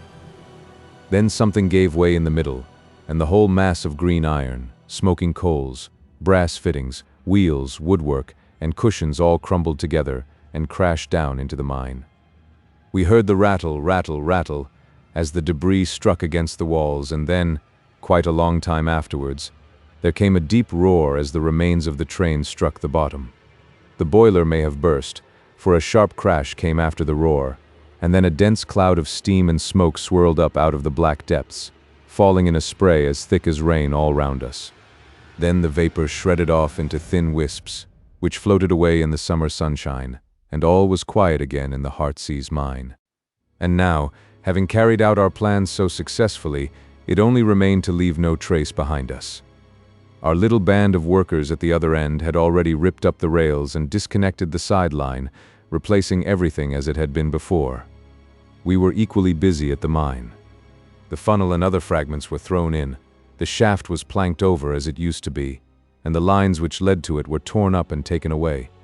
Then, without flurry but without delay, we all made our way out of the country, most of us to Paris, my English colleague to Manchester, and Macpherson to Southampton, whence he emigrated to America. Let the English papers of that date tell how thoroughly we had done our work, and how completely we had thrown the cleverest of their detectives off our track. You will remember that Gomez threw his bag of papers out of the window, and I need not say that I secured that bag and brought them to my employers. It may interest my employers now, however, to learn that out of that bag I took 1 or 2 little papers as a souvenir of the occasion.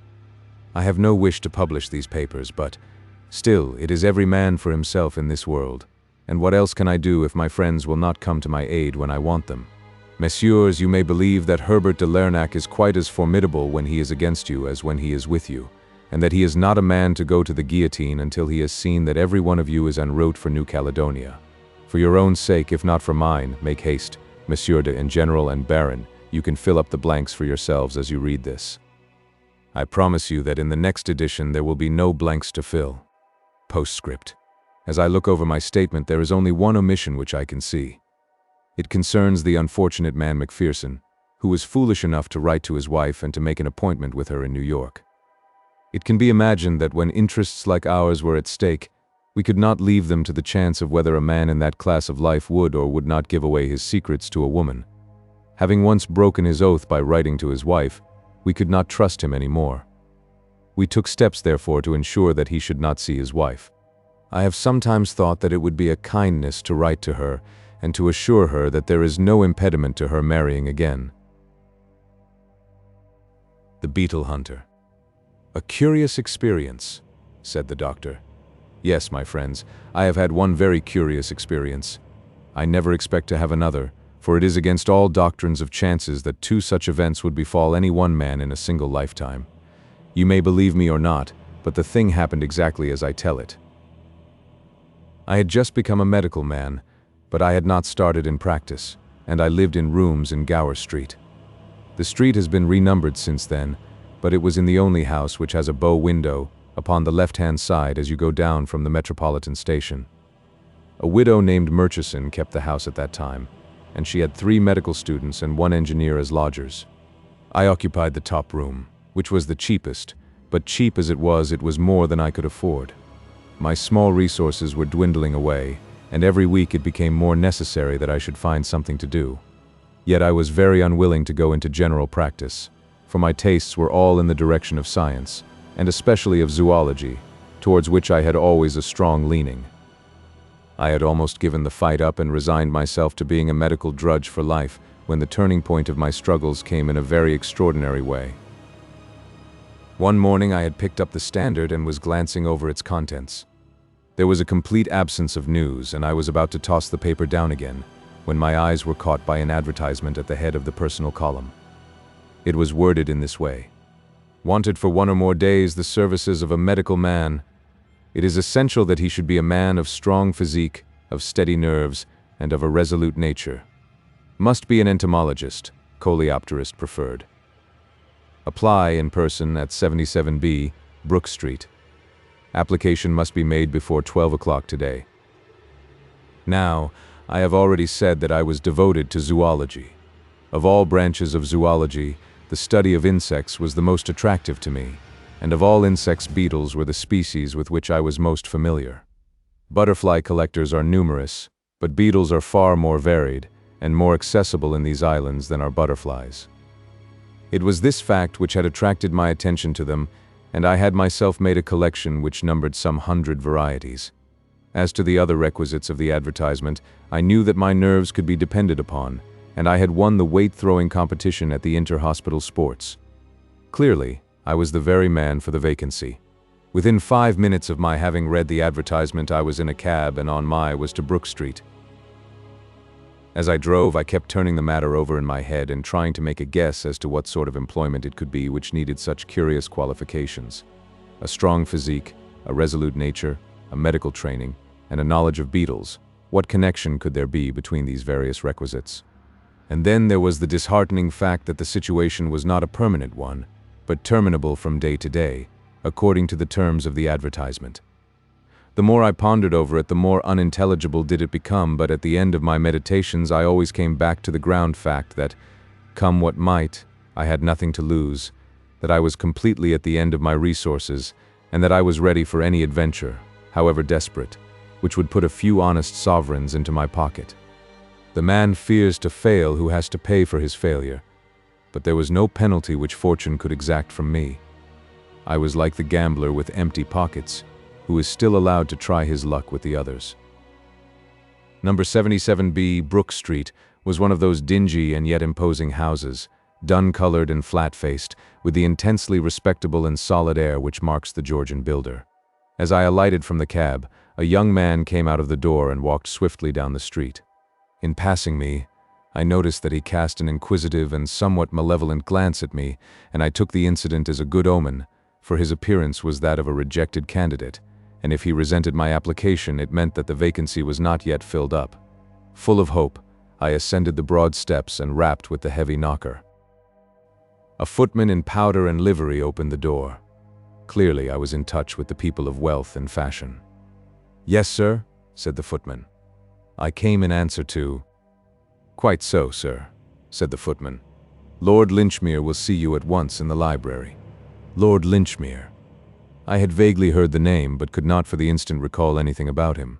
Following the footman, I was shown into a large, book-lined room in which there was seated behind a writing desk a small man with a pleasant, clean-shaven, mobile face and long hair shot with gray, brushed back from his forehead. He looked me up and down with a very shrewd, penetrating glance, holding the card which the footman had given him in his right hand. Then he smiled pleasantly, and I felt that externally, at any rate, I possessed the qualifications which he desired. "You have come in answer to my advertisement, Dr. Hamilton?" he asked. "Yes, sir." "Do you fulfill the conditions which are there laid down?" "I believe that I do." "You are a powerful man, or so I should judge from your appearance." "I think that I am fairly strong." "And resolute?" "I believe so." "Have you ever known what it was to be exposed to imminent danger?" "No, I don't know that I ever have." "But you think you would be prompt and cool at such a time?" "I hope so." "Well, I believe that you would. I have the more confidence in you because you do not pretend to be certain as to what you would do in a position that was new to you. My impression is that, so far as personal qualities go, you are the very man of whom I am in search. That being settled, we may pass on to the next point." "Which is?" "To talk to me about beetles." I looked across to see if he was joking, but, on the contrary, he was leaning eagerly forward across his desk, and there was an expression of something like anxiety in his eyes. "I am afraid that you do not know about beetles," he cried. "On the contrary, sir, it is the one scientific subject about which I feel that I really do know something. I am overjoyed to hear it. Please talk to me about beetles." I talked. I do not profess to have said anything original upon the subject, but I gave a short sketch of the characteristics of the beetle, and ran over the more common species, with some allusions to the specimens in my own little collection, and to the article upon burying beetles, which I had contributed to the Journal of Entomological Science. "What? Not a collector?" cried Lord Linchmere. "You don't mean that you are yourself a collector?" His eyes danced with pleasure at the thought. "You are certainly the very man in London for my purpose. I thought that among 5 millions of people there must be such a man, but the difficulty is to lay one's hands upon him. I have been extraordinarily fortunate in finding you." He rang a gong upon the table, and the footman entered. "Ask Lady Rossiter to have the goodness to step this way," said his lordship, and a few moments later the lady was ushered into the room. She was a small, middle-aged woman, very like Lord Linchmere in appearance, with the same quick, alert features and gray-black hair. The expression of anxiety, however, which I had observed upon his face was very much more marked upon hers. Some great grief seemed to have cast its shadow over her features. As Lord Linchmere presented me, she turned her face full upon me, and I was shocked to observe a half-healed scar extending for 2 inches over her right eyebrow. It was partly concealed by plaster, but nonetheless I could see that it had been a serious wound and not long inflicted. "Dr. Hamilton is the very man for our purpose, Evelyn," said Lord Linchmere. "He is actually a collector of beetles, and he has written articles upon the subject." "Really?" said Lady Rossiter. "Then you must have heard of my husband. Everyone who knows anything about beetles must have heard of Sir Thomas Rossiter." For the first time a thin little ray of light began to break into the obscure business. Here, at last, was a connection between these people and beetles. Sir Thomas Rossiter. He was the greatest authority upon the subject in the world. He had made it his lifelong study, and had written a most exhaustive work upon it. I hastened to assure her that I had read and appreciated it. "Have you met my husband?" she asked. "No, I have not." "But you shall," said Lord Linchmere with decision.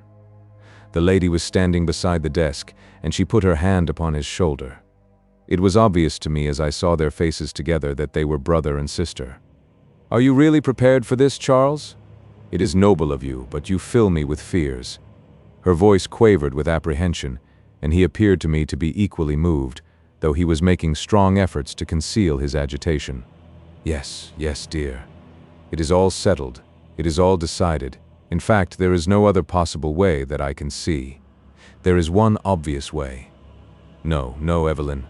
I shall never abandon you, never. It will come right, depend upon it. It will come right. And surely it looks like the interference of Providence that so perfect an instrument should be put into our hands." My position was embarrassing, for I felt that for the instant they had forgotten my presence. But Lord Linchmere came back suddenly to me and to my engagement. "The business for which I want you, Dr. Hamilton, is that you should put yourself absolutely at my disposal. I wish you to come for a short journey with me, to remain always at my side, and to promise to do without question whatever I may ask you, however unreasonable it may appear to you to be." "That is a good deal to ask," said I. "Unfortunately, I cannot put it more plainly, for I do not myself know what turn matters may take. You may be sure, however, that you will not be asked to do anything which your conscience does not approve, and I promise you that, when all is over, you will be proud to have been concerned in so good a work." "If it ends happily," said the lady. "Exactly. If it ends happily," his lordship repeated. "And terms?" I asked. £20 a day." I was amazed at the sum, and must have showed my surprise upon my features. "It is a rare combination of qualities, as must have struck you when you first read the advertisement," said Lord Linchmere. "Such varied gifts may well command a high return, and I do not conceal from you that your duties might be arduous or even dangerous. Besides, it is possible that 1 or 2 days may bring the matter to an end." "Please God," sighed his sister. "So now, Dr. Hamilton, may I rely upon your aid?" "Most undoubtedly," said I. "You have only to tell me what my duties are." "Your first duty will be to return to your home. You will pack up whatever you may need for a short visit to the country. We start together from Paddington Station at 3:40 this afternoon. Do we go far?" "As far as Pangbourne. Meet me at the bookstall at 3:30. I shall have the tickets. Goodbye, Dr. Hamilton. And by the way, there are 2 things which I should be very glad if you would bring with you, in case you have them. One is your case for collecting beetles, and the other is a stick, and the thicker and heavier the better." You may imagine that I had plenty to think of from the time that I left Brook Street until I set out to meet Lord Linchmere at Paddington. The whole fantastic business kept arranging and rearranging itself in kaleidoscopic forms inside my brain until I had thought out a dozen explanations, each of them more grotesquely improbable than the last. And yet I felt that the truth must be something grotesquely improbable also. At last I gave up all attempts at finding a solution, and contented myself with exactly carrying out the instructions which I had received. With a hand valise, specimen case, and a loaded cane, I was waiting at the Paddington bookstall when Lord Linchmere arrived. He was an even smaller man than I had thought, frail and peaky, with a manner which was more nervous than it had been in the morning. He wore a long, thick traveling ulster, and I observed that he carried a heavy blackthorn cudgel in his hand. "I have the tickets," said he, leading the way up the platform. "This is our train. I have engaged a carriage, for I am particularly anxious to impress 1 or 2 things upon you while we travel down." And yet all that he had to impress upon me might have been said in a sentence, for it was that I was to remember that I was there as a protection to himself, and that I was not on any consideration to leave him for an instant. This he repeated again and again as our journey drew to a close, with an insistence which showed that his nerves were thoroughly shaken. "Yes," he said at last, in answer to my looks rather than to my words. "I am nervous, Dr. Hamilton. I have always been a timid man, and my timidity depends upon my frail physical health, but my soul is firm, and I can bring myself up to face a danger which a less nervous man might shrink from. What I am doing now is done from no compulsion, but entirely from a sense of duty, and yet it is, beyond doubt, a desperate risk. If things should go wrong, I will have some claims to the title of martyr." This eternal reading of riddles was too much for me. I felt that I must put a term to it. "I think it would very much better, sir, if you were to trust me entirely," said I. "It is impossible for me to act effectively when I do not know what are the objects which we have in view, or even where we are going." "Oh, as to where we are going, there need be no mystery about that," said he. "We are going to Delamere Court, the residence of Sir Thomas Rossiter, with whose work you are so conversant. As to the exact object of our visit, I do not know that at this stage of the proceedings anything would be gained, Dr. Hamilton, by taking you into my complete confidence. I may tell you that we are acting, I say we, because my sister, Lady Rossiter, takes the same view as myself with the one object of preventing anything in the nature of a family scandal. That being so, you can understand that I am loath to give any explanations which are not absolutely necessary. It would be a different matter, Dr. Hamilton, if I were asking your advice. As matters stand, it is only your active help which I need, and I will indicate to you from time to time how you can best give it." There was nothing more to be said, and a poor man can put up with a good deal for £20 a day, but I felt none the less that Lord Linchmere was acting rather scurvily towards me. He wished to convert me into a passive tool, like the blackthorn in his hand. With his sensitive disposition, I could imagine, however, that scandal would be abhorrent to him, and I realized that he would not take me into his confidence until no other course was open to him. I must trust to my own eyes and ears to solve the mystery, but I had every confidence that I should not trust to them in vain. Delamere Court lies a good 5 miles from Pangbourne Station, and we drove for that distance in an open fly. Lord Linchmere sat in deep thought during the time, and he never opened his mouth until we were close to our destination. When he did speak, it was to give me a piece of information which surprised me. "Perhaps you are not aware," said he, "that I am a medical man like yourself." "No, sir, I did not know it."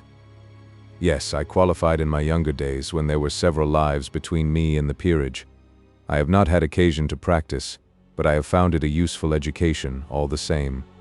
I never regretted the years which I devoted to medical study. These are the gates of Delamere Court." We had come to 2 high pillars crowned with heraldic monsters which flanked the opening of a winding avenue.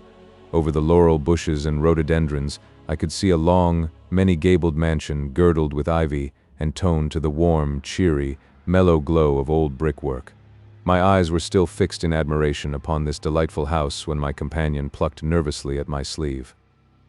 "Here's Sir Thomas," he whispered. "Please talk Beetle all you can." A tall, thin figure, curiously angular and bony, had emerged through a gap in the hedge of laurels. In his hand he held a spud, and he wore gauntleted gardener's gloves. A broad-brimmed gray hat cast his face into shadow, but it struck me as exceedingly austere, with an ill-nourished beard and harsh, irregular features. The fly pulled up, and Lord Linchmere sprang out. "My dear Thomas, how are you?" said he, heartily. But the heartiness was by no means reciprocal. The owner of the grounds glared at me over his brother-in-law's shoulder, and I caught broken scraps of sentences. Well-known wishes, hatred of strangers, unjustifiable intrusion, perfectly inexcusable. Then there was a muttered explanation, and the 2 of them came over together to the side of the fly. "Let me present you to Sir Thomas Rossiter, Dr. Hamilton," said Lord Linchmere. "You will find that you have a strong community of tastes." I bowed. Sir Thomas stood very stiffly, looking at me severely from under the broad brim of his hat. "Lord Linchmere tells me that you know something about beetles," said he. "What do you know about beetles?" "I know what I have learned from your work upon the Coleoptera, Sir Thomas," I answered. "Give me the names of the better-known species of the British scarabæ," said he. I had not expected an examination, but fortunately I was ready for one. My answers seemed to please him, for his stern features relaxed. "You appear to have read my book with some profit, sir," said he. "It is a rare thing for me to meet anyone who takes an intelligent interest in such matters. People can find time for such trivialities as sport or society, and yet the beetles are overlooked. I can assure you that the greater part of the idiots in this part of the country are unaware that I have ever written a book at all, I, the first man who ever described the true function of the elytra. I am glad to see you, sir, and I have no doubt that I can show you some specimens which will interest you." He stepped into the fly and drove up with us to the house, expounding to me as we went some recent researches which he had made into the anatomy of the ladybird. I have said that Sir Thomas Rossiter wore a large hat drawn down over his brows. As he entered the hall, he uncovered himself, and I was at once aware of a singular characteristic which the hat had concealed. His forehead, which was naturally high, and higher still on account of receding hair, was in a continual state of movement. Some nervous weakness kept the muscles in a constant spasm, which sometimes produced a mere twitching and sometimes a curious rotary movement unlike anything which I had ever seen before. It was strikingly visible as he turned towards us after entering the study, and seemed the more singular from the contrast with the hard, steady gray eyes which looked out from underneath those palpitating brows. "I am sorry," said he, "that Lady Rossiter is not here to help me to welcome you. By the way, Charles, did Evelyn say anything about the date of her return?" "She wished to stay in town for a few more days," said Lord Linchmere. "You know how ladies' social duties accumulate if they have been for some time in the country. My sister has many old friends in London at present. Well, she is her own mistress, and I should not wish to alter her plans, but I shall be glad when I see her again. It is very lonely here without her company. I was afraid that you might find it so, and that was partly why I ran down. My young friend, Dr. Hamilton, is so much interested in the subject which you have made your own, that I thought you would not mind his accompanying me. I lead a retired life, Dr. Hamilton, and my aversion to strangers grows upon me," said our host. "I have sometimes thought that my nerves are not so good as they were. My travels in search of beetles in my younger days took me into many malarious and unhealthy places. But a brother coleopterist like yourself is always a welcome guest, and I shall be delighted if you will look over my collection, which I think that I may without exaggeration describe as the best in Europe." And so no doubt it was. He had a huge oaken cabinet arranged in shallow drawers, and here, neatly ticketed and classified, were beetles from every corner of the earth, black, brown, blue, green, and mottled. Every now and then, as he swept his hand over the lines and lines of impaled insects, he would catch up some rare specimen, and, handling it with as much delicacy and reverence as if it were a precious relic, he would hold forth upon its peculiarities and the circumstances under which it came into his possession. It was evidently an unusual thing for him to meet with a sympathetic listener, and he talked and talked until the spring evening had deepened into night, and the gong announced that it was time to dress for dinner. All the time Lord Linchmere said nothing, but he stood at his brother-in-law's elbow, and I caught him continually shooting curious little, questioning glances into his face. And his own features expressed some strong emotion, apprehension, sympathy, expectation. I seemed to read them all. I was sure that Lord Linchmere was fearing something and awaiting something, but what that something might be I could not imagine. The evening passed quietly but pleasantly, and I should have been entirely at my ease if it had not been for that continual sense of tension upon the part of Lord Linchmere. As to our host, I found that he improved upon acquaintance. He spoke constantly with affection of his absent wife, and also of his little son, who had recently been sent to school. The house, he said, was not the same without them. If it were not for his scientific studies, he did not know how he could get through the days. After dinner, we smoked for some time in the billiard room, and finally went early to bed. And then it was that, for the first time, the suspicion that Lord Linchmere was a lunatic crossed my mind. He followed me into my bedroom when our host had retired. "Doctor," said he, speaking in a low, hurried voice, "you must come with me. You must spend the night in my bedroom." "What do you mean?" "I prefer not to explain, but this is part of your duties. My room is close by, and you can return to your own before the servant calls you in the morning." "But why?" I asked. "Because I am nervous of being alone," said he. "That's the reason, since you must have a reason." It seemed rank lunacy, but the argument of those £20 would overcome many objections. I followed him to his room. "Well," said I, "there's only room for one in that bed." "Only one shall occupy it," said he. "And the other?" Must remain on watch. Why? Said I. One would think you expected to be attacked. Perhaps I do. In that case, why not lock your door? Perhaps I want to be attacked. It looked more and more like lunacy. However, there was nothing for it but to submit. I shrugged my shoulders and sat down in the armchair beside the empty fireplace. I am to remain on watch, then? Said I, ruefully. We will divide the night. If you will watch until 2, I will watch the remainder. Very good. Call me at 2 o'clock, then. I will do so. Keep your ears open, and if you hear any sounds, wake me instantly. Instantly, you hear? You can rely upon it. I tried to look as solemn as he did. And for God's sake, don't go to sleep, said he, and so, taking off only his coat, he threw the coverlet over him and settled down for the night. It was a melancholy vigil, and made more so by my own sense of its folly. Supposing that by any chance Lord Linchmere had cause to suspect that he was subject to danger in the house of Sir Thomas Rossiter, why on earth could he not lock his door and so protect himself? His own answer that he might wish to be attacked was absurd. Why should he possibly wish to be attacked? And who would wish to attack him? Clearly, Lord Linchmere was suffering from some singular delusion, and the result was that on an imbecile pretext I was to be deprived of my night's rest. Still, however absurd, I was determined to carry out his injunctions to the letter as long as I was in his employment. I sat, therefore, beside the empty fireplace and listened to a sonorous chiming clock somewhere down the passage which gurgled and struck every quarter of an hour. It was an endless vigil. Save for that single clock, an absolute silence reigned throughout the great house. A small lamp stood on the table at my elbow, throwing a circle of light round my chair, but leaving the corners of the room draped in shadow. On the bed, Lord Linchmere was breathing peacefully. I envied him his quiet sleep, and again my own eyelids drooped, but every time my sense of duty came to my help, and I sat up, rubbing my eyes and pinching myself with a determination to see my irrational watch to an end. And I did so. From down the passage came the chimes of 2 o'clock, and I laid my hand upon the shoulder of the sleeper. Instantly he was sitting up, with an expression of the keenest interest upon his face. You have heard something? No, sir. It is 2 o'clock. Very good. I will watch. You can go to sleep. I lay down under the coverlet as he had done and was soon unconscious. My last recollection was of that circle of lamplight, and of the small, hunched-up figure and strained, anxious face of Lord Linchmere in the center of it. How long I slept I do not know, but I was suddenly aroused by a sharp tug at my sleeve. The room was in darkness, but a hot smell of oil told me that the lamp had only that instant been extinguished. "Quick! Quick!" said Lord Linchmere's voice in my ear. I sprang out of bed, he still dragging at my arm. "Over here," he whispered, and pulled me into a corner of the room. "Hush! Listen."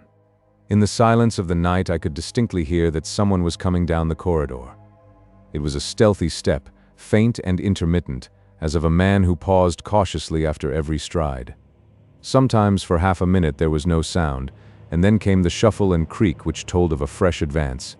My companion was trembling with excitement. His hand, which still held my sleeve, twitched like a branch in the wind. "What is it?" I whispered. "It's he." "Sir Thomas?" "Yes." "What does he want?" "Hush! Do nothing until I tell you." I was conscious now that someone was trying the door. There was the faintest little rattle from the handle, and then I dimly saw a thin slit of subdued light. There was a lamp burning somewhere far down the passage, and it just sufficed to make the outside visible from the darkness of our room. The grayish slit grew broader and broader, very gradually, very gently, and then outlined against it I saw the dark figure of a man. He was squat and crouching, with the silhouette of a bulky and misshapen dwarf. Slowly the door swung open with this ominous shape framed in the center of it. And then, in an instant, the crouching figure shot up. There was a tiger spring across the room, and thud, thud, thud, came 3 tremendous blows from some heavy object upon the bed. I was so paralyzed with amazement that I stood motionless and staring until I was aroused by a yell for help from my companion. The open door shed enough light for me to see the outline of things, and there was little Lord Linchmere with his arms round the neck of his brother-in-law, holding bravely onto him like a game bull terrier with its teeth into a gaunt deerhound. The tall, bony man dashed himself about, writhing round and round to get a grip upon his assailant. But the other, clutching on from behind, still kept his hold, though his shrill, frightened cries showed how unequal he felt the contest to be. I sprang to the rescue, and the two of us managed to throw Sir Thomas to the ground, though he made his teeth meet in my shoulder. With all my youth and weight and strength, it was a desperate struggle before we could master his frenzied struggles. But at last we secured his arms with the waistcord of the dressing gown which he was wearing.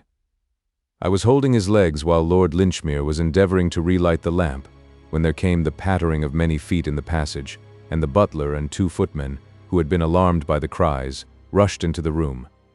With their aid we had no further difficulty in securing our prisoner, who lay foaming and glaring upon the ground. One glance at his face was enough to prove that he was a dangerous maniac, while the short, heavy hammer which lay beside the bed showed how murderous had been his intentions. "Do not use any violence," said Lord Linchmere as we raised the struggling man to his feet. "He will have a period of stupor after this excitement. I believe that it is coming on already." As he spoke, the convulsions became less violent, and the madman's head fell forward upon his breast, as if he were overcome by sleep.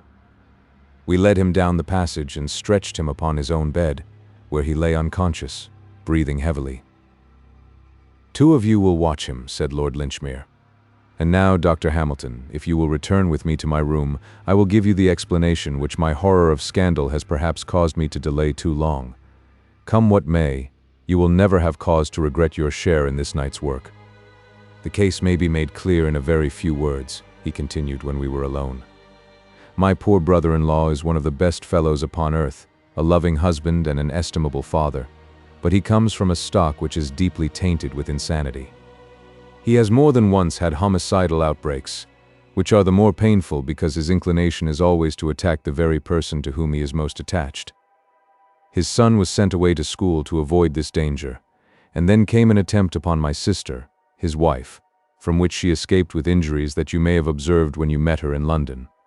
You understand that he knows nothing of the matter when he is in his sound senses, and would ridicule the suggestion that he could under any circumstances injure those whom he loves so dearly.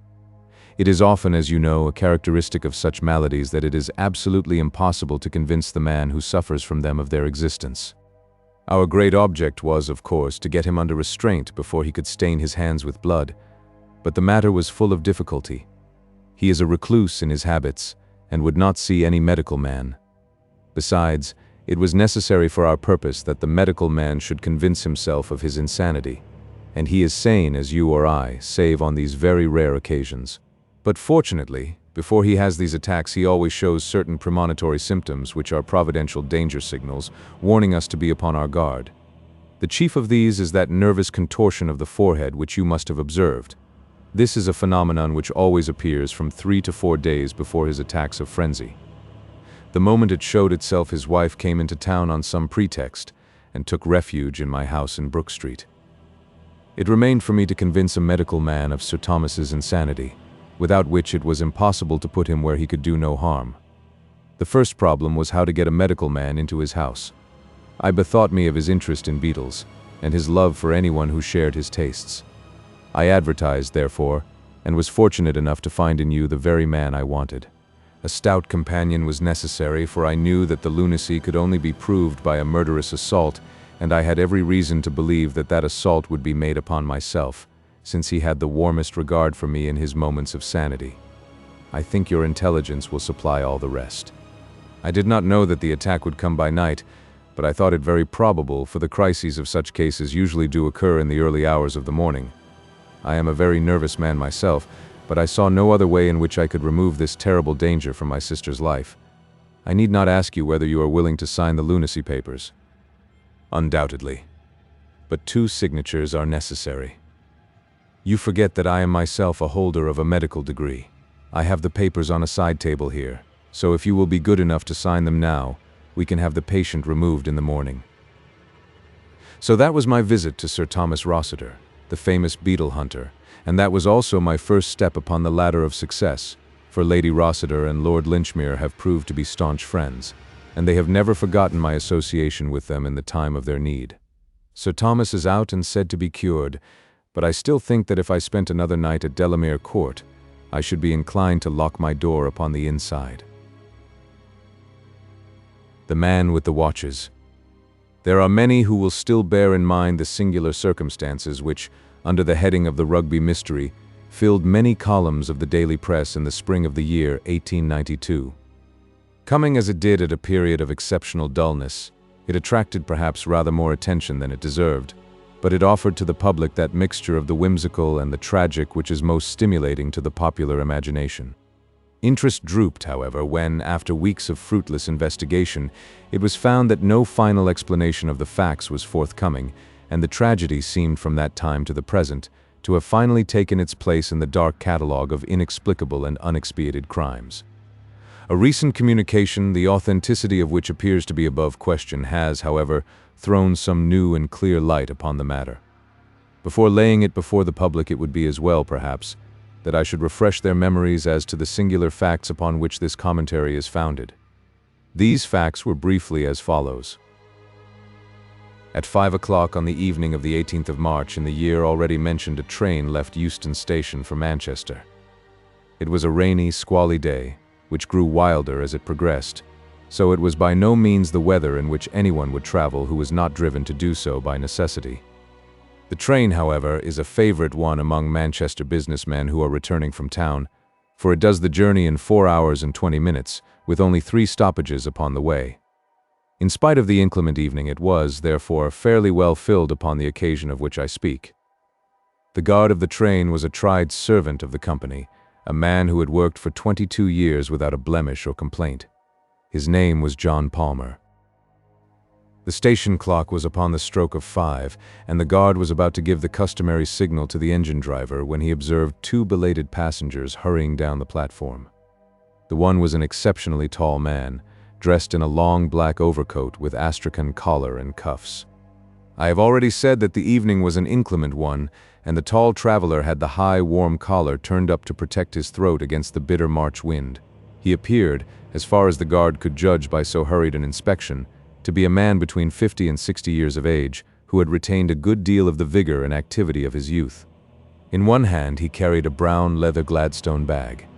His companion was a lady, tall and erect, walking with a vigorous step which outpaced the gentleman beside her. She wore a long, fawn-colored dust cloak, a black, close-fitting toque, and a dark veil which concealed the greater part of her face. The two might very well have passed as father and daughter. They walked swiftly down the line of carriages, glancing in at the windows until the guard, John Palmer, overtook them. "Now then, sir, look sharp. The train is going," said he. "First class," the man answered. The guard turned the handle of the nearest door. In the carriage which he had opened, there sat a small man with a cigar in his mouth. His appearance seems to have impressed itself upon the guard's memory, for he was prepared, afterwards, to describe or to identify him. He was a man of 34 or 35 years of age, dressed in some gray material, sharp-nosed, alert, with a ruddy, weather-beaten face, and a small, closely cropped black beard. He glanced up as the door was opened. The tall man paused with his foot upon the step. "This is a smoking compartment. The lady dislikes smoke," said he, looking round at the guard. "All right. Here you are, sir," said John Palmer. He slammed the door of the smoking carriage, opened that of the next one, which was empty, and thrust the 2 travelers in. At the same moment he sounded his whistle and the wheels of the train began to move. The man with the cigar was at the window of his carriage and said something to the guard as he rolled past him, but the words were lost in the bustle of the departure. Palmer stepped into the guard's van as it came up to him and thought no more of the incident. 12 minutes after its departure, the train reached Willesden Junction, where it stopped for a very short interval. An examination of the tickets has made it certain that no one either joined or left it at this time, and no passenger was seen to alight upon the platform. At 5:14 the journey to Manchester was resumed, and Rugby was reached at 6:50, the express being 5 minutes late. At Rugby, the attention of the station officials was drawn to the fact that the door of one of the first-class carriages was open. An examination of that compartment and of its neighbor disclosed a remarkable state of affairs. The The smoking carriage in which the short, red-faced man with the black beard had been seen was now empty. Save for a half-smoked cigar, there was no trace whatever of its recent occupant. The door of this carriage was fastened. In the next compartment to which attention had been originally drawn, there was no sign either of the gentleman with the astrakhan collar or of the young lady who accompanied him. All three passengers had disappeared. On the other hand, there was found upon the floor of this carriage, the one in which the tall traveler and the lady had been, a young man fashionably dressed and of elegant appearance. He lay with his knees drawn up and his head resting against the farther door, an elbow upon either seat. A bullet had penetrated his heart, and his death must have been instantaneous. No one had seen such a man enter the train, and no railway ticket was found in his pocket. Neither were there any markings upon his linen, nor papers, nor personal property which might help to identify him. Who he was, whence he had come, and how he had met his end were each as great a mystery as what had occurred to the three people who had started an hour and a half before from Willesden in those two compartments.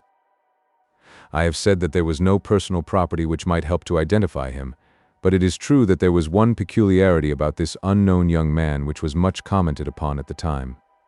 In his pockets were found no fewer than 6 valuable gold watches, 3 in the various pockets of his waistcoat, 1 in his ticket pocket, 1 in his breast pocket, and 1 small one set in a leather strap and fastened round his left wrist. The obvious explanation that the man was a pickpocket, and that this was his plunder, was discounted by the fact that all 6 were of American make, and of a type which is rare in England. 3 of them bore the mark of the Rochester Watchmaking Company. 1 was by Mason of Elmira, 1 was unmarked, and the small one, which was highly jeweled and ornamented, was from Tiffany of New York. The other contents of his pocket consisted of an ivory knife with a corkscrew by Rogers, of Sheffield, a small circular mirror, 1 inch in diameter, a readmission slip to the Lyceum Theatre, a silver box full of Vesta matches, and a brown leather cigar case containing 2 cheroots, also £2 14 shillings in money. It was clear then that whatever motives may have led to his death, robbery was not among them. As already mentioned, there were no markings upon the man's linen, which appeared to be new, and no tailor's name upon his coat. In appearance he was young, short, smooth-cheeked, and delicately featured. One of his front teeth was conspicuously stopped with gold. On the discovery of the tragedy, an examination was instantly made of the tickets of all passengers, and the number of the passengers themselves was counted. It was found that only 3 tickets were unaccounted for, corresponding to the 3 travelers who were missing. The express was then allowed to proceed, but a new guard was sent with it, and John Palmer was detained as a witness at Rugby. The carriage which included the 2 compartments in question was uncoupled and sidetracked. Then, on the arrival of Inspector Vane of Scotland Yard and of Mr. Henderson, a detective in the service of the railway company, an exhaustive inquiry was made into all the circumstances. That crime had been committed was certain. The bullet, which appeared to have come from a small pistol or revolver, had been fired from some little distance, as there was no scorching of the clothes. No weapon was found in the compartment, which finally disposed of the theory of suicide, nor was there any sign of the brown leather bag which the guard had seen in the hand of the tall gentleman. A lady's parasol was found upon the rack, but no other trace was to be seen of the travelers in either of the sections.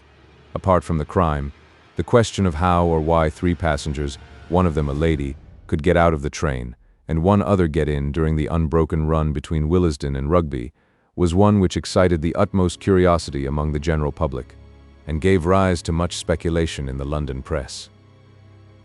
John Palmer, the guard, was able at the inquest to give some evidence which threw a little light upon the matter.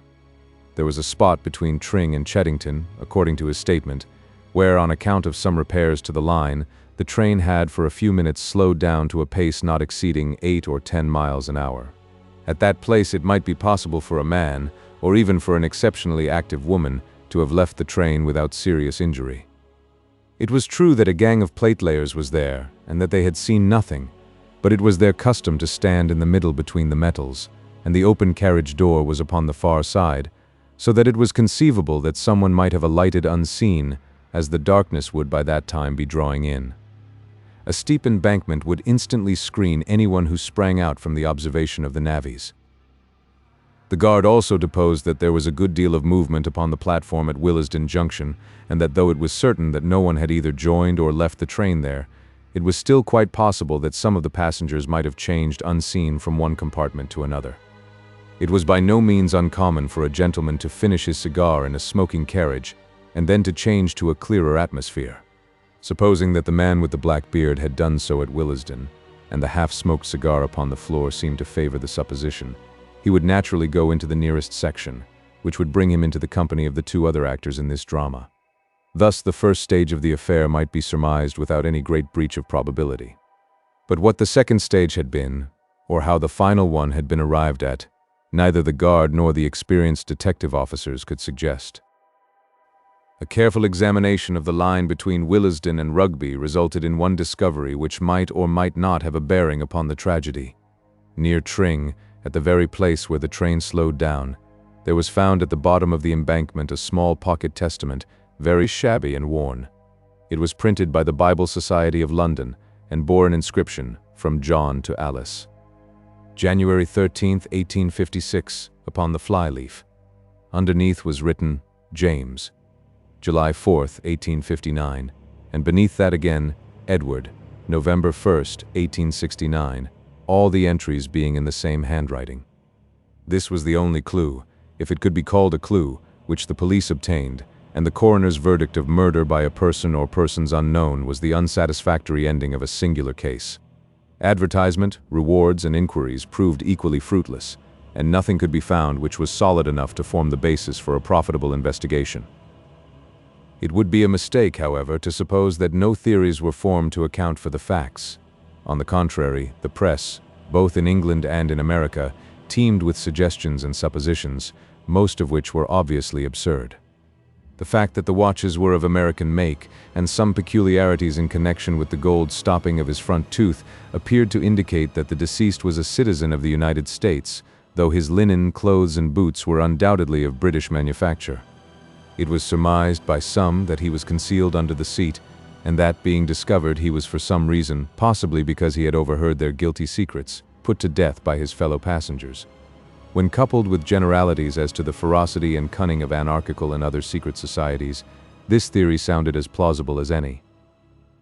The fact that he should be without a ticket would be consistent with the idea of concealment, and it was well known that women played a prominent part in the nihilistic propaganda. On the other hand, it was clear from the guard's statement that the man must have been hidden there before the others arrived, and how unlikely the coincidence that conspirators should stray exactly into the very compartment in which a spy was already concealed. Besides, this explanation ignored the man in the smoking carriage and gave no reason at all for his simultaneous disappearance. The police had little difficulty in showing that such a theory would not cover the facts, but they were unprepared in the absence of evidence to advance any alternative explanation. There was a letter in the Daily Gazette, over the signature of a well-known criminal investigator, which gave rise to considerable discussion at the time. He had formed a hypothesis which had at least ingenuity to recommend it, and I cannot do better than append it in his own words. "Whatever may be the truth," said he, "it must depend upon some bizarre and rare combination of events, so we need have no hesitation in postulating such events in our explanation. In the absence of data, we must abandon the analytic or scientific method of investigation and must approach it in the synthetic fashion. In a word, instead of taking known events and deducing from them what has occurred, we must build up a fanciful explanation if it will only be consistent with known events. We can then test this explanation by any fresh facts which may arise. If they all fit into their places, the probability is that we are upon the right track, and with each fresh fact this probability increases in a geometrical progression until the evidence becomes final and convincing. Now there is one most remarkable and suggestive fact which has not met with the attention which it deserves. There is a local train running through Harrow and King's Langley, which is timed in such a way that the express must have overtaken it at or about the period when it eased down its speed to 8 miles an hour on account of the repairs of the line. The two trains would at that time be traveling in the same direction at a similar rate of speed and upon parallel lines. It is within everyone's experience how, under such circumstances, the occupant of each carriage can see very plainly the passengers in the other carriages opposite to him.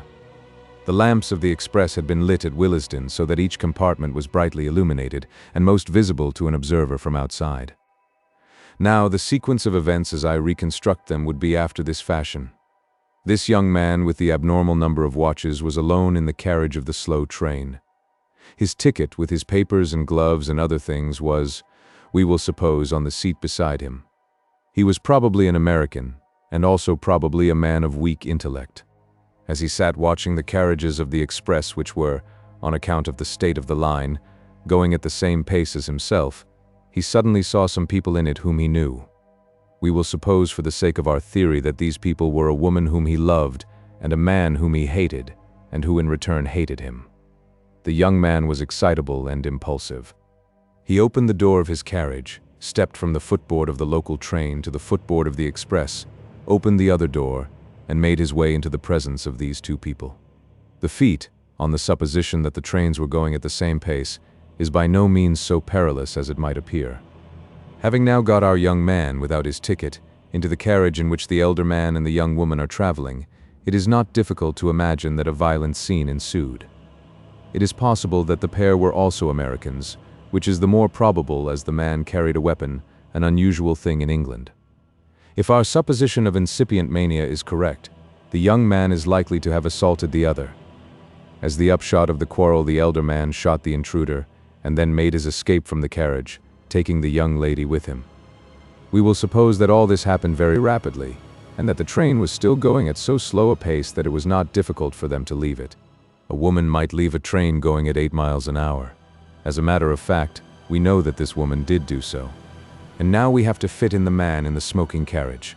Presuming that we have, up to this point, reconstructed the tragedy correctly, we shall find nothing in this other man to cause us to reconsider our conclusions. According to my theory, this man saw the young fellow cross from one train to the other, saw him open the door, heard the pistol shot, saw the two fugitives spring out onto the line, realized that murder had been done, and sprang out himself in pursuit. Why, he has never been heard of since, whether he met his own death in the pursuit, or whether, as is more likely, he was made to realize that it was not a case for his interference, is a detail which we have at present no means of explaining. I acknowledge that there are some difficulties in the way. At first sight, it might seem improbable that at such a moment a murderer would burden himself in his flight with a brown leather bag. My answer is that he was well aware that if the bag were found, his identity would be established. It was absolutely necessary for him to take it with him. My theory stands or falls upon one point, and I call upon the railway company to make strict inquiry as to whether a ticket was found unclaimed in the local train through Harrow and King's Langley upon the 18th of March. If such a ticket were found, my case is proved. If not, my theory may still be the correct one, for it is conceivable either that he traveled without a ticket or that his ticket was lost. To this elaborate and plausible hypothesis, the answer of the police and of the company was, first, that no such ticket was found; secondly, that the slow train would never run parallel to the express; and thirdly, that the local train had been stationary in King's Langley station when the express, going at 50 miles an hour, had flashed past it. So perished the only satisfying explanation, and 5 years have elapsed without supplying a new one. Now at last, there comes a statement which covers all the facts, and which must be regarded as authentic. It took the shape of a letter dated from New York, and addressed to the same criminal investigator whose theory I have quoted. It is given here in extenso, with the exception of the 2 opening paragraphs which are personal in their nature. You'll excuse me if I'm not very free with names. There's less reason now than there was 5 years ago when Mother was still living. But for all that, I had rather cover up our tracks all I can. But I owe you an explanation, for if your idea of it was wrong, it was a mighty ingenious one all the same. I'll have to go back a little so as you may understand all about it. My people came from Bucks, England, and emigrated to the States in the early 50s. They settled in Rochester in the state of New York, where my father ran a large dry goods store. There were only 2 sons, myself, James, and my brother, Edward. I was 10 years older than my brother, and after my father died, I sort of took the place of a father to him, as an elder brother would. He was a bright, spirited boy, and just one of the most beautiful creatures that ever lived. But there was always a soft spot in him, and it was like mold in cheese, for it spread and spread, and nothing that you could do would stop it. Mother saw it just as clearly as I did, but she went on spoiling him all the same, for he had such a way with him that you could refuse him nothing. I did all I could to hold him in, and he hated me for my pains. At last he fairly got his head, and nothing that we could do would stop him. He got off into New York and went rapidly from bad to worse.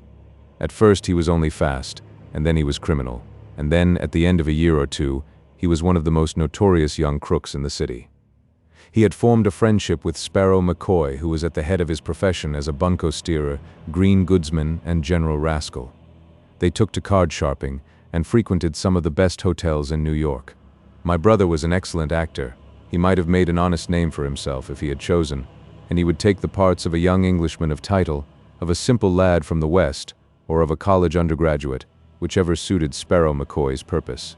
And then one day he dressed himself as a girl, and he carried it off so well and made himself such a valuable decoy that it was their favorite game afterwards. They had made it right with Tammany and with the police, so it seemed as if nothing could ever stop them, for those were in the days before the Lexow Commission, and if you only had a pull, you could do pretty nearly everything you wanted. And nothing would have stopped them if they had only stuck to cards in New York, but they must needs come up Rochester way and forge a name upon a check. It was my brother that did it, though everyone knew that it was under the influence of Sparrow McCoy. I bought up that check, and a pretty sum it cost me. Then I went to my brother, laid it before him on the table, and swore to him that I would prosecute if he did not clear out of the country. At first he simply laughed. I could not prosecute, he said, without breaking our mother's heart, and he knew that I would not do that. I made him understand, however, that our mother's heart was being broken in any case, and that I had set firm on the point that I would rather see him in Rochester jail than in a New York hotel. So at last he gave in, and he made me a solemn promise that he would see Sparrow McCoy no more, that he would go to Europe, and that he would turn his hand to any honest trade that I helped him to get. I took him down right away to an old family friend, Joe Wilson, who is an exporter of American watches and clocks, and I got him to give Edward an agency in London with a small salary and a 15% commission on all business. His manner and appearance were so good that he won the old man over at once, and within a week he was sent off to London with a case full of samples. It seemed to me that this business of the check had really given my brother a fright, and that there was some chance of his settling down into an honest line of life. My mother had spoken with him, and what she said had touched him, for she had always been the best of mothers to him, and he had been the great sorrow of her life. But I knew that this man Sparrow McCoy had a great influence over Edward, and my chance of keeping the lad straight lay in breaking the connection between them. I had a friend in the New York detective force, and through him I kept a watch upon McCoy. When, within a fortnight of my brother's sailing, I heard that McCoy had taken a berth in the Etruria, I was as certain as if he had told me that he was going over to England for the purpose of coaxing Edward back again into the ways that he had left. In an instant I had resolved to go also, and to pit my influence against McCoy's. I knew it was a losing fight, but I thought, and my mother thought, that it was my duty. We passed the last night together in prayer for my success, and she gave me her own testament that my father had given her on the day of their marriage in the old country, so that I might always wear it next my heart. I was a fellow traveler on the steamship with Sparrow McCoy, and at least I had the satisfaction of spoiling his little game for the voyage. The very first night I went into the smoking room, and found him at the head of a card table, with a half a dozen young fellows who were carrying their full purses and their empty skulls over to Europe. He was settling down for his harvest, and a rich one it would have been. But I soon changed all that. "Gentlemen," said I, "are you aware whom you are playing with?" "What's that to you?" "You mind your own business," said he, with an oath. "Who is it, anyway?" asked one of the dudes. "He's Sparrow McCoy, the most notorious card sharper in the States." Up he jumped with a bottle in his hand, but he remembered that he was under the flag of the effete old country, where law and order run, and Tammany has no pull. Jail and the gallows wait for violence and murder, and there's no slipping out by the back door on board an ocean liner. "Prove your words, you," said he. "I will," said I. "If you will turn up your right shirt sleeve to the shoulder, I will either prove my words or I will eat them." He turned white and said not a word. You see, I knew something of his ways, and I was aware of that part of the mechanism which he and all such sharpers use consists of an elastic down the arm with a clip just above the wrist. It is by means of this clip that they withdraw from their hands the cards which they do not want, while they substitute other cards from another hiding place. I reckoned on it being there, and it was. He cursed me, slunk out of the saloon, and was hardly seen again during the voyage. For once, at any rate, I got level with Mr. Sparrow McCoy. But he soon had his revenge upon me, for when it came to influencing my brother, he outweighed me every time. Edward had kept himself straight in London for the first few weeks, and had done some business with his American watches, until this villain came across his path once more. I did my best, but the best was little enough. The next thing I heard, there had been a scandal at one of the Northumberland Avenue hotels. A traveler had been fleeced of a large sum by 2 Confederate card sharpers, and the matter was in the hands of Scotland Yard. The first I learned of it was in the evening paper, and I was at once certain that my brother and McCoy were back at their old games. I hurried at once to Edward's lodgings. They told me that he and a tall gentleman, whom I recognized as McCoy, had gone off together, and that he had left the lodgings and taken his things with him. The landlady had heard them give several directions to the cabman, ending with Euston Station, and she had accidentally overheard the tall gentleman saying something about Manchester. She believed that that was their destination. A glance at the timetable showed me that the most likely train was at 5, though there was another at 4:35 which they might have caught. I had only time to get the later one, but found no sign of them either at the depot or in the train. They must have gone on by the earlier one, so I determined to follow them to Manchester and search for them in the hotels there.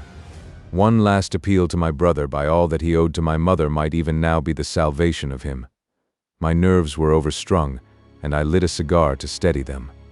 At that moment, just as the train was moving off, the door of my compartment was flung open, and there were McCoy and my brother on the platform. They were both disguised, and with good reason, for they knew that the London police were after them.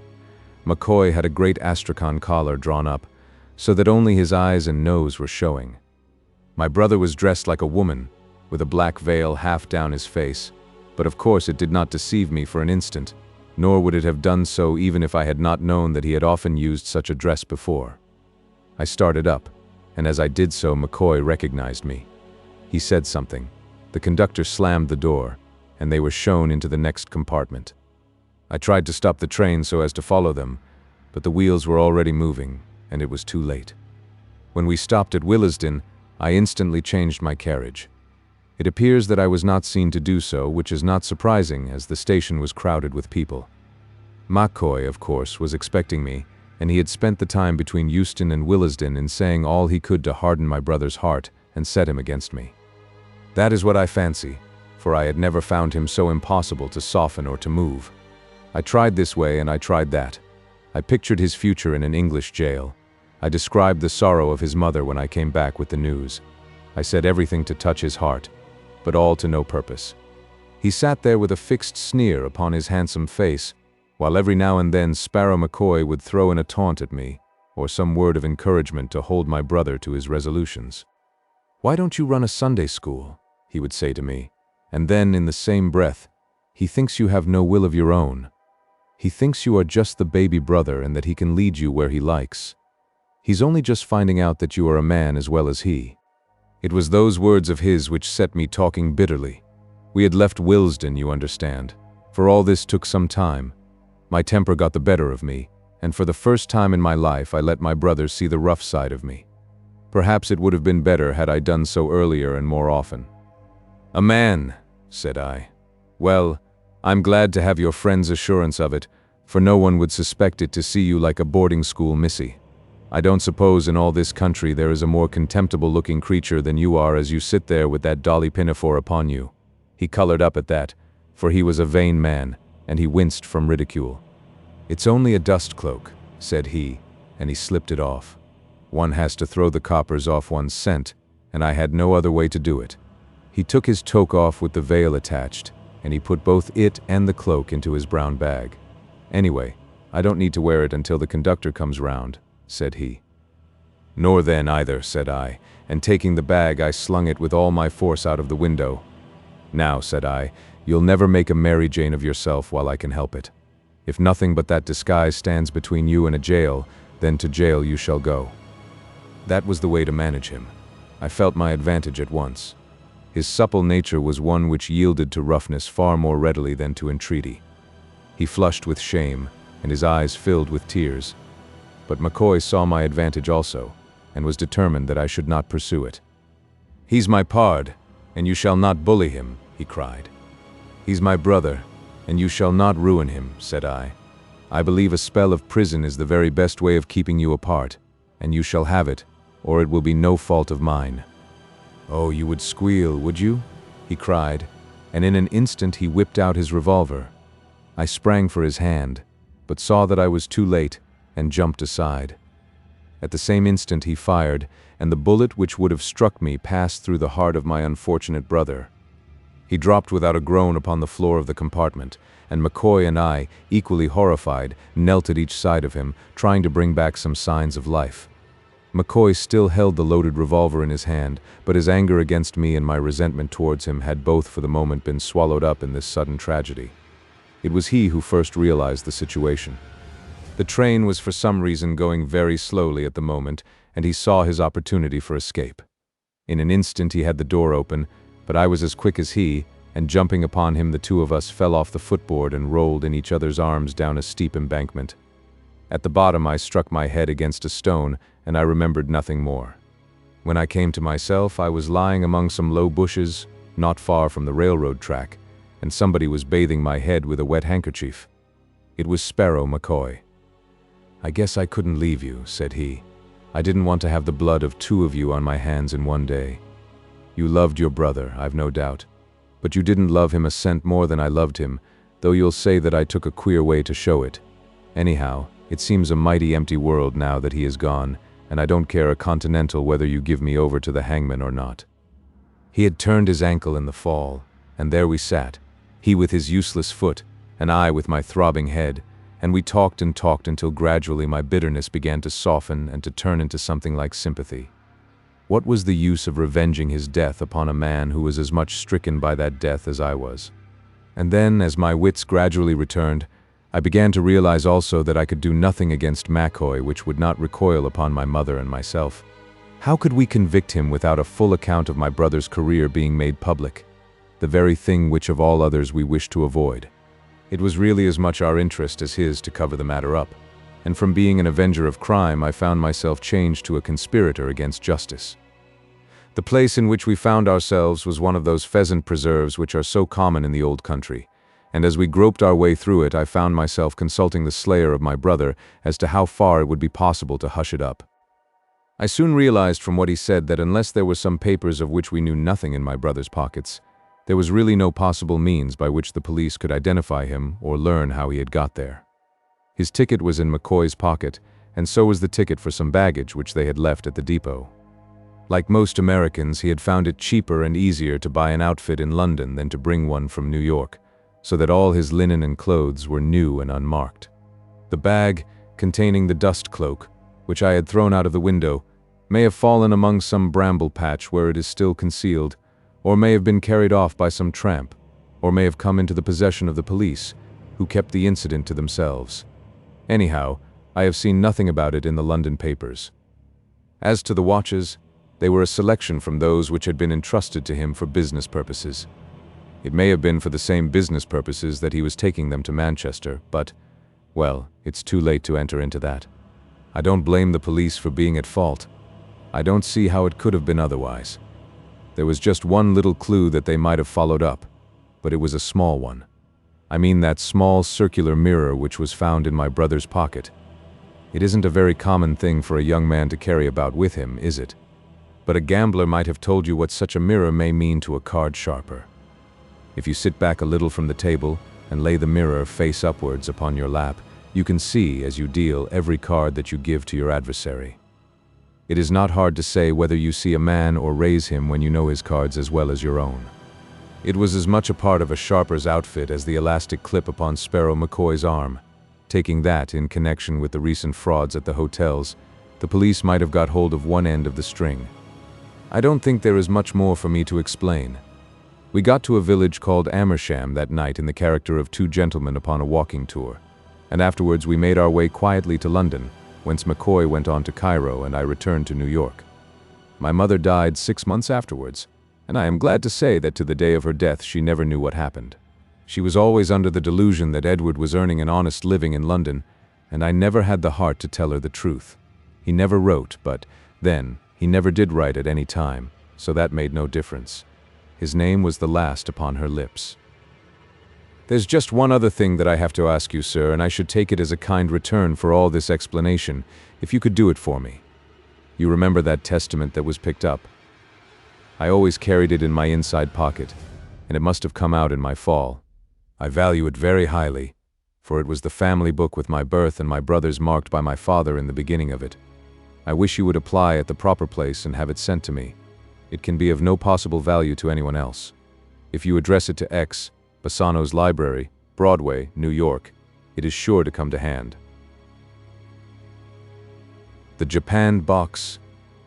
It was a curious thing, said the private tutor, one of those grotesque and whimsical incidents which occur to one as one goes through life.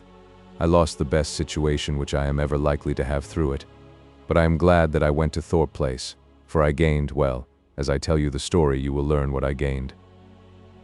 I don't know whether you are familiar with that part of the Midlands which is drained by the Avon. It is the most English part of England. Shakespeare, the flower of the whole race, was born right in the middle of it.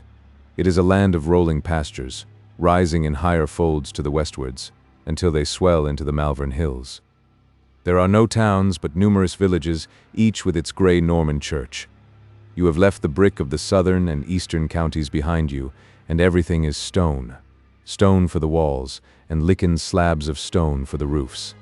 It is all grim and solid and massive, as befits the heart of a great nation. It was in the middle of this country, not very far from Evesham, that Sir John Bollamore lived in the old ancestral home of Thorpe Place, and thither it was that I came to teach his two little sons. Sir John was a widower, his wife had died 3 years before, and he had been left with these two lads aged 8 and 10, and one dear little girl of 7. Miss Witherton, who is now my wife, was governess to this little girl. I was tutor to the two boys. Could there be a more obvious prelude to an engagement? She governs me now, and I tutor 2 little boys of our own. But there, I have already revealed what it was which I gained in Thorpe Place. It was a very, very old house, incredibly old, pre-Norman some of it, and the Bollamores claim to have lived in that situation since long before the Conquest. It struck a chill to my heart when first I came there. Those enormously thick grey walls, the rude crumbling stones, the smell as from a sick animal which exhaled from the rotting plaster of the aged building. But the modern wing was bright and the garden was well kept. No house could be dismal which had a pretty girl inside it, and such a show of roses in front. Apart from a very complete staff of servants, there were only 4 of us in the household. These were Miss Witherton, who was at that time 24 and as pretty, well, as pretty as Mrs. Colmore is now, myself, Frank Colmore, aged 30, Mrs. Stevens, the housekeeper, a dry, silent woman, and Mr. Richards, a tall, military-looking man, who acted as steward to the Bollamore estates. We 4 always had our meals together, but Sir John had his usually alone in the library. Sometimes he joined us at dinner, but on the whole we were just as glad when he did not. For he was a very formidable person. Imagine a man 6 feet 3 inches in height, majestically built, with a high-nosed, aristocratic face, brindled hair, shaggy eyebrows, a small, pointed Mephistophelian beard, and lines upon his brow and round his eyes as deep as if they had been carved with a penknife. He had grey eyes, weary, hopeless-looking eyes, proud and yet pathetic, eyes which claimed your pity and yet dared you to show it. His back was rounded with study, but otherwise he was as fine a looking man of his age, 55 perhaps, as any woman would wish to look upon. But his presence was not a cheerful one. He was always courteous, always refined, but singularly silent and retiring. I have never lived so long with any man and known so little of him. If he were indoors, he spent his time either in his own small study in the Eastern Tower, or in the library in the modern wing. So regular was his routine that one could always say at any hour exactly where he would be. Twice in the day he would visit his study, once after breakfast, and once about 10 at night. You might set your watch by the slam of the heavy door. For the rest of the day he would be in his library, save that for an hour or 2 in the afternoon he would take a walk or a ride, which was solitary like the rest of his existence. He loved his children, and was keenly interested in the progress of their studies, but they were a little awed by the silent, shaggy-browed figure, and they avoided him as much as they could. Indeed, we all did that. It was some time before I came to know anything about the circumstances of Sir John Bollamore's life, for Mrs. Stevens, the housekeeper, and Mr. Richards, the land steward, were too loyal to talk easily of their employer's affairs. As to the governess, she knew no more than I did, and our common interest was one of the causes which drew us together. At last, however, an incident occurred which led to a closer acquaintance with Mr. Richards and a fuller knowledge of the life of the man whom I served. The immediate cause of this was no less than the falling of Master Percy, the youngest of my pupils, into the mill race, with imminent danger both to his life and to mine, since I had to risk myself in order to save him. Dripping and exhausted, for I was far more spent than the child, I was making for my room when Sir John, who had heard the hubbub, opened the door of his little study and asked me what was the matter. I told him of the accident, but assured him that his child was in no danger, while he listened with a rugged, immobile face, which expressed in its intense eyes and tightened lips all the emotion which he tried to conceal. "One moment. Step in here. Let me have the details," said he, turning back through the open door. And so I found myself within that little sanctum, inside which, as I afterwards learned, no other foot had for 3 years been set save that of the old servant who cleaned it out.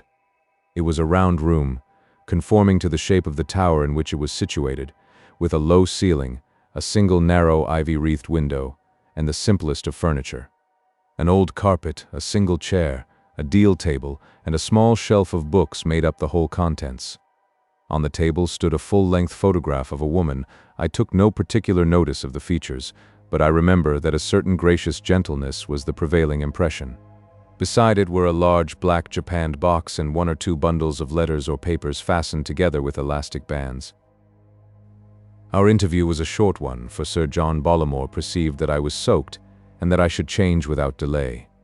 The incident led, however, to an instructive talk with Richards, the agent who had never penetrated into the chamber which chance had opened to me. That very afternoon he came to me, all curiosity, and walked up and down the garden path with me, while my 2 charges played tennis upon the lawn beside us. "You hardly realize the exception which has been made in your favor," said he. "That room has been kept such a mystery, and Sir John's visits to it have been so regular and consistent, that an almost superstitious feeling has arisen about it in the household.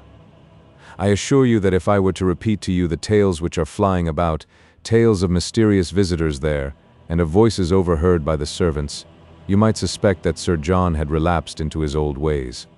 "Why do you say relapsed?" I asked. He looked at me in surprise. "Is it possible," said he, "that Sir John Bollamore's previous history is unknown to you?" "Absolutely. You astound me. I thought that every man in England knew something of his antecedents. I should not mention the matter if it were not that you are now one of ourselves, and that the facts might come to your ears in some harsher form if I were silent upon them. I always took it for granted that you knew that you were in the service of Devil Bollamore." "But why Devil?" I asked. "Ah, you are young and the world moves fast, but 20 years ago the name of Devil Bollamore was one of the best known in London. He was the leader of the fastest set, bruiser, driver, gambler, drunkard, a survival of the old type, and as bad as the worst of them." I stared at him in amazement. "What?" I cried. That quiet, studious, sad-faced man. "The greatest rip and debauchee in England, all between ourselves, Colmore. But you understand now what I mean when I say that a woman's voice in his room might even now give rise to suspicions. But what can have changed him so? Little Beryl Clare, when she took the risk of becoming his wife. That was the turning point. He had got so far that his own fast set had thrown him over. There is a world of difference, you know, between a man who drinks and a drunkard. They all drink, but they taboo a drunkard. He had become a slave to it, hopeless and helpless. Then she stepped in, saw the possibilities of a fine man in the wreck, took her chance in marrying him though she might have had the pick of a dozen, and, by devoting her life to it, brought him back to manhood and decency. You have observed that no liquor is ever kept in the house. There never has been any since her foot crossed its threshold. A drop of it would be like blood to a tiger even now. Then her influence still holds him? That is the wonder of it. When she died 3 years ago, we all expected and feared that he would fall back into his old ways. She feared it herself, and the thought gave a terror to death, for she was like a guardian angel to that man, and lived only for the one purpose. By the way, did you see a black japanned box in his room? Yes. I fancy it contains her letters. If ever he has occasion to be away, if only for a single night, he invariably takes his black japanned box with him. Well, Colmore, perhaps I have told you rather more than I should, but I shall expect you to reciprocate if anything of interest should come to your knowledge." I could see that the worthy man was consumed with curiosity and just a little piqued that I, the newcomer, should have been the first to penetrate into the untrodden chamber. But the fact raised me in his esteem, and from that time onwards I found myself upon more confidential terms with him. And now the silent and majestic figure of my employer became an object of greater interest to me. I began to understand that strangely human look in his eyes, those deep lines upon his careworn face. He was a man who was fighting a ceaseless battle, holding at arm's length, from morning till night, a horrible adversary who was forever trying to close with him, an adversary which would destroy him body and soul could it but fix its claws once more upon him. As I watched the grim, round-backed figure pacing the corridor or walking in the garden, this imminent danger seemed to take bodily shape, and I could almost fancy that I saw this most loathsome and dangerous of all the fiends crouching closely in his very shadow, like a half-cowed beast which slinks beside its keeper, ready at any unguarded moment to spring at his throat. And the dead woman, the woman who had spent her life in warding off this danger, took shape also to my imagination, and I saw her as a shadowy but beautiful presence which intervened forever with arms uplifted to screen the man whom she loved. In some subtle way he divined the sympathy which I had for him, and he showed in his own silent fashion that he appreciated it. He even invited me once to share his afternoon walk, and although no word passed between us on this occasion, it was a mark of confidence which he had never shown to anyone before. He asked me also to index his library. It was one of the best private libraries in England, and I spent many hours in the evening in his presence, if not in his society, he reading at his desk, and I sitting in a recess by the window reducing to order the chaos which existed among his books. In spite of these close relations, I was never again asked to enter the chamber in the turret. And then came my revulsion of feeling. A single incident changed all my sympathy to loathing, and made me realize that my employer still remained all that he had ever been, with the additional vice of hypocrisy. What happened was as follows. One evening Miss Witherton had gone down to Broadway, the neighboring village, to sing at a concert for some charity, and I, according to my promise, had walked over to escort her back. The drive sweeps round under the eastern turret, and I observed as I passed that the light was lit in the circular room. It was a summer evening, and the window, which was a little higher than our heads, was open. We were, as it happened, engrossed in our own conversation at the moment, and we had paused upon the lawn which skirts the old turret, when suddenly something broke in upon our talk and turned our thoughts away from our own affairs. It was a voice, the voice undoubtedly of a woman. It was low, so low that it was only in that still night air that we could have heard it. But hushed as it was, there was no mistaking its feminine timbre. It spoke hurriedly, gaspingly for a few sentences, and then was silent, a piteous, breathless, imploring sort of voice. Miss Witherton and I stood for an instant staring at each other. Then we walked quickly in the direction of the hall door. "It came through the window," I said. "We must not play the part of eavesdroppers," she answered. "We must forget that we have ever heard it." There was an absence of surprise in her manner which suggested a new idea to me. "You have heard it before?" I cried. "I could not help it. My own room is higher up on the same turret. It has happened frequently. Who can the woman be?" "I have no idea. I had rather not discuss it." Her voice was enough to show me what she thought. But granting that our employer led a double and dubious life, who could she be, this mysterious woman who kept him company in the old tower? I knew from my own inspection how bleak and bare a room it was. She certainly did not live there. But in that case, where did she come from? It could not be anyone of the household. They were all under the vigilant eyes of Mrs. Stevens. The visitor must come from without. But how? And then suddenly I remembered how ancient this building was, and how probable that some medieval passage existed in it. There is hardly an old castle without one. The mysterious room was the basement of the turret, so that if there were anything of the sort, it would open through the floor. There were numerous cottages in the immediate vicinity. The other end of the secret passage might lie among some tangle of bramble in the neighboring copse. I said nothing to anyone, but I felt that the secret of my employer lay within my power. And the more convinced I was of this, the more I marveled at the manner in which he concealed his true nature. Often, as I watched his austere figure, I asked myself if it were indeed possible that such a man should be living this double life, and I tried to persuade myself that my suspicions might after all prove to be ill-founded. But there was the female voice, there was the secret nightly rendezvous in the turret chamber. How could such facts admit of an innocent interpretation? I conceived a horror of the man. I was filled with loathing at his deep, consistent hypocrisy. Only once during all those months did I ever see him without that sad but impassive mask which he usually presented towards his fellow man. For an instant I caught a glimpse of those volcanic fires which he had damped down so long. The occasion was an unworthy one, for the object of his wrath was none other than the aged charwoman whom I have already mentioned as being the one person who was allowed within his mysterious chamber. I was passing the corridor which led to the turret, for my own room lay in that direction, when I heard a sudden, startled scream, and merged in it the husky, growling note of a man who is inarticulate with passion. It was the snarl of a furious wild beast. Then I heard his voice thrilling with anger. "You would dare," he cried. "You would dare to disobey my directions."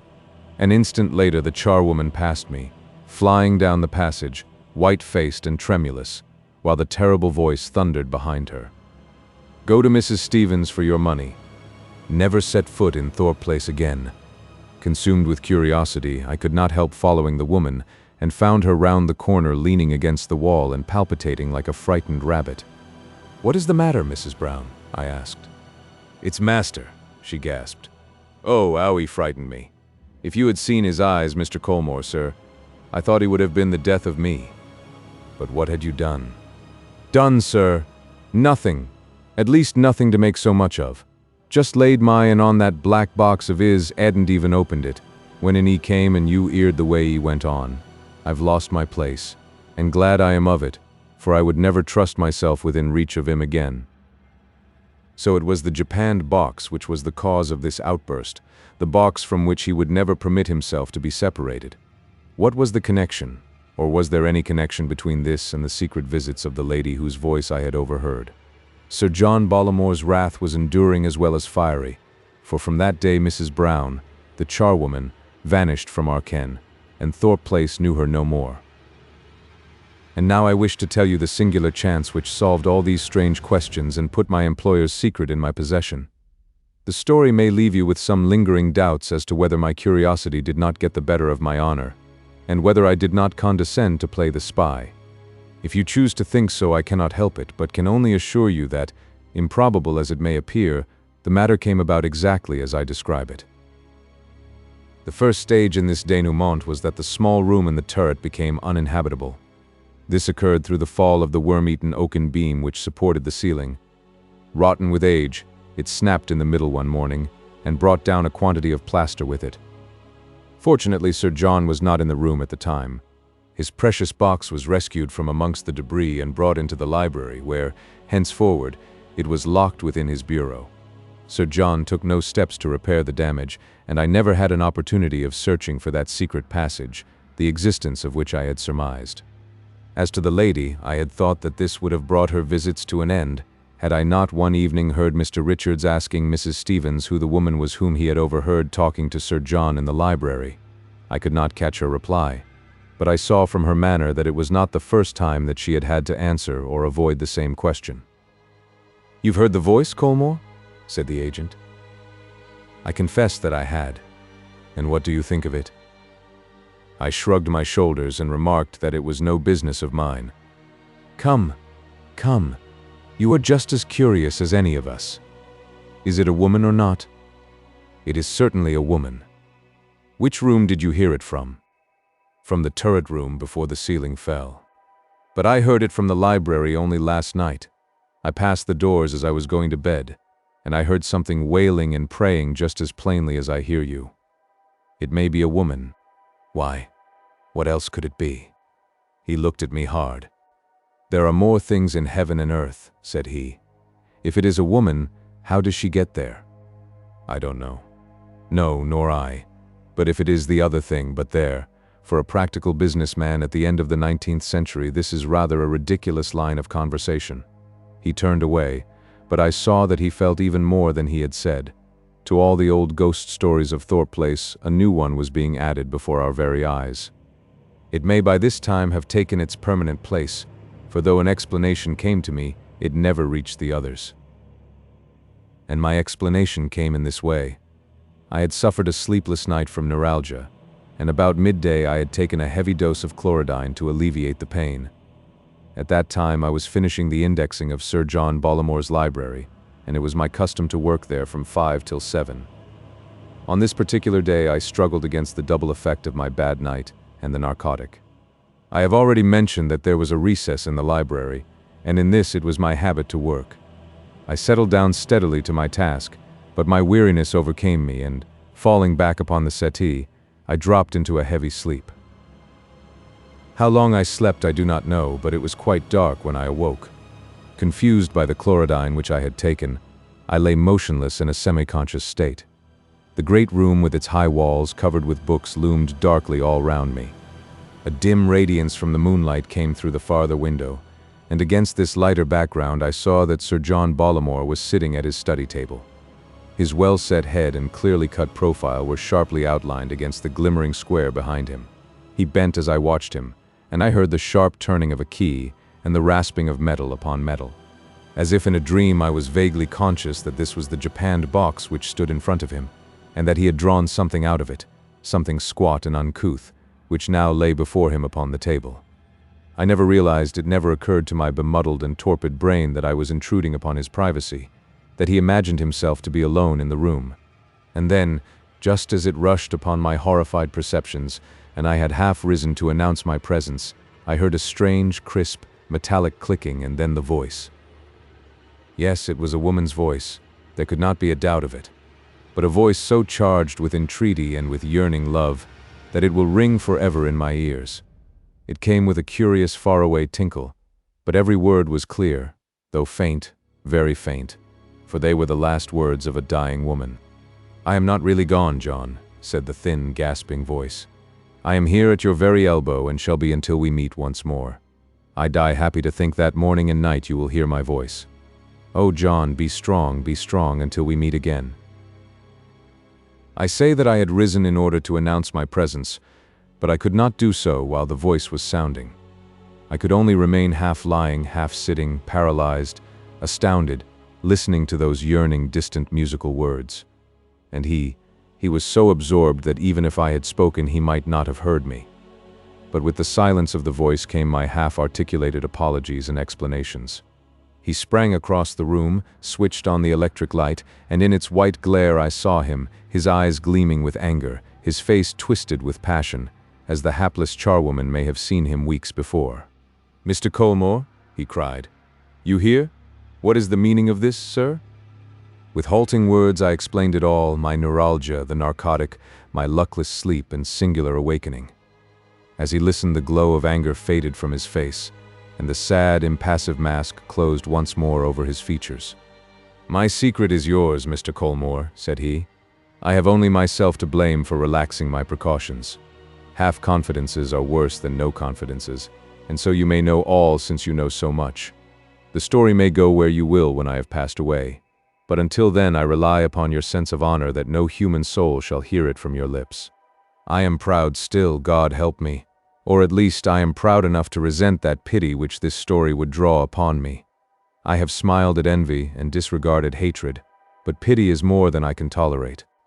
You have heard the source from which the voice comes, that voice which has, as I understand, excited so much curiosity in my household. I am aware of the rumors to which it has given rise. These speculations, whether scandalous or superstitious, are such as I can disregard and forgive. What I should never forgive would be a disloyal spying and eavesdropping in order to satisfy an illicit curiosity. But of that, Mr. Colmore, I acquit you. When I was a young man, sir, many years younger than you are now, I was launched upon town without a friend or advisor, and with a purse which brought only too many false friends and false advisors to my side. I drank deeply of the wine of life. If there is a man living who has drunk more deeply, he is not a man whom I envy. My purse suffered, my character suffered, My constitution suffered. Stimulants became a necessity to me. I was a creature from whom my memory recoils.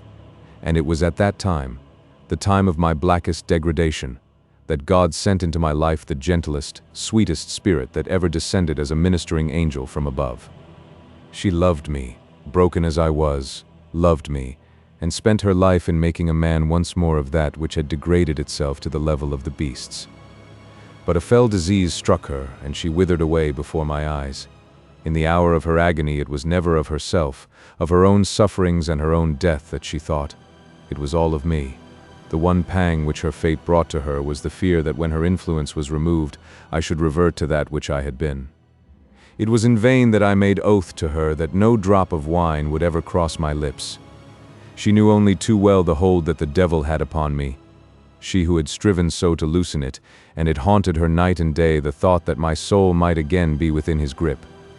It was from some friend's gossip of the sick room that she heard of this invention, this phonograph, and with the quick insight of a loving woman she saw how she might use it for her ends. She sent me to London to procure the best which money could buy. With her dying breath she gasped into it the words which have held me straight ever since. Lonely and broken. What else have I in all the world to uphold me? But it is enough. Please God, I shall face her without shame when he is pleased to reunite us. That is my secret, Mr. Colmore, and whilst I live I leave it in your keeping. The Black Doctor. Bishop's Crossing is a small village lying 10 miles in a southwesterly direction from Liverpool. Here in the early 70s there settled a doctor named Aloysius Lana. Nothing was known locally either of his antecedents or of the reasons which had prompted him to come to this Lancashire hamlet. 2 facts only were certain about him, the one that he had gained his medical qualification with some distinction at Glasgow, the other that he came undoubtedly of a tropical race, and was so dark that he might almost have had a strain of the Indian in his composition. His predominant features were, however, European, and he possessed a stately courtesy and carriage which suggested a Spanish extraction. A swarthy skin, raven black hair, and dark, sparkling eyes under a pair of heavily tufted brows made a strange contrast to the flaxen or chestnut rustics of England, and the newcomer was soon known as the Black Doctor of Bishop's Crossing. At first it was a term of ridicule and reproach. As the years went on it became a title of honor which was familiar to the whole countryside, and extended far beyond the narrow confines of the village.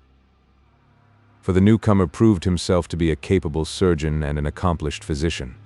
The practice of that district had been in the hands of Edward Roe, the son of Sir William Roe, the Liverpool consultant, but he had not inherited the talents of his father, and Dr. Lana, with his advantages of presence and of manner, soon beat him out of the field.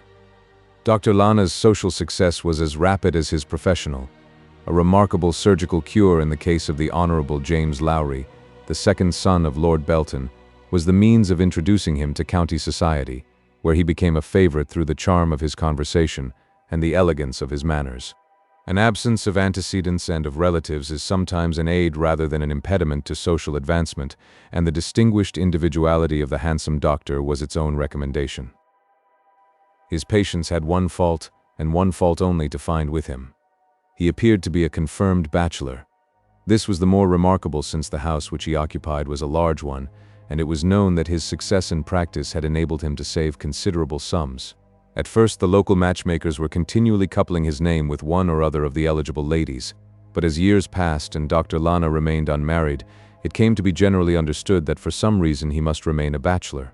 Some even went so far as to assert that he was already married, and that it was in order to escape the consequence of an early misalliance that he had buried himself at Bishop's Crossing.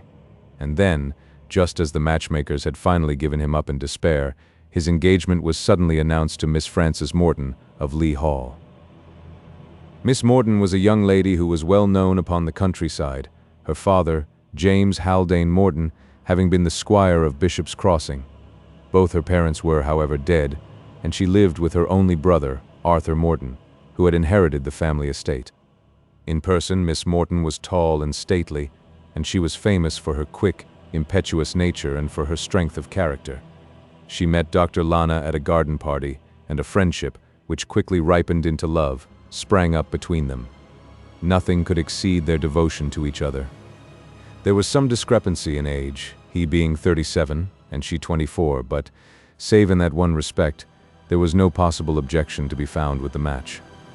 The engagement was in February, and it was arranged that the marriage should take place in August. Upon the 3rd of June, Dr. Lana received a letter from abroad. In a small village, the postmaster is also in a position to be the gossip master, and Mr. Bankley, of Bishop's Crossing, had many of the secrets of his neighbors in his possession.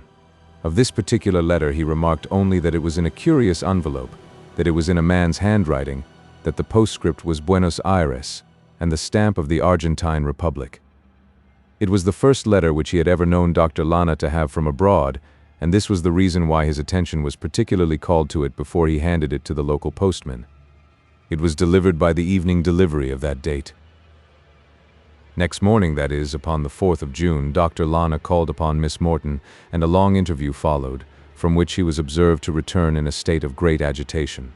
Miss Morton remained in her room all that day, and her maid found her several times in tears. In the course of a week it was an open secret to the whole village that the engagement was at an end, that Dr. Lana had behaved shamefully to the young lady, and that Arthur Morton, her brother, was talking of horsewhipping him. In what particular respect the doctor had behaved badly was unknown. Some surmised one thing and some another, but it was observed, and taken as the obvious sign of a guilty conscience, that he would go for miles round rather than pass the windows of Lee Hall, and that he gave up attending morning service upon Sundays where he might have met the young lady. There was an advertisement also in the Lancet as to the sale of a practice which mentioned no names, but which was thought by some to refer to Bishop's Crossing, and to mean that Dr. Lana was thinking of abandoning the scene of his success.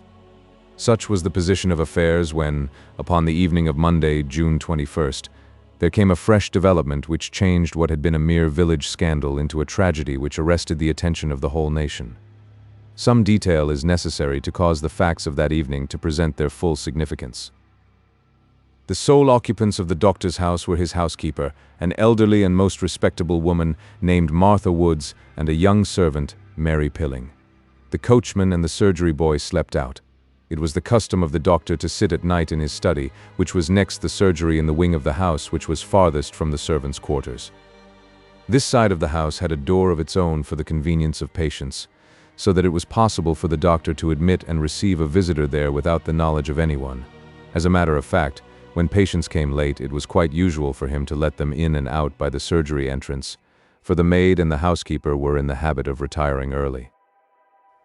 On this particular night, Martha Woods went into the doctor's study at 9:30, and found him writing at his desk. She bade him good night, sent the maid to bed, and then occupied herself until 11:15 in household matters. It was striking 11 upon the hall clock when she went to her own room. She had been there about a quarter of an hour or 20 minutes when she heard a cry or call, which appeared to come from within the house. She waited some time, but it was not repeated.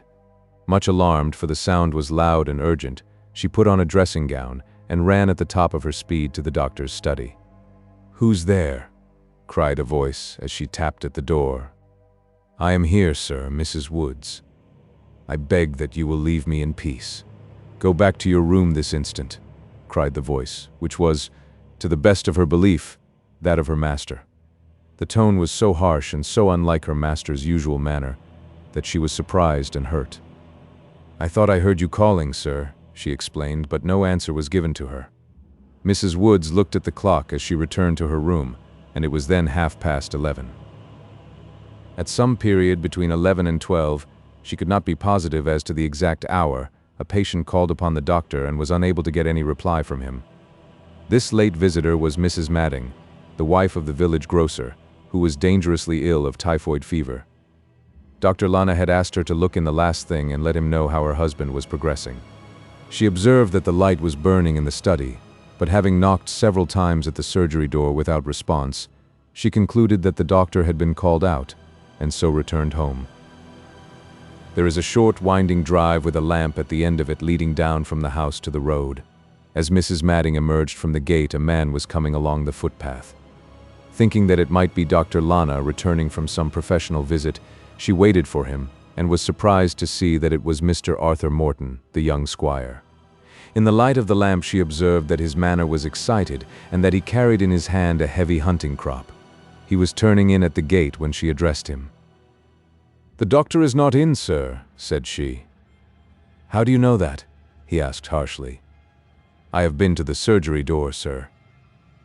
"I see a light," said the young squire, looking up the drive. "That is in his study, is it not?" "Yes, sir, but I am sure that he is out."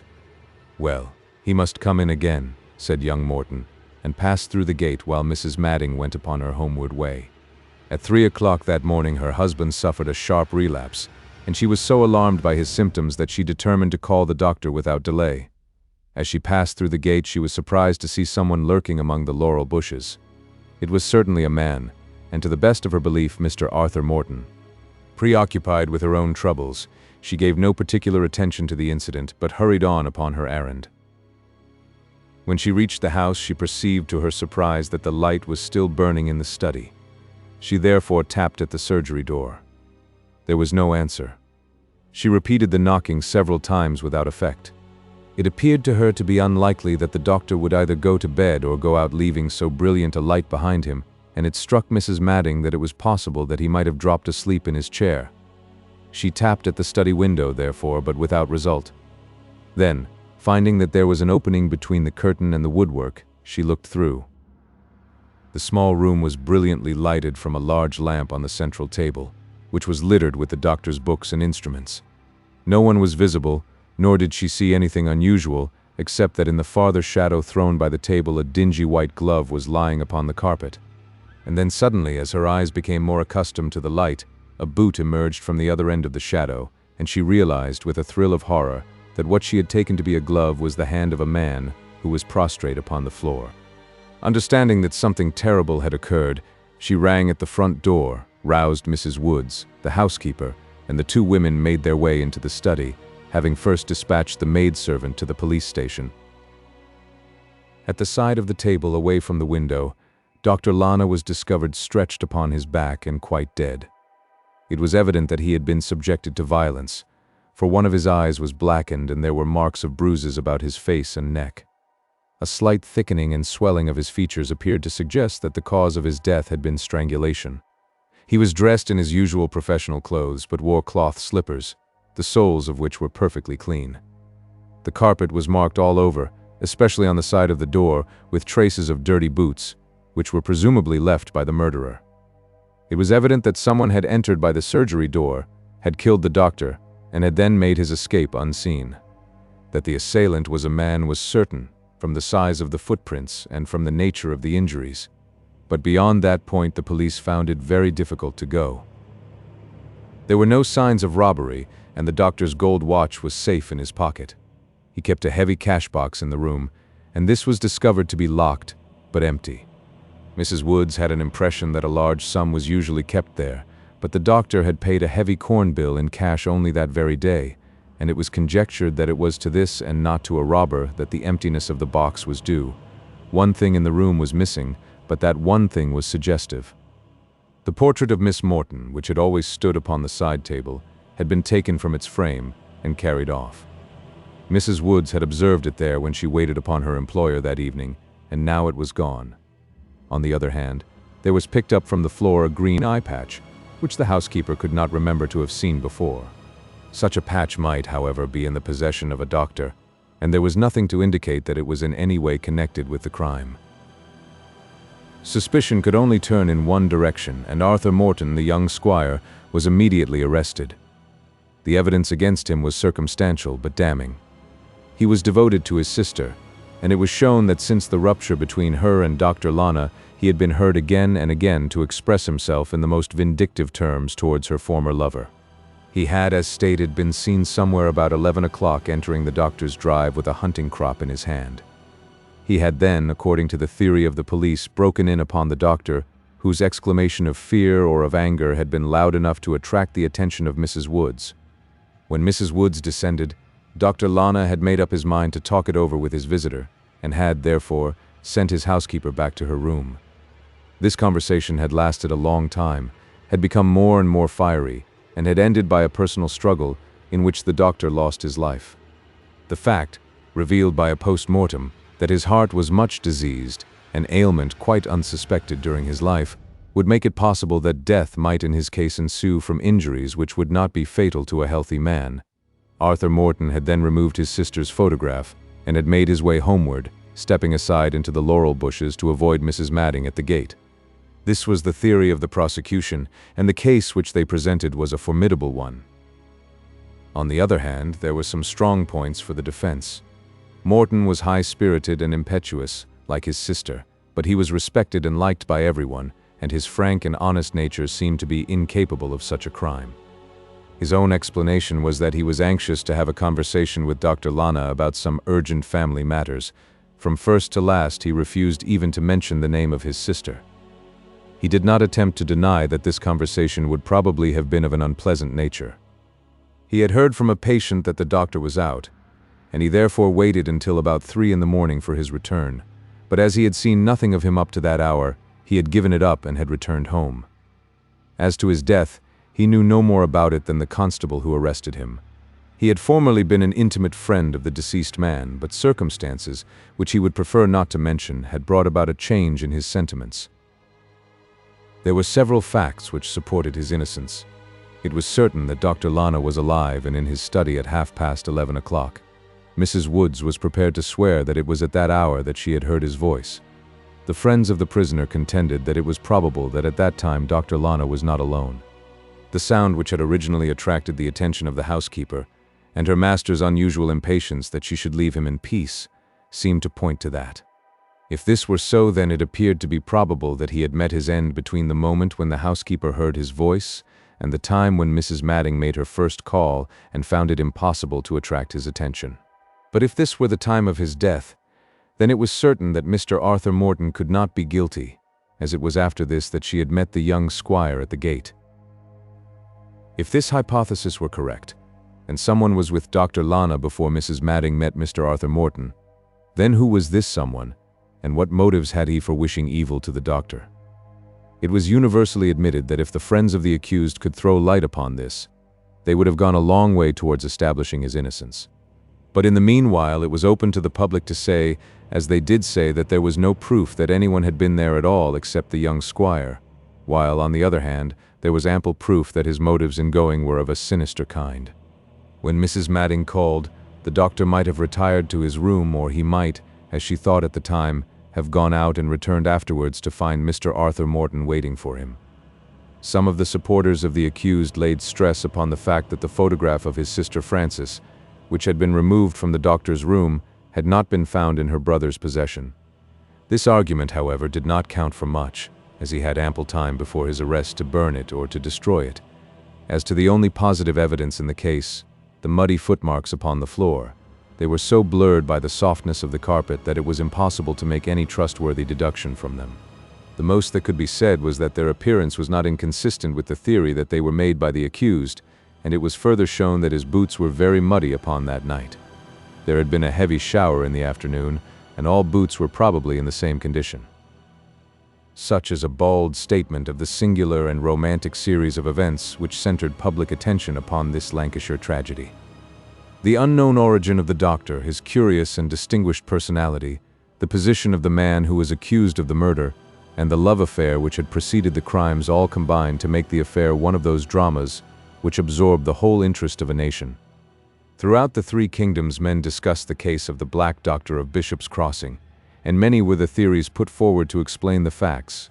But it may safely be said that among them all there was not one which prepared the minds of the public for the extraordinary sequel, which caused so much excitement upon the first day of the trial and came to a climax upon the second.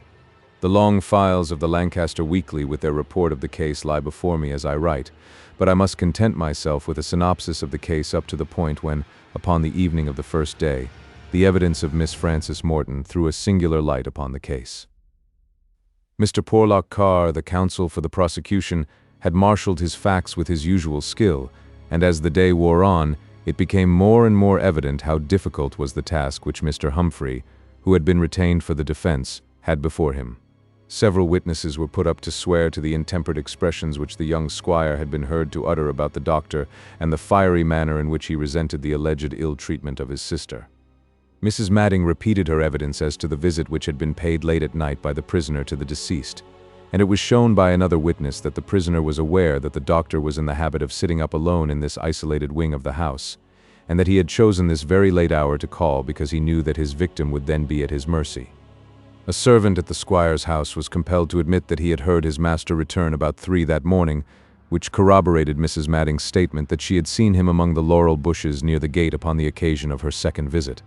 The muddy boots and an alleged similarity in the footprints were duly dwelt upon, and it was felt when the case for the prosecution had been presented that, however circumstantial it might be, it was none the less so complete and so convincing that the fate of the prisoner was sealed, unless something quite unexpected should be disclosed by the defense.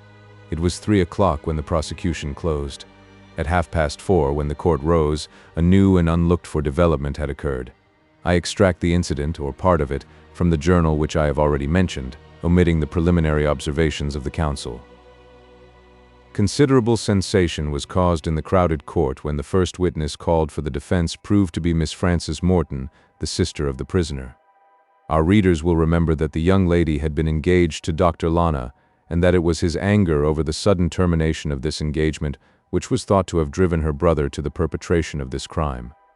Miss Morton had not, however, been directly implicated in the case in any way, either at the inquest or at the police court proceedings, and her appearance as the leading witness for the defense came as a surprise upon the public.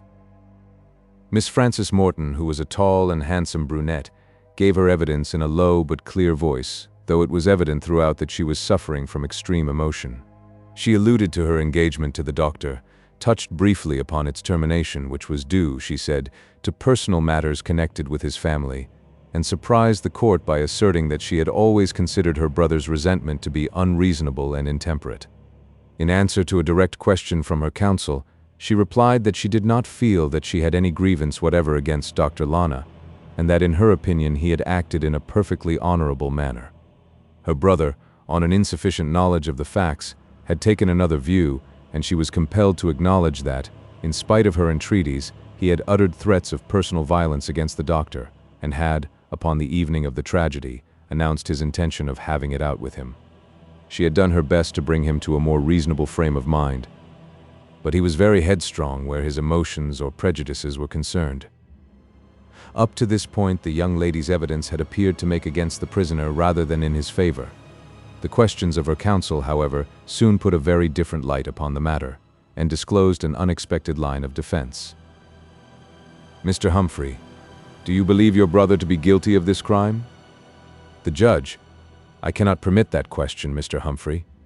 We are here to decide upon questions of fact, not of belief." "Mr. Humphrey, do you know that your brother is not guilty of the death of Dr. Lana?" Miss Morton: "Yes." "Mr. Humphrey, how do you know it?" Miss Morton: "Because Dr. Lana is not dead." There followed a prolonged sensation in court, which interrupted the examination of the witness. Mr. Humphrey: "And how do you know, Miss Morton, that Dr. Lana is not dead?" Miss Morton: "Because I have received a letter from him since the date of his supposed death." Mr. Humphrey: "Have you this letter?" Miss Morton: "Yes, but I should prefer not to show it." Mr. Humphrey: "Have you the envelope?" Miss Morton: "Yes, it is here." Mr. Humphrey: "What is the postmark?" Miss Morton: "Liverpool." Mr. Humphrey: "And the date?" Miss Morton: "June the 22nd. Mr. Humphrey: "That being the day after his alleged death, are you prepared to swear to this handwriting, Miss Morton?" Miss Morton: "Certainly." Mr. Humphrey: "I am prepared to call 6 other witnesses, my lord, to testify that this letter is in the writing of Dr. Lana." The judge: "Then you must call them tomorrow." Mr. Porlock Carr, counsel for the prosecution: "In the meantime, my lord, we claim possession of this document, so that we may obtain expert evidence as to how far it is an imitation of the handwriting of the gentleman whom we still confidently assert to be deceased. I need not point out that the theory so unexpectedly sprung upon us may prove to be a very obvious device adopted by the friends of the prisoner in order to divert this inquiry. I would draw attention to the fact that the young lady must, according to her own account, have possessed this letter during the proceedings at the inquest and at the police court. She desires us to believe that she permitted these to proceed, although she held in her pocket evidence which would at any moment have brought them to an end.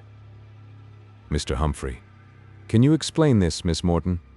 Miss Morton: "Dr. Lana desired his secret to be preserved." Mr. P. Carr: Then why have you made this public? Miss Morton, to save my brother. A murmur of sympathy broke out in court, which was instantly suppressed by the judge. The judge, admitting this line of defense, "It lies with you, Mr. Humphrey, to throw a light upon who this man is whose body has been recognized by so many friends and patients of Dr. Lana as being that of the doctor himself." A juryman, has anyone up to now expressed any doubt about the matter? Mr. Porlock Carr, not to my knowledge. Mr. Humphrey, we hope to make the matter clear. The judge, then the court adjourns until tomorrow. This new development of the case excited the utmost interest among the general public. Press comment was prevented by the fact that the trial was still undecided, but the question was everywhere argued as to how far there could be truth in Miss Morton's declaration, and how far it might be a daring ruse for the purpose of saving her brother. The obvious dilemma in which the missing doctor stood was that if by any extraordinary chance he was not dead, then he must be held responsible for the death of this unknown man, who resembled him so exactly, and who was found in his study. This letter which Miss Morton refused to produce was possibly a confession of guilt, and she might find herself in the terrible position of only being able to save her brother from the gallows by the sacrifice of her former lover. The court next morning was crammed to overflowing, and a murmur of excitement passed over it when Mr. Humphrey was observed to enter in a state of emotion, which even his trained nerves could not conceal, and to confer with the opposing counsel. A few hurried words which left a look of amazement upon Mr. Porlock Carr's face, passed between them, and then the counsel for the defense, addressing the judge, announced that, with the consent of the prosecution, the young lady who had given evidence upon the sitting before would not be recalled. The judge, "But you appear, Mr. Humphrey, to have left matters in a very unsatisfactory state." Mr. Humphrey, "Perhaps, my lord, my next witness may help to clear them up." The judge, "Then call your next witness." Mr. Humphrey, "I call Dr. Aloysius Lana. The learned counsel has made many telling remarks in his day, but he has certainly never produced such a sensation with so short a sentence." The court was simply stunned with amazement as the very man whose fate had been the subject of so much contention appeared bodily before them in the witness box. Those among the spectators who had known him at Bishop's Crossing saw him now, gaunt and thin, with deep lines of care upon his face. But in spite of his melancholy bearing and despondent expression, there were few who could say that they had ever seen a man of more distinguished presence. Bowing to the judge, he asked if he might be allowed to make a statement, and having been duly informed that whatever he said might be used against him, he bowed once more and proceeded. "My wish," said he, "is to hold nothing back, but to tell with perfect frankness all that occurred upon the night of the 21st of June. Had I known that the innocent had suffered, and that so much trouble had been brought upon those whom I love best in the world, I should have come forward long ago, but there were reasons which prevented these things from coming to my ears. It was my desire that an unhappy man should vanish from the world which had known him, but I had not foreseen that others would be affected by my actions. Let me to the best of my ability repair the evil which I have done. To anyone who is acquainted with the history of the Argentine Republic, the name of Lana is well known. My father, who came of the best blood of old Spain, filled all the highest offices of the state, and would have been president but for his death in the riots of San Juan. A brilliant career might have been opened to my twin brother Ernest and myself, had it not been for financial losses which made it necessary that we should earn our own living. I apologize, sir, if these details appear to be irrelevant, but they are a necessary introduction to that which is to follow. I had, as I have said, a twin brother named Ernest, whose resemblance to me was so great that even when we were together people could see no difference between us. Down to the smallest detail we were exactly the same. As we grew older, this likeness became less marked because our expression was not the same, but with our features in repose the points of difference were very slight. It does not become me to say too much of one who is dead, the more so as he is my only brother, but I leave his character to those who knew him best. I will only say, for I have to say it, that in my early manhood I conceived a horror of him, and that I had good reason for the aversion which filled me. My own reputation suffered from his actions, for our close resemblance caused me to be credited with many of them. Eventually, in a peculiarly disgraceful business, he contrived to throw the whole odium upon me in such a way that I was forced to leave the Argentine forever, and to seek a career in Europe. The freedom from his hated presence more than compensated me for the loss of my native land. I had enough money to defray my medical studies at Glasgow, and I finally settled in practice at Bishop's Crossing, in the firm conviction that in that remote Lancashire hamlet I should never hear of him again. For years my hopes were fulfilled, and then at last he discovered me. Some Liverpool man who visited Buenos Aires put him upon my track. He had lost all his money, and he thought that he would come over and share mine. Knowing my horror of him, he rightly thought that I would be willing to buy him off. I received a letter from him saying that he was coming. It was at a crisis in my own affairs, and his arrival might conceivably bring trouble, and even disgrace, upon some whom I was especially bound to shield from anything of the kind. I took steps to ensure that any evil which might come should fall on me only, and that here he turned and looked at the prisoner was the cause of conduct upon my part which has been too harshly judged. My only motive was to screen those who were dear to me from any possible connection with scandal or disgrace. That scandal and disgrace would come with my brother was only to say that what had been would be again. My brother arrived himself one night not very long after my receipt of the letter. I was sitting in my study after the servants had gone to bed, when I heard a footstep upon the gravel outside, and an instant later I saw his face looking in at me through the window.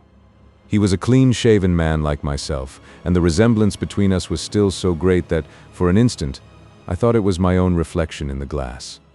He had a dark patch over his eye, but our features were absolutely the same. Then he smiled in a sardonic way which had been a trick of his from his boyhood, and I knew that he was the same brother who had driven me from my native land and brought disgrace upon what had been an honorable name. I went to the door and I admitted him. That would be about 10 o'clock that night.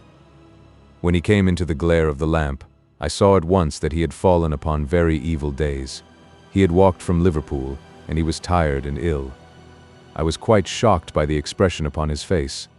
My medical knowledge told me that there was some serious internal malady. He had been drinking also, and his face was bruised as the result of a scuffle which he had had with some sailors. It was to cover his injured eye that he wore this patch, which he removed when he entered the room. He was himself dressed in a pea jacket and flannel shirt, and his feet were bursting through his boots. But his poverty had only made him more savagely vindictive towards me. His hatred rose to the height of a mania. I had been rolling in money in England, according to his account, while he had been starving in South America.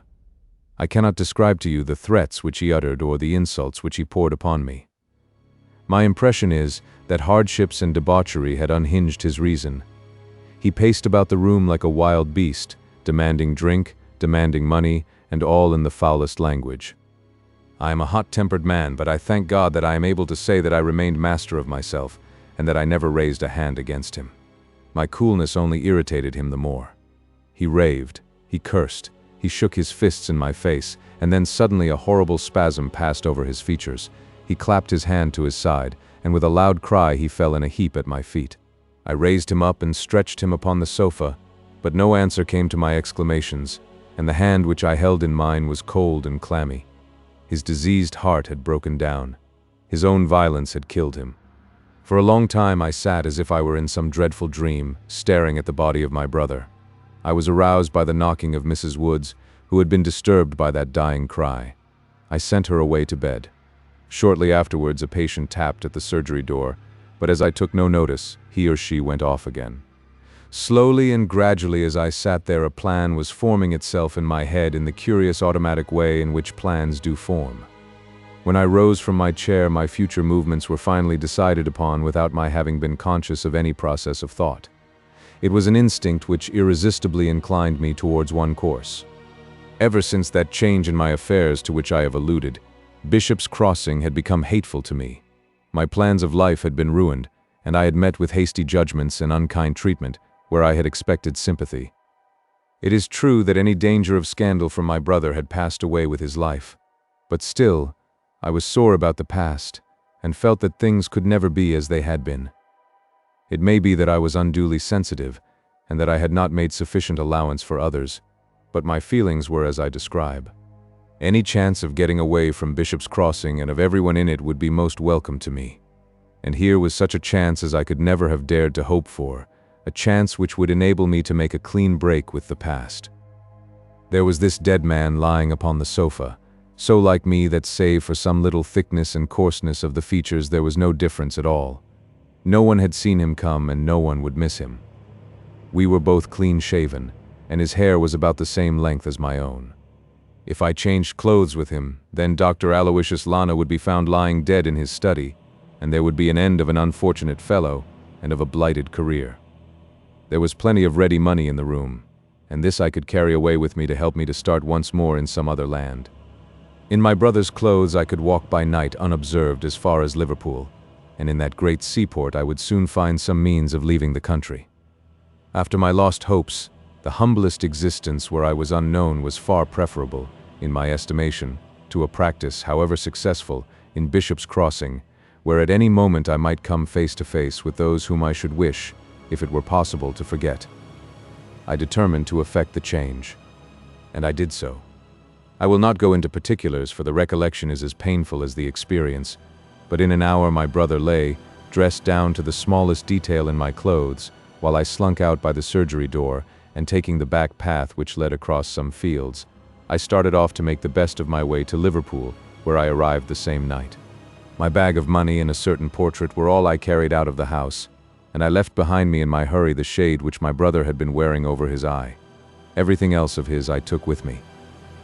I give you my word, sir, that never for one instant did the idea occur to me that people might think that I had been murdered, nor did I imagine that anyone might be caused serious danger through this stratagem by which I endeavored to gain a fresh start in the world. On the contrary, it was the thought of relieving others from the burden of my presence which was always uppermost in my mind. A sailing vessel was leaving Liverpool that very day for Corunna, and in this I took my passage, thinking that the voyage would give me time to recover my balance and to consider the future. But before I left, my resolution softened. I bethought me that there was one person in the world to whom I would not cause an hour of sadness. She would mourn me in her heart, however harsh and unsympathetic her relatives might be. She understood and appreciated the motives upon which I had acted, and if the rest of her family condemned me, she, at least, would not forget. And so I sent her a note under the seal of secrecy to save her from a baseless grief. If under the pressure of events she broke that seal, she has my entire sympathy and forgiveness. It was only last night that I returned to England, and during all this time I have heard nothing of the sensation which my supposed death had caused, nor of the accusation that Mr. Arthur Morton had been concerned in it. It was in a late evening paper that I read an account of the proceedings of yesterday, and I have come this morning as fast as an express train could bring me to testify to the truth. Such was the remarkable statement of Dr. Aloysius Lana, which brought the trial to a sudden termination. A subsequent investigation corroborated it to the extent of finding out the vessel in which his brother Ernest Lana had come over from South America. The ship's doctor was able to testify that he had complained of a weak heart during the voyage, and that his symptoms were consistent with such a death as was described. As to Dr. Aloysius Lana, he returned to the village from which he had made so dramatic a disappearance, and a complete reconciliation was effected between him and the young squire, the latter having acknowledged that he had entirely misunderstood the other's motives in withdrawing from his engagement. That another reconciliation followed may be judged from a notice extracted from a prominent column in the Morning Post. A marriage was solemnized upon September 19th by the Reverend Stephen Johnson at the parish church of Bishop's Crossing between Aloysius Xavier Lana, son of Don Alfredo Lana, formerly Foreign Minister of the Argentine Republic, and Frances Morton, only daughter of the late James Morton, Justice of the Peace, of Lee Hall, Bishop's Crossing, Lancashire. The Jew's Breastplate. My particular friend, Ward Mortimer, was one of the best men of his day at everything connected with Oriental archaeology. He had written largely upon the subject. He had lived 2 years in a tomb at Thebes, while he excavated in the Valley of the Kings, and finally he had created a considerable sensation by his exhumation of the alleged mummy of Cleopatra in the inner room of the Temple of Horus at Philae. With such a record at the age of 31, it was felt that a considerable career lay before him, and no one was surprised when he was elected to the curatorship of the Belmore Street Museum, which carries with it the lectureship at the Oriental College, and an income which has sunk with the fall in land, but which still remains at that ideal sum which is large enough to encourage an investigator, but not so large as to enervate him. There was only one reason which made Ward Mortimer's position a little difficult at the Belmore Street Museum, and that was the extreme eminence of the man whom he had to succeed. Professor Andreas was a profound scholar and a man of European reputation. His lectures were frequented by students from every part of the world, and his admirable management of the collection entrusted to his care was a commonplace in all learned societies. There was, therefore, considerable surprise when, at the age of 55, he suddenly resigned his position and retired from those duties which had been both his livelihood and his pleasure. He and his daughter left the comfortable suite of rooms which had formed his official residence in connection with the museum, and my friend, Mortimer, who was a bachelor, took up his quarters there. On hearing of Mortimer's appointment, Professor Andreas had written him a very kindly and flattering congratulatory letter. I was actually present at their first meeting, and I went with Mortimer round the museum when the professor showed us the admirable collection which he had cherished so long. The professor's beautiful daughter and a young man, Captain Wilson, who was, as I understood, soon to be her husband, accompanied us in our inspection. There were 15 rooms, but the Babylonian, the Syrian, and the Central Hall, which contained the Jewish and Egyptian collection, were the finest of all. Professor Andreas was a quiet, dry, elderly man, with a clean-shaven face and an impassive manner, but his dark eyes sparkled and his features quickened into enthusiastic life as he pointed out to us the rarity and the beauty of some of his specimens. His hand lingered so fondly over them that one could read his pride in them and the grief in his heart now that they were passing from his care into that of another. He had shown us in turn his mummies, his papyri, his rare scarabs, his inscriptions, his Jewish relics, and his duplication of the famous seven-branched candlestick of the temple, which was brought to Rome by Titus, and which is supposed by some to be lying at this instant in the bed of the Tiber. Then he approached a case which stood in the very center of the hall, and he looked down through the glass with reverence in his attitude and manner. "This is no novelty to an expert like yourself, Mr. Mortimer," said he, "but I dare say that your friend Mr. Jackson will be interested to see it." Leaning over the case, I saw an object, some 5 inches square, which consisted of 12 precious stones in a framework of gold, with golden hooks at 2 of the corners. The stones were all varying in sort and color, but they were of the same size. Their shapes, arrangement, and gradation of tint made me think of a box of watercolor paints. Each stone had some hieroglyphics scratched upon its surface. "You have heard, Mr. Jackson, of the Urim and Thummim." I had heard the term, but my idea of its meaning was exceedingly vague. The Urim and Thummim was a name given to the jeweled plate which lay upon the breast of the high priest of the Jews. They had a very special feeling of reverence for it, something of the feeling which an ancient Roman might have for the Sibylline books in the Capitol. There are, as you see, 12 magnificent stones inscribed with mystical characters.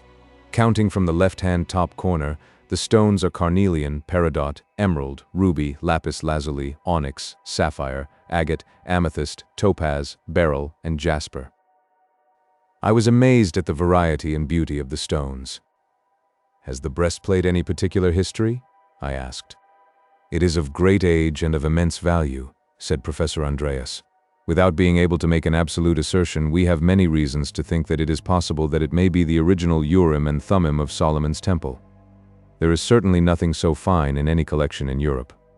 My friend, Captain Wilson here, is a practical authority upon precious stones, and he would tell you how pure these are." Captain Wilson, a man with a dark, hard, incisive face, was standing beside his fiancée at the other side of the case. "Yes," said he, curtly, "I have never seen finer stones, and the gold work is also worthy of attention. The ancients excelled in—" He was apparently about to indicate the setting of the stones when Captain Wilson interrupted him. "You will see a finer example of their gold work in this candlestick," said he, turning to another table, and we all joined him in his admiration of its embossed stem and delicately ornamented branches. Altogether, it was an interesting and a novel experience to have objects of such rarity explained by so great an expert, and when, finally, Professor Andreas finished our inspection by formally handing over the precious collection to the care of my friend, I could not help pitying him and envying his successor whose life was to pass in so pleasant a duty. Within a week, Ward Mortimer was duly installed in his new set of rooms, and had become the autocrat of the Belmore Street Museum. About a fortnight afterwards, my friend gave a small dinner to half a dozen bachelor friends to celebrate his promotion. When his guests were departing, he pulled my sleeve and signaled to me that he wished me to remain. "You have only a few hundred yards to go," said he. "I was living in chambers in the Albany. You may as well stay and have a quiet cigar with me. I very much want your advice." I relapsed into an armchair and lit one of his excellent Matronas. When he had returned from seeing the last of his guests out, he drew a letter from his dress jacket and sat down opposite to me. "This is an anonymous letter which I received this morning," said he. "I want to read it to you and to have your advice. You are very welcome to it for what it is worth. This is how the note runs. Sir, I should strongly advise you to keep a very careful watch over the many valuable things which are committed to your charge. I do not think that the present system of a single watchman is sufficient. Be upon your guard, or an irreparable misfortune may occur." "Is that all?" "Yes, that is all."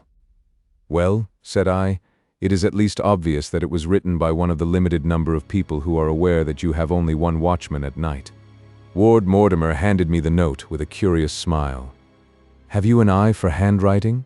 said he. "Now look at this." He put another letter in front of me. "Look at the C in congratulate and the C in committed. Look at the capital I. Look at the trick of putting in a dash instead of a stop. They are undoubtedly from the same hand, with some attempt at disguise in the case of this first one. The second," said Ward Mortimer, "is the letter of congratulation which was written to me by Professor Andreas upon my obtaining my appointment." I stared at him in amazement. Then I turned over the letter in my hand, and there, sure enough, was Martin Andreas signed upon the other side. There could be no doubt, in the mind of anyone who had the slightest knowledge of the science of graphology, that the professor had written an anonymous letter, warning his successor against thieves. It was inexplicable, but it was certain. "Why should he do it?" I asked. "Precisely what I should wish to ask you. If he had any such misgivings, why could he not come and tell me direct? Will you speak to him about it? There again I am in doubt. He might choose to deny that he wrote it." "At any rate," said I, "this warning is meant in a friendly spirit, and I should certainly act upon it. Are the present precautions enough to ensure you against robbery?" "I should have thought so. The public are only admitted from 10 till 5, and there is a guardian to every 2 rooms.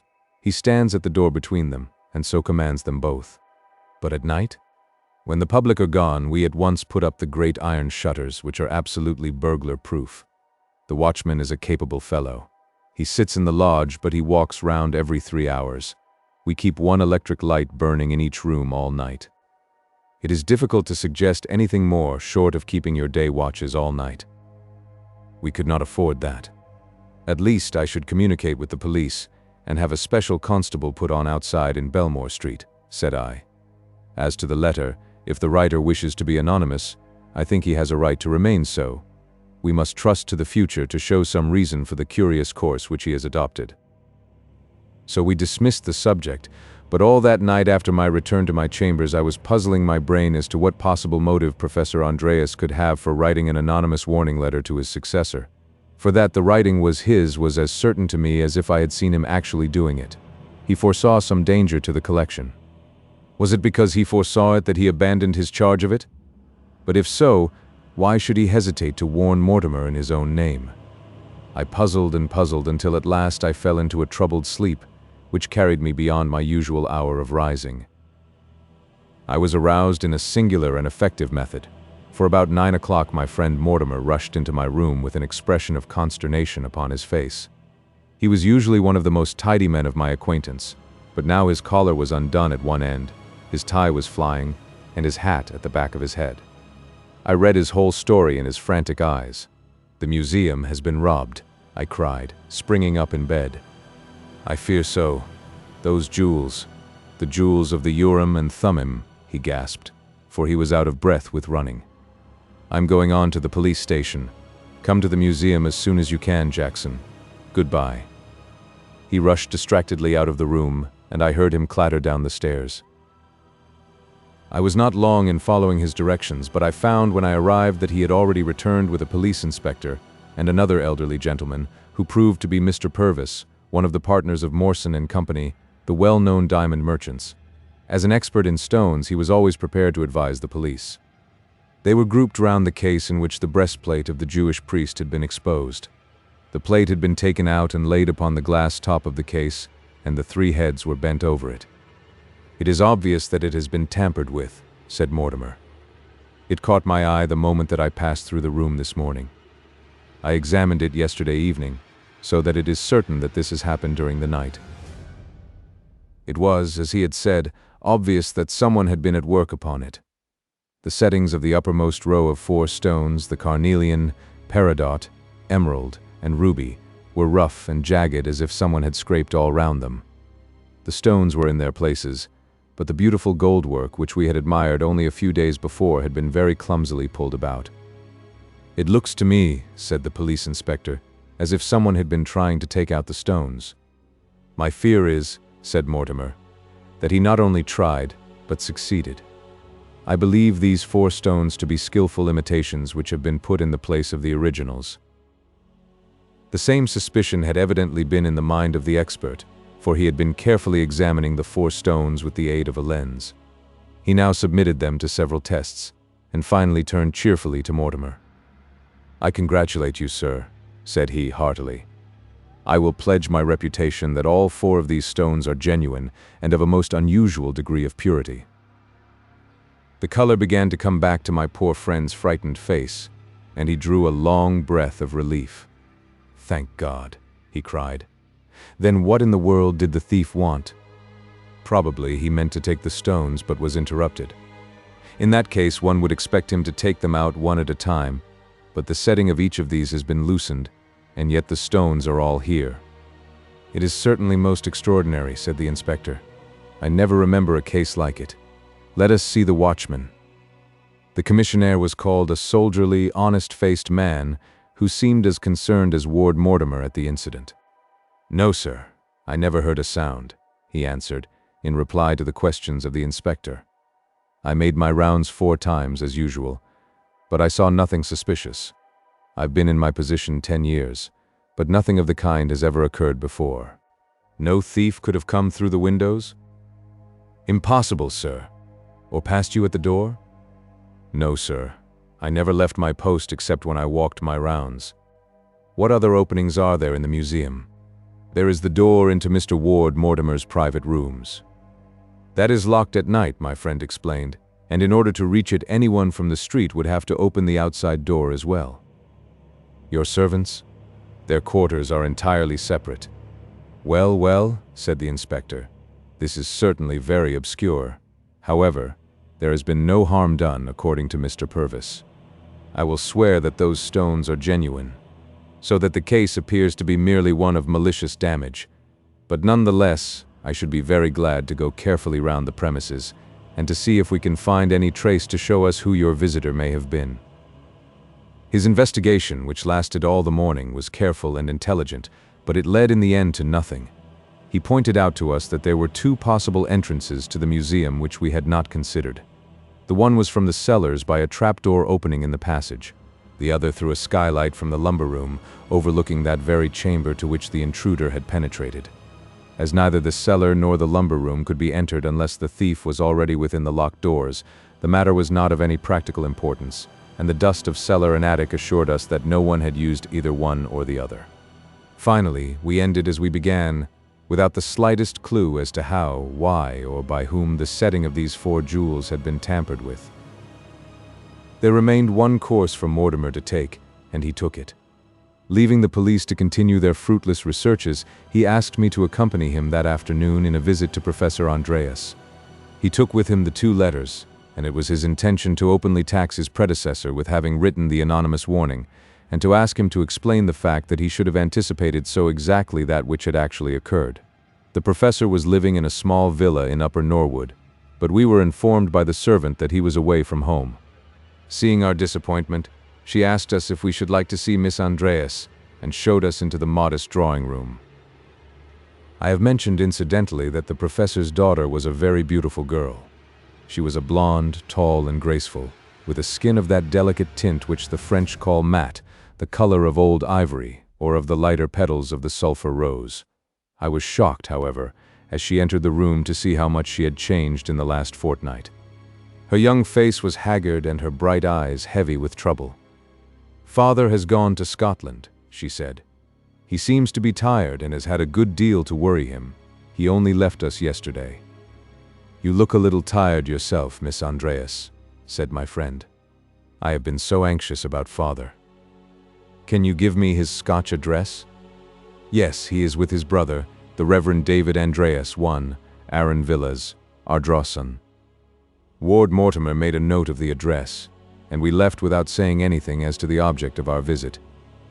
We found ourselves in Belmore Street in the evening in exactly the same position in which we had been in the morning. Our only clue was the professor's letter, and my friend had made up his mind to start for Ardrossan next day, and to get to the bottom of the anonymous letter, when a new development came to alter our plans. Very early on the following morning I was aroused from my sleep by a tap upon my bedroom door. It was a messenger with a note from Mortimer. "Do come round," it said. "The matter is becoming more and more extraordinary." When I obeyed his summons, I found him pacing excitedly up and down the central room, while the old soldier who guarded the premises stood with military stiffness in a corner. "My dear Jackson," he cried, "I am so delighted that you have come, for this is a most inexplicable business." "What has happened, then?" He waved his hand towards the case which contained the breastplate. "Look at it," said he. I did so and could not restrain a cry of surprise. The setting of the middle row of precious stones had been profaned in the same manner as the upper ones. Of the 12 jewels, 8 had been now tampered with in this singular fashion. The setting of the lower 4 was neat and smooth, the others jagged and irregular. "Have the stones been altered?" I asked. "No, I am certain that these upper 4 are the same which the expert pronounced to be genuine, for I observed yesterday that little discoloration on the edge of the emerald. Since they have not extracted the upper stones, there is no reason to think the lower have been transposed. You say that you heard nothing, Simpson?" "No, sir," the commissionaire answered. "But when I made my round after daylight, I had a special look at these stones, and I saw at once that someone had been meddling with them. Then I called you, sir, and told you. I was backwards and forwards all night, and I never saw a soul or heard a sound." "Come up and have some breakfast with me," said Mortimer, and he took me into his own chambers. "Now, what do you think of this, Jackson?" he asked. "It is the most objectless, futile, idiotic business that ever I heard of. It can only be the work of a monomaniac. Can you put forward any theory?" A curious idea came into my head. "This object is a Jewish relic of great antiquity and sanctity," said I. "How about the anti-Semitic movement? Could one conceive that a fanatic of that way of thinking might desecrate?" "No, no, no," cried Mortimer. "That will never do.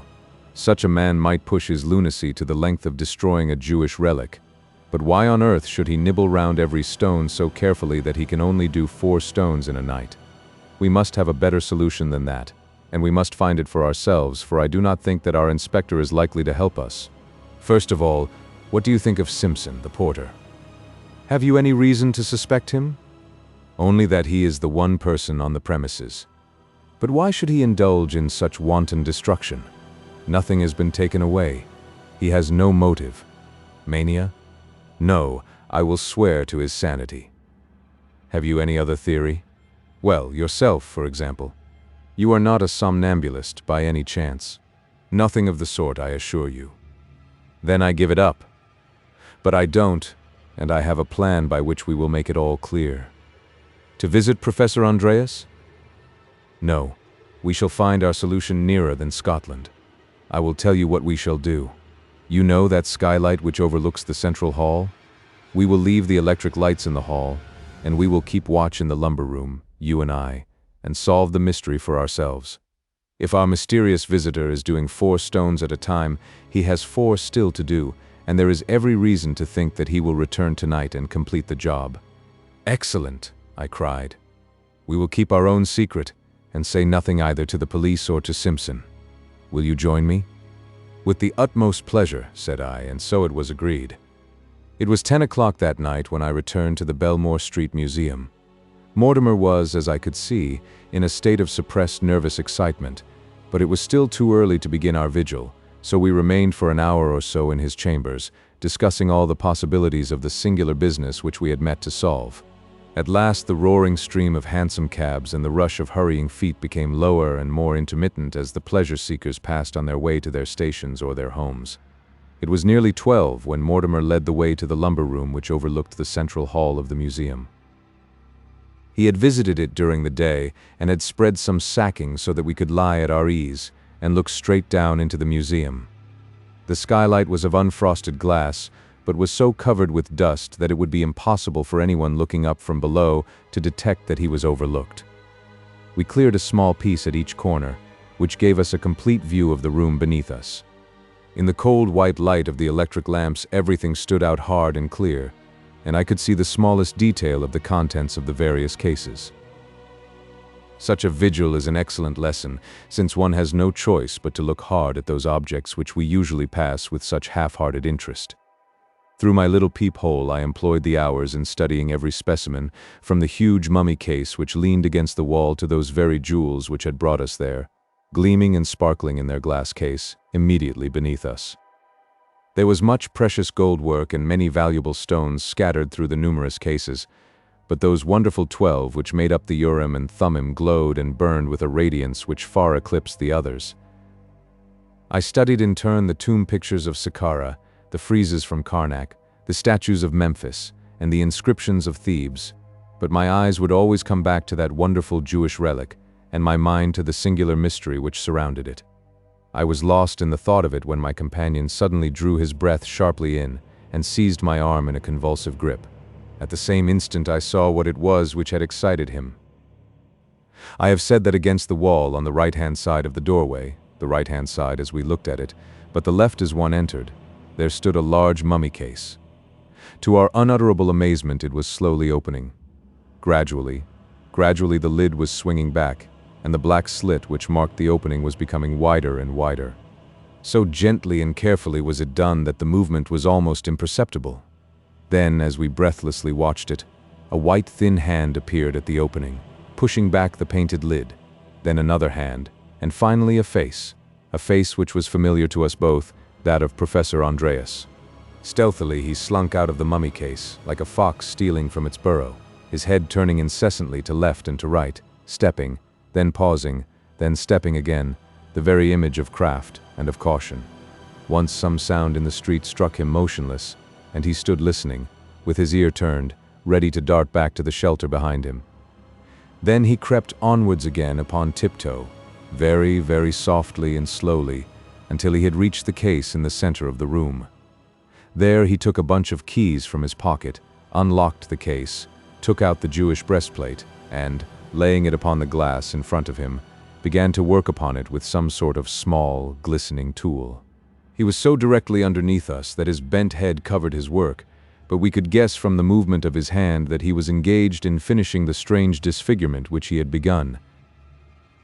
I could realize from the heavy breathing of my companion, and the twitchings of the hand which still clutched my wrist, the furious indignation which filled his heart as he saw this vandalism in the quarter of all others where he could least have expected it.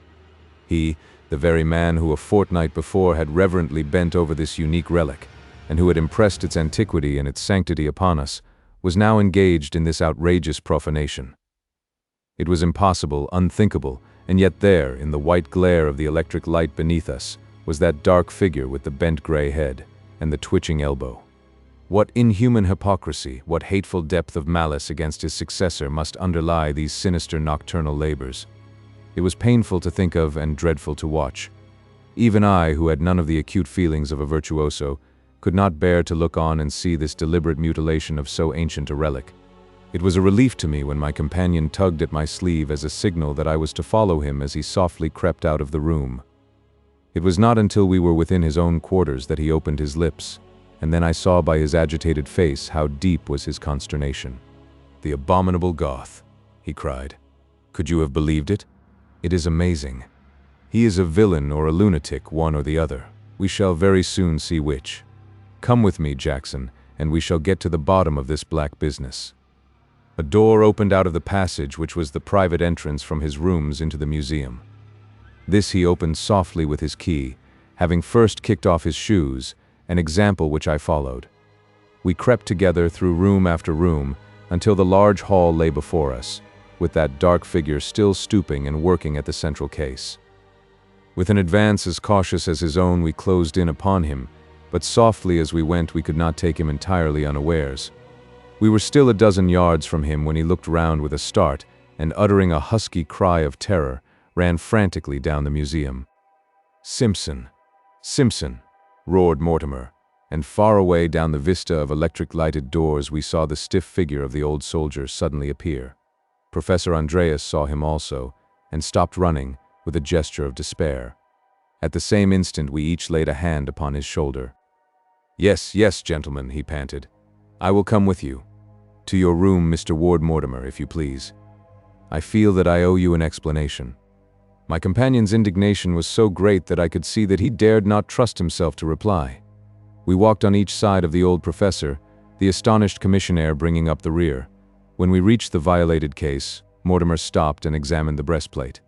Already one of the stones of the lower row had had its setting turned back in the same manner as the others. My friend held it up and glanced furiously at his prisoner. "How could you?" he cried. "How could you?" "It is horrible, horrible," said the professor. "I don't wonder at your feelings. Take me to your room." "But this shall not be left exposed," cried Mortimer. He picked the breastplate up and carried it tenderly in his hand, while I walked beside the professor like a policeman with a malefactor.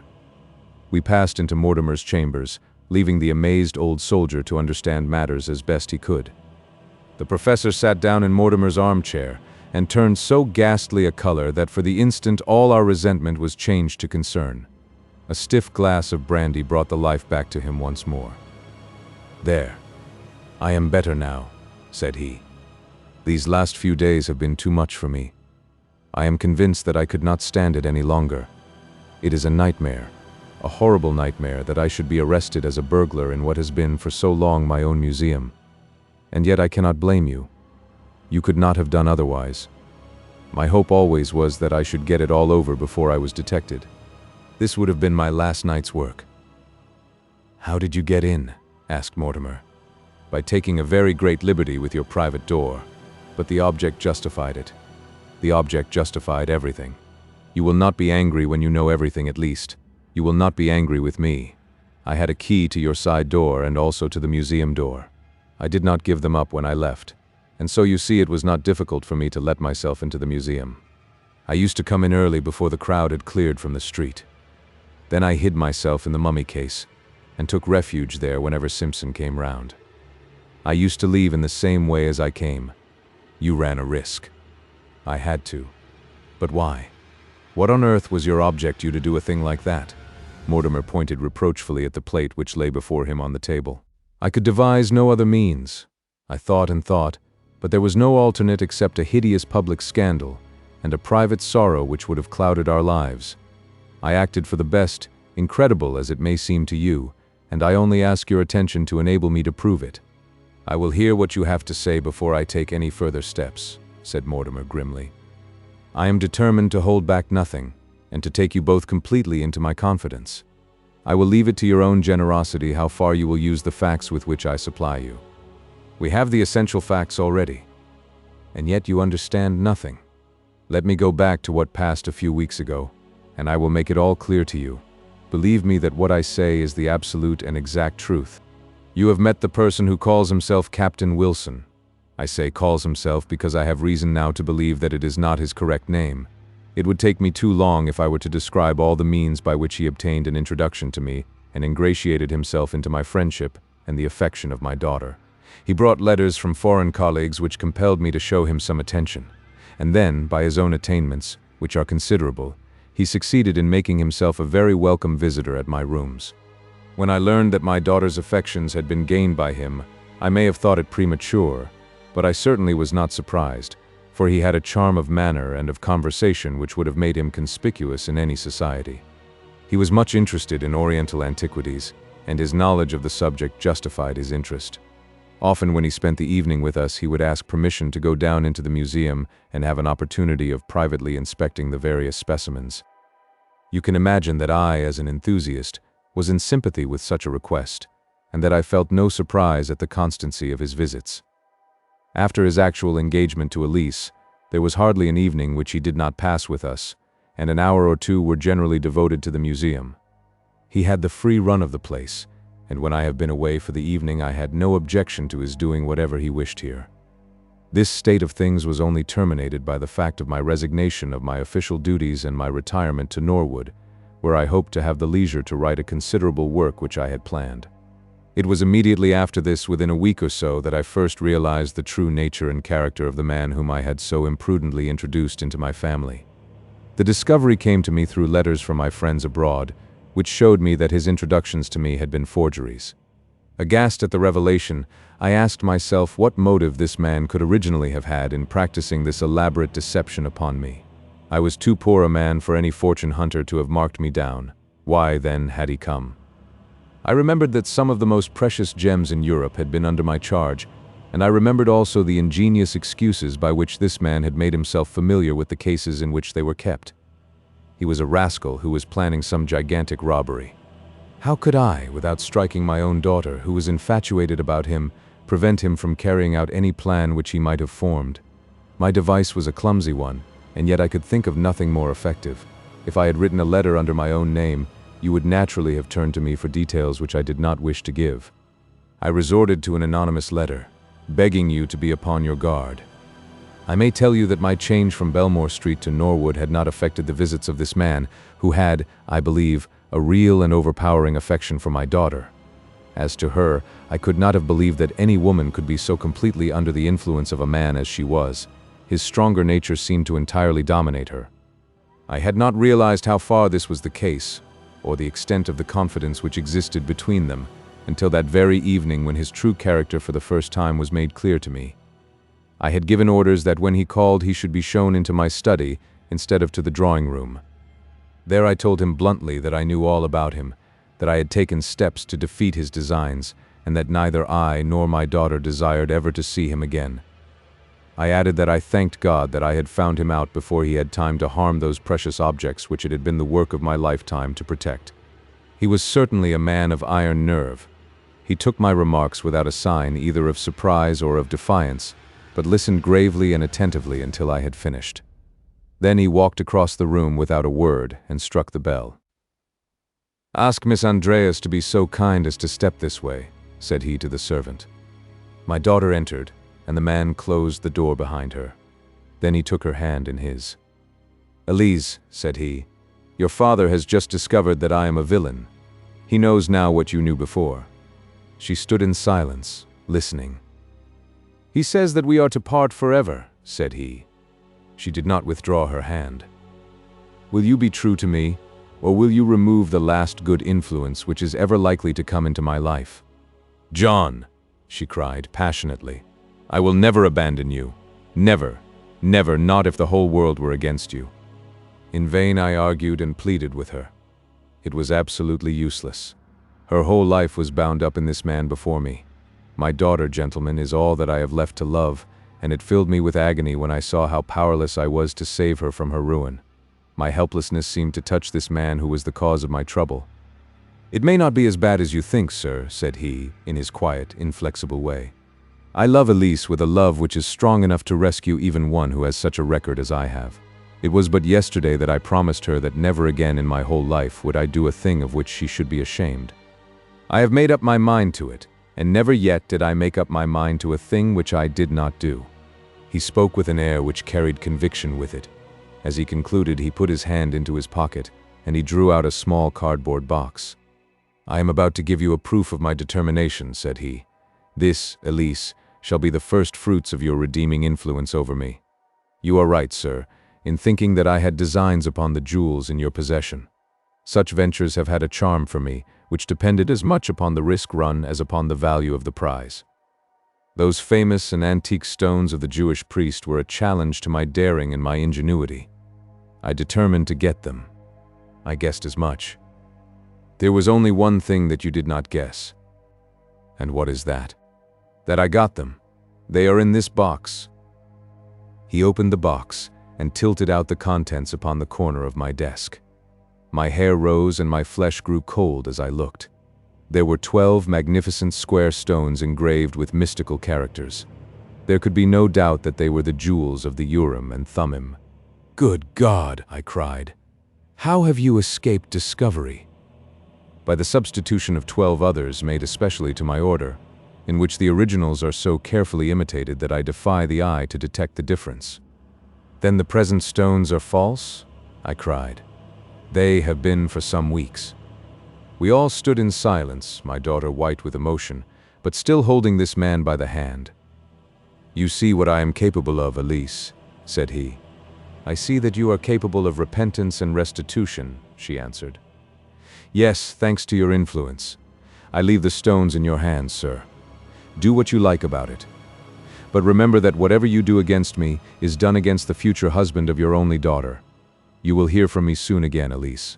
It is the last time that I will ever cause pain to your tender heart." And with these words he left both the room and the house. My position was a dreadful one. Here I was with these precious relics in my possession, and how could I return them without a scandal and an exposure? I knew the depth of my daughter's nature too well to suppose that I would ever be able to detach her from this man now that she had entirely given him her heart. I was not even sure how far it was right to detach her if she had such an ameliorating influence over him. How could I expose him without injuring her? And how far was I justified in exposing him when he had voluntarily put himself into my power? I thought and thought until at last I formed a resolution which may seem to you to be a foolish one, and yet, if I had to do it again, I believe it would be the best course open to me. My idea was to return the stones without anyone being the wiser. With my keys I could get into the museum at any time, and I was confident that I could avoid Simpson, whose hours and methods were familiar to me. I determined to take no one into my confidence, not even my daughter, whom I told that I was about to visit my brother in Scotland. I wanted a free hand for a few nights, without inquiry as to my comings and goings. To this end I took a room in Harding Street that very night, with an intimation that I was a pressman, and that I should keep very late hours. That night I made my way into the museum, and I replaced 4 of the stones. It was hard work, and took me all night.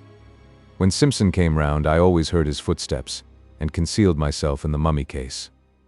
I had some knowledge of gold work, but was far less skillful than the thief had been. He had replaced the settings so exactly that I defy anyone to see the difference. My work was rude and clumsy. However, I hoped that the plate might not be carefully examined, or the roughness of the setting observed until my task was done. Next night I replaced 4 more stones, and tonight I should have finished my task had it not been for the unfortunate circumstance which has caused me to reveal so much which I should have wished to keep concealed. I appeal to you, gentlemen, to your sense of honor and of compassion, whether what I have told you should go any farther or not. My own happiness, my daughter's future, the hopes of this man's regeneration, all depend upon your decision. "Which is," said my friend, "that all is well that ends well, and that the whole matter ends here and at once. Tomorrow the loose settings shall be tightened by an expert goldsmith, and so passes the greatest danger to which, since the destruction of the temple, the Urim and Thummim has been exposed. Here is my hand, Professor Andreas, and I can only hope that under such difficult circumstances I should have carried myself as unselfishly and as well." Just one footnote to this narrative. Within a month, Elise Andreas was married to a man whose name, had I the indiscretion to mention it, would appeal to my readers as one who is now widely and deservedly honored. But if the truth were known that honor is due not to him, but to the gentle girl who plucked him back when he had gone so far down that dark road along which few return. The end.